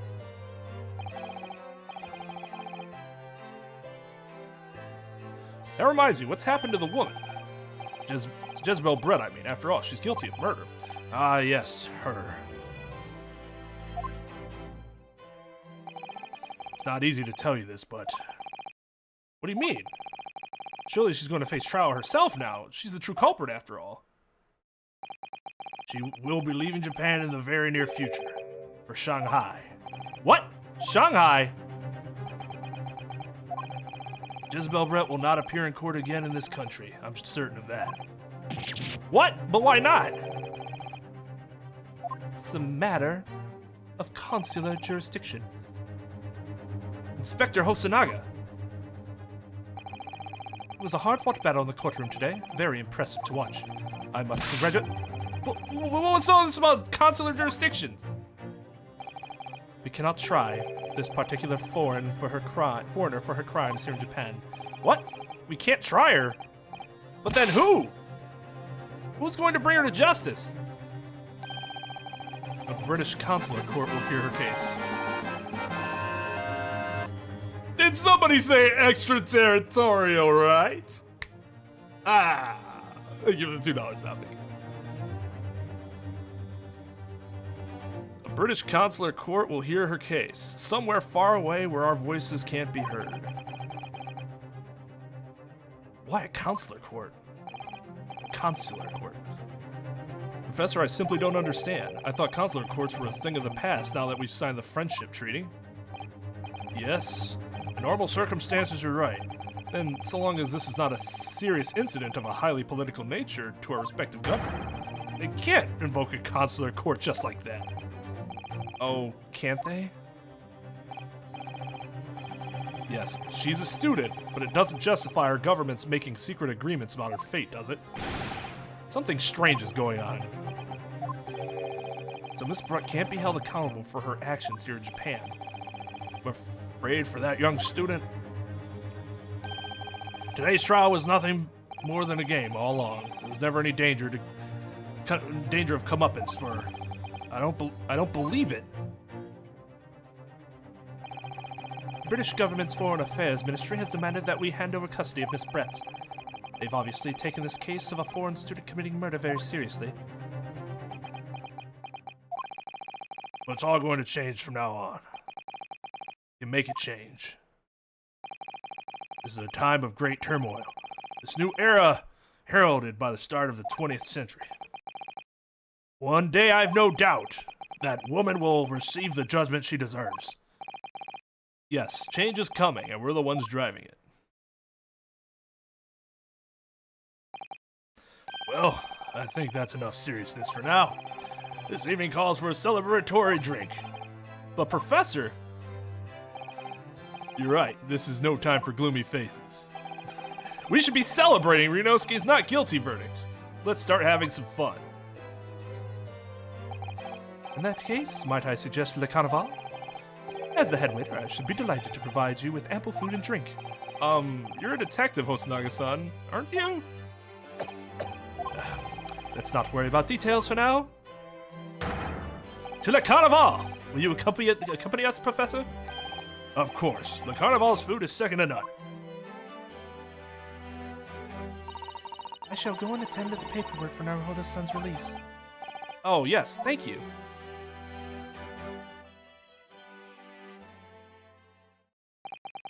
So Giselle Brett won't be tried here. I suppose that means I'll never know why.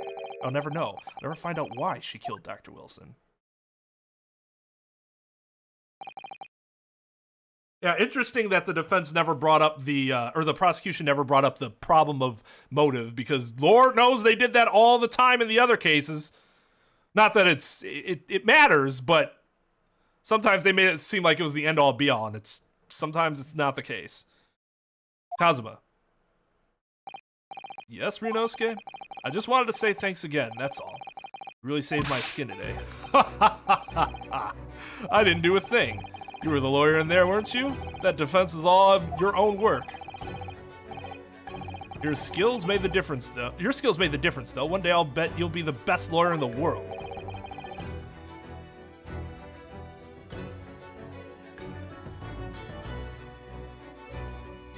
Oh, I agree. The outcome seems very realistic to me. I'm not so sure about that during this time period. To be honest, something kept occurring to me over and over again during that trial. I couldn't help thinking that maybe you're the one destined to become a great lawyer, not me. What? Come on, be serious. I helped you today, only right at the very start of the trial. But you have the natural talent for being a defense lawyer, I mean. Oh no, not me. All that tense verbal combat? I never want to go through that ever again. I just did what you told me to do, that's all. Because I knew I could trust you. That's the point. Sorry? What do you mean? That's the point. Listen, Ryunosuke. Do you know what the most crucial weapon is that any lawyer needs in order to win?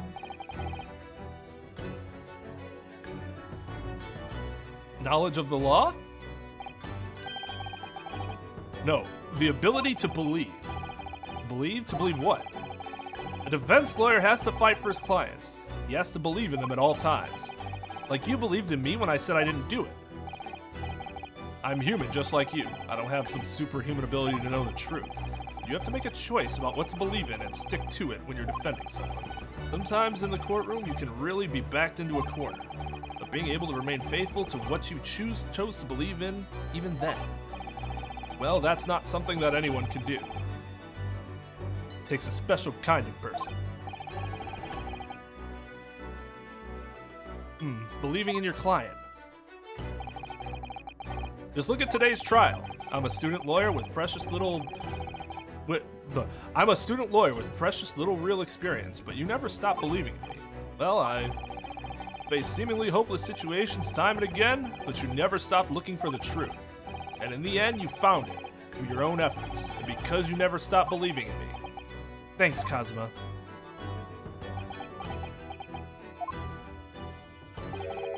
There's something I want to ask you, actually, Rinosuke.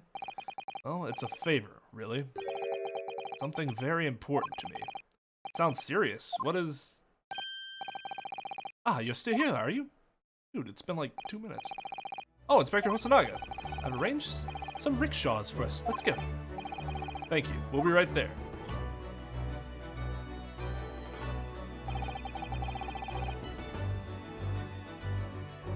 Let's pick up this conversation again later. We should be celebrating right now. Your first court victory. And your study tour to Great Britain, don't forget. Ah, yes, that too.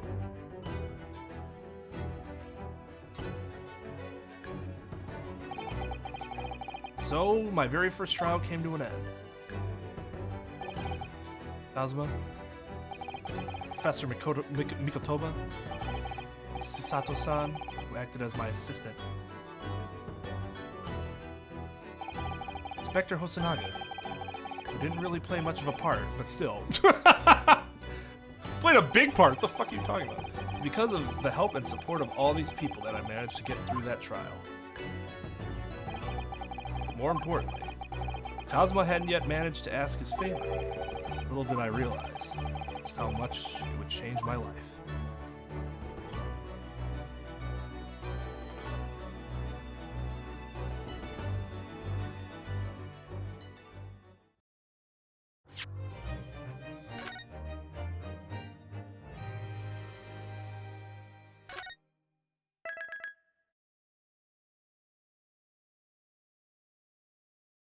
Okay.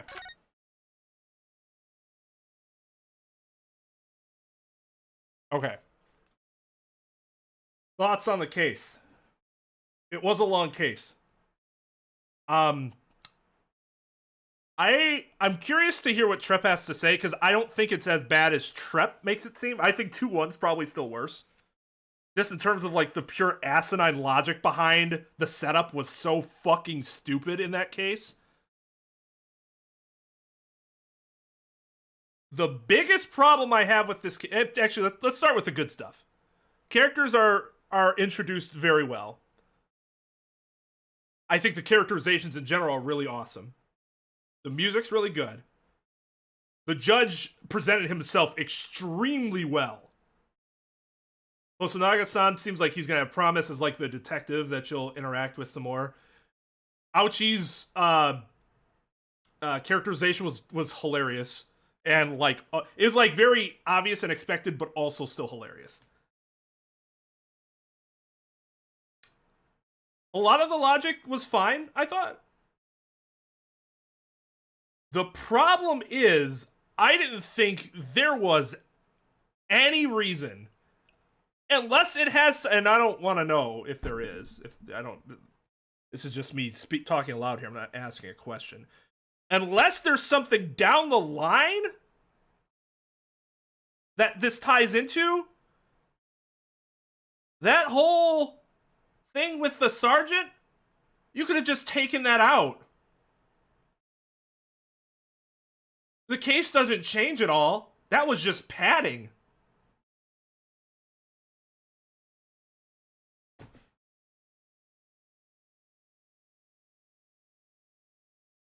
It was just padding. And the whole Hosonaga thing where he wouldn't have brought both plates out, he wouldn't have noticed that one of them had blood on it. That was stupid. That was like the biggest logical, like, are you fucking kidding me? Of the entire case.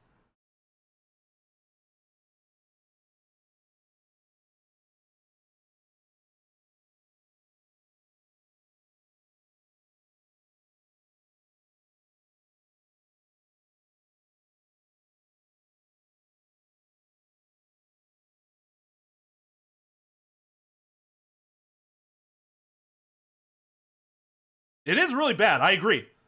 You could have taken that entire thing out, and the case wouldn't have changed at all. In terms of like how we could have gotten from A to B. Hosonaga just presents the one stake immediately. That's the climax, which is when the climax should have happened, because that's when like you're like and then they drag it out.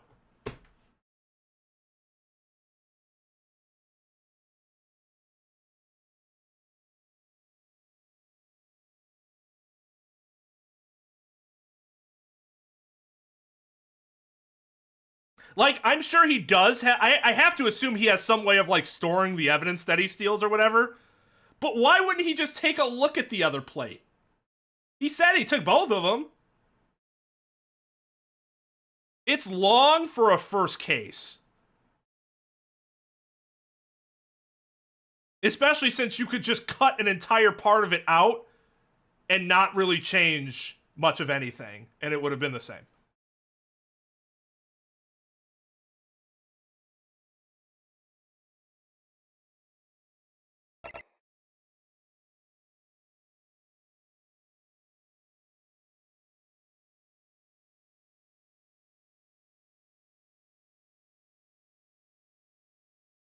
Well, yeah, I agree. The characterization makes up for it. And like I said, the rest of the way the case played out, from a logical standpoint, I thought it was done really well.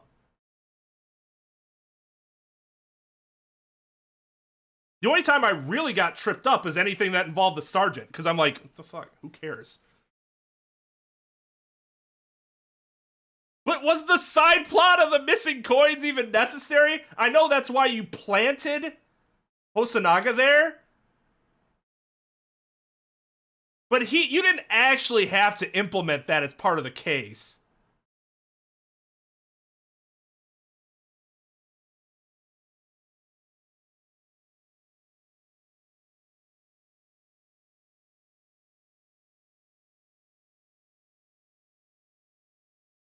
I mean, again, the biggest problem with the case is there's an entire part of it I think you could cut out with minimal issues in terms of, like, how you rearrange things. But I thought the rest of it was fine. The rest of it was pretty good. So, like, I'm not sure. I understand why it's so outrageous to Trep that he wants to put it in F, because for him that's like an unforgivable act. And I completely understand that. I have little things about me too that I see that other people probably don't see as big of an issue that make me go, that's an F case. That's an F case because of that one thing. But I guess I enjoyed the rest of it enough where it wasn't an F for me. And I guess part of that is that, again, the game still introduces all of its characters, I thought, in a very interesting way. Like, the narrative itself of the characters and learning about the characters and stuff was done pretty well.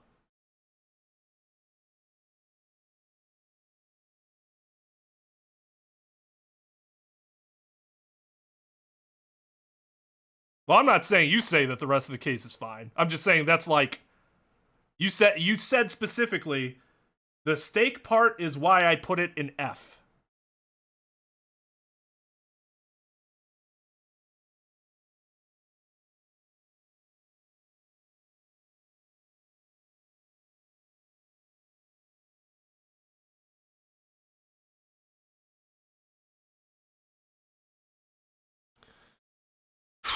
Yeah, in terms of it being a narrative foul, Kaide's reveal was worse. Because it wasn't just that it was useless, it was like actively bad and misleading.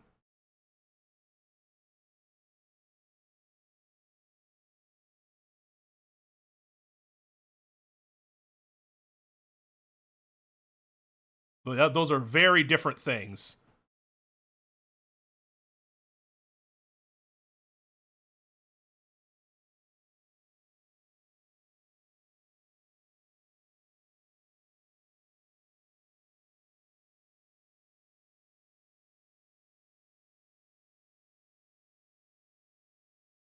I was assuming that we were talking about that she was the one that dropped the ball in there when we were her.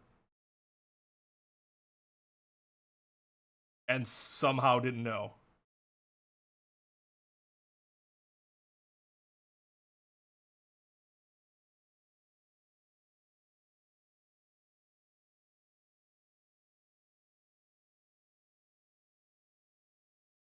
I liked Ryu's characterization. Like how he started to how he finished.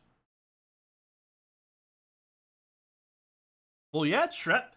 Tell us what else is wrong. I'm curious. I'm not looking to tear what you have to say apart. I'm just curious.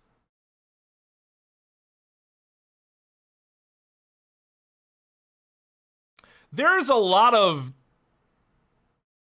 dialogue padding in general. That last part, before we got to the save point, for example, I'm just like, you could have cut this. You could have written all this in like half the sentences that you did it in.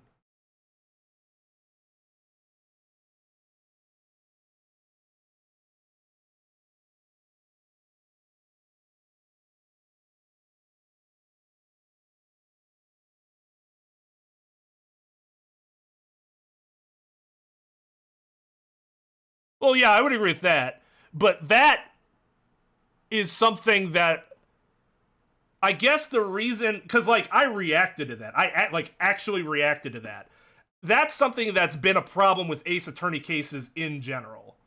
This isn't the only case that has it. There are a lot of cases that have that problem.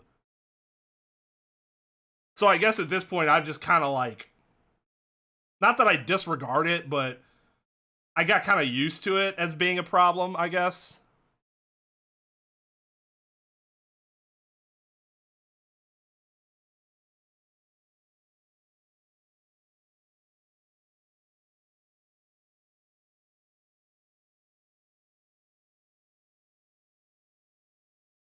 Yeah, live via omissions are not good because you're creating inconsistent narration. Like the whole premise of that is based on, we fooled you. Because you wouldn't think to do that because it's unintuitive.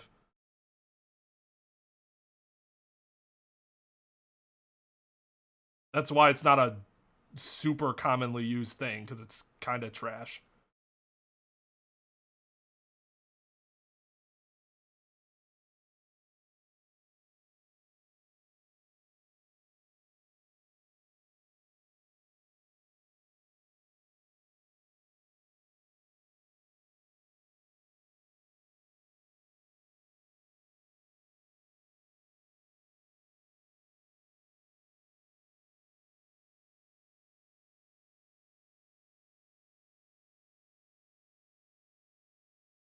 And like, it's not just an omission of I did this act. It is I had this entire thing planned out, and I'm just not going to mention it all of a sudden. Like the reason that technique's not used very often is because it's inconsistent storytelling and it's hard. It's ugh.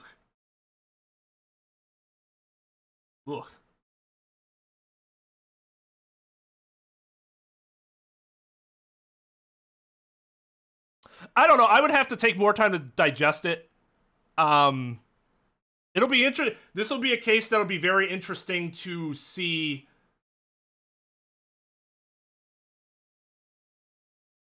how I feel about it when I'm editing the VOD cut. But there are some cases where it ended up being, I ended up feeling a lot differently. Not a lot differently, but like editing Rise from the Ashes, for example, actually made me like the case more than I did before. Even though it took for fucking ever.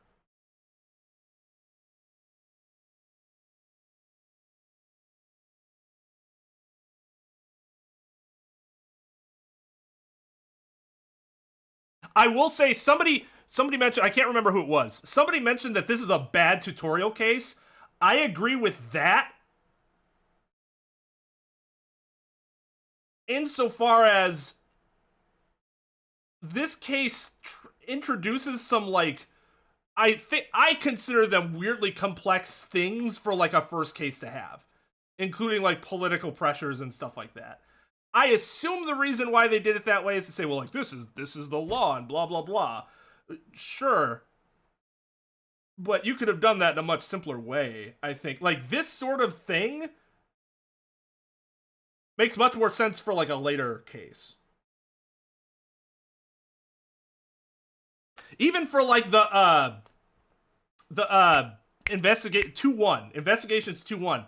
like, that was an issue, but they didn't even really dwell on it for very long. It's just kind of, oh, we solved it, and now we're going into the plane. Versus, like, Investigations 1-5, where it was a whole big thing. Like, they harped on that in this case a lot.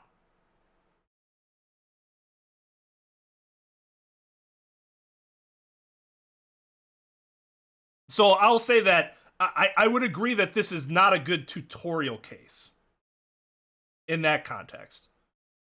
For us, it matters a little less because we've played these games before. We know what they're about. But if somebody could come into the series with this game, it's plausible they could do that. And this would not be the greatest way to introduce them to how this game works in law and stuff like that.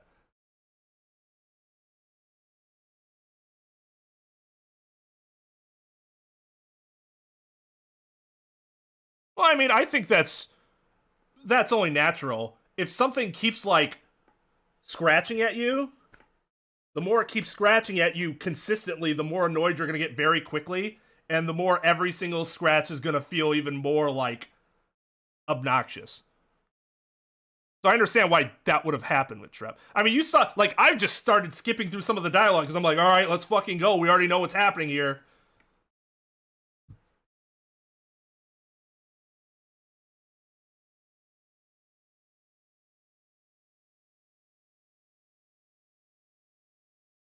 I would agree that the world building aspect of it was good. Yes. Yes.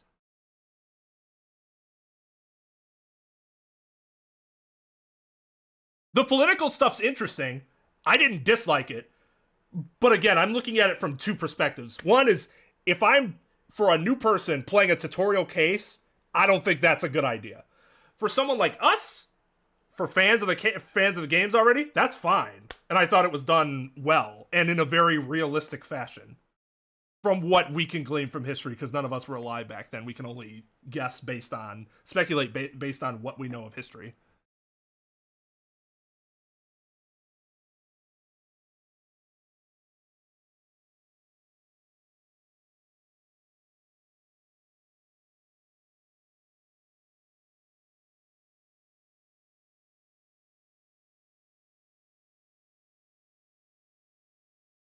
Oh, fun. Here we go.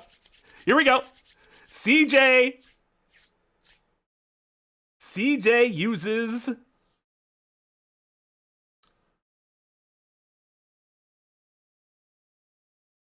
the anecdotal evidence fallacy.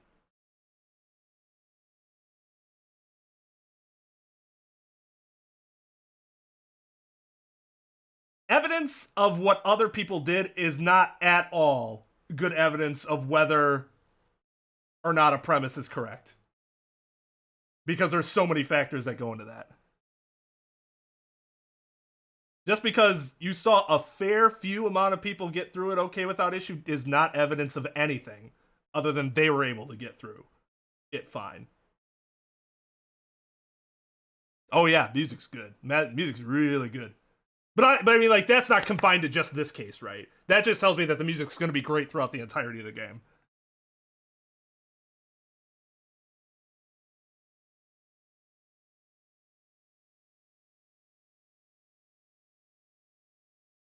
Well, I mean, but that's the thing. I mean, you could tell me that, and I say, okay. Thanks for the info, I guess. It just, to me, that sort of information doesn't mean anything.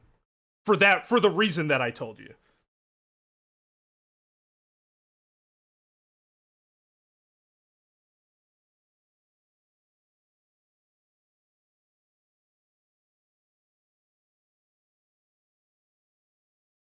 Yeah, I mean, we're almost done with stream. We'll be getting to chapter 2 on Monday.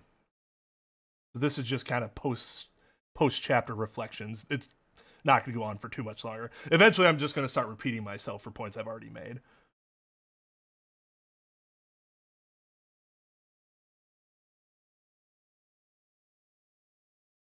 That is crazy speculation because we have no idea what the composition of their playtesters were. We can assume what would be logical, But then again, there are a lot of games that go through playtesting where the tutorial's garbage. So, like, going through playtesting doesn't really... All it tells you is they were satisfied with the results. And that's an incredibly subjective measure.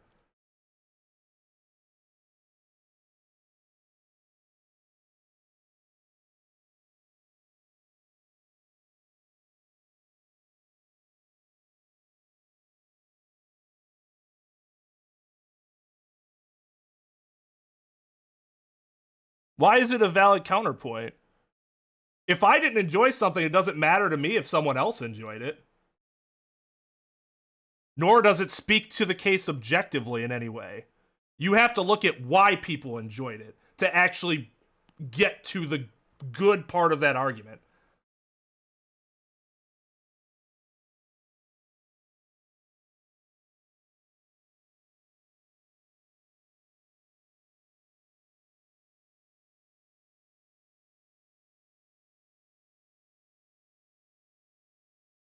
I mean, I'll be streaming tomorrow.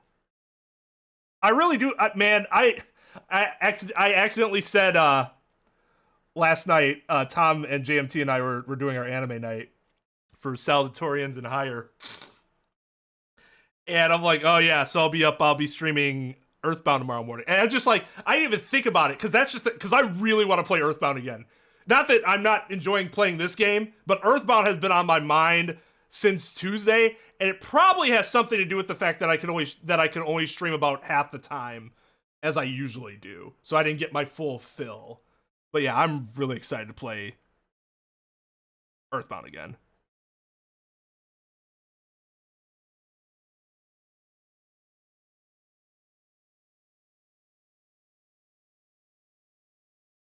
But yeah, I'm excited to see what this judge...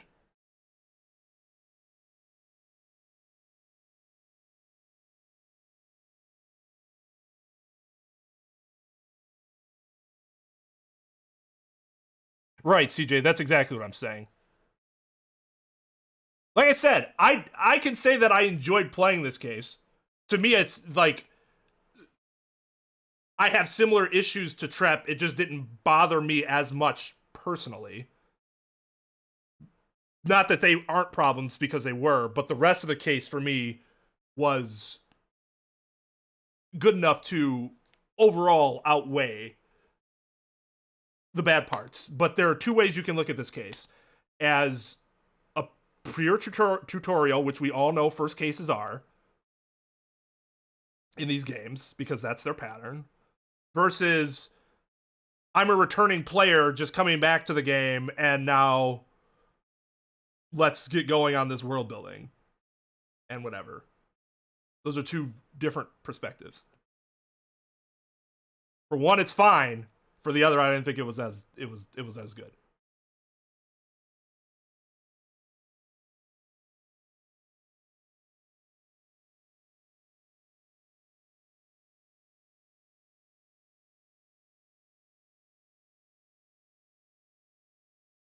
But yeah. All right. So that'll be it. Thank you to Dominic and Russell for the donos earlier. Again, those that were hidden by Dog or Trep. I don't know. They might be. I'll have to see what they say in the Discord staff talk, but likely, I'm assuming we're based on what I assumed happened. You'd likely be unhidden either in the stream Monday or the stream after that. So.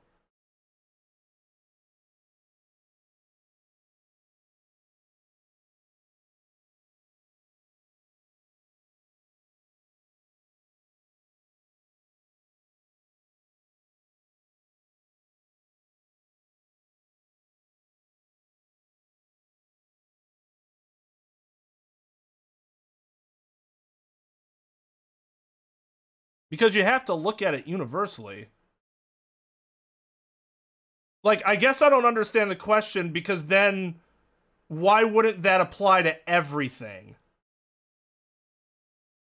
Like, I was trying to wrap my head around the question. I'm like, Well then, how would you be able to tell a story's good unless you asked people? But we know that's not how that works because there are narrative principles like and rules for good storytelling.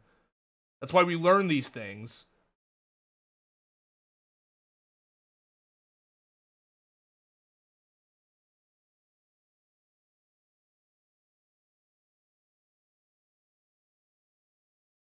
Inquisitor's approach is also a valid one, though. It's not that you can't take people's experience, but you have to take a bigger sample size. You can't say, oh, I watched 5 streamers do it and they were fine. 5 people? Okay. You give me a test of 1,000 people, then we can start to glean some evidence from there. I'm exaggerating the number, obviously, but there's a big difference between we did a study with X amount of people, random sample of people, and I watched a few select streamers or friends or whomever that I chose. They weren't like a random selection of people. That's my, so for those that don't know, my undergrad was psychology. That's my psychology statistics and like testing and research testing and stuff like that coming out. It served me well in my general law analysis. But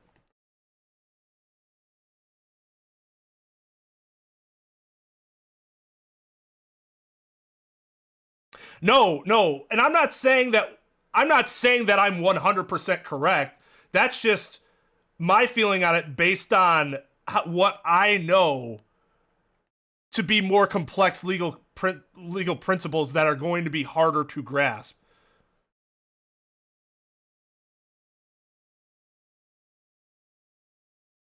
But maybe I'm wrong. Maybe it's a really super fucking easy thing to grasp. And it's not nearly as difficult as all of our professors have ever, and law reviews and whatever, have made it out to be. Either that or that it's more complex than people think it is. But they think they know enough where they're like, oh, I got the gist of it. And if you actually like talk to them about it, you'd see they were very wrong.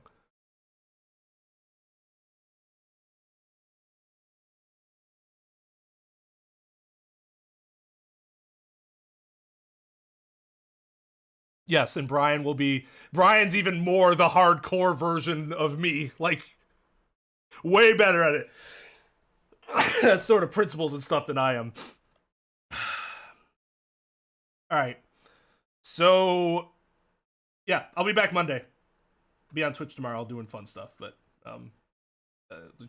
Genshin, COD, fun stuff, like random stuff. We'll be back more chapter 2 Monday. So, yeah. Thanks for hanging, everybody. Thank you to Maxim for getting roasted hard and then taking it in stride and voice acting then from said roast. Sorry, everyone. You have a good one. I'll see you next time. Stream's adjourned. Is that a thing? Yeah. Hello. Oh, when you've already got it. When you already got it. All right, let's go.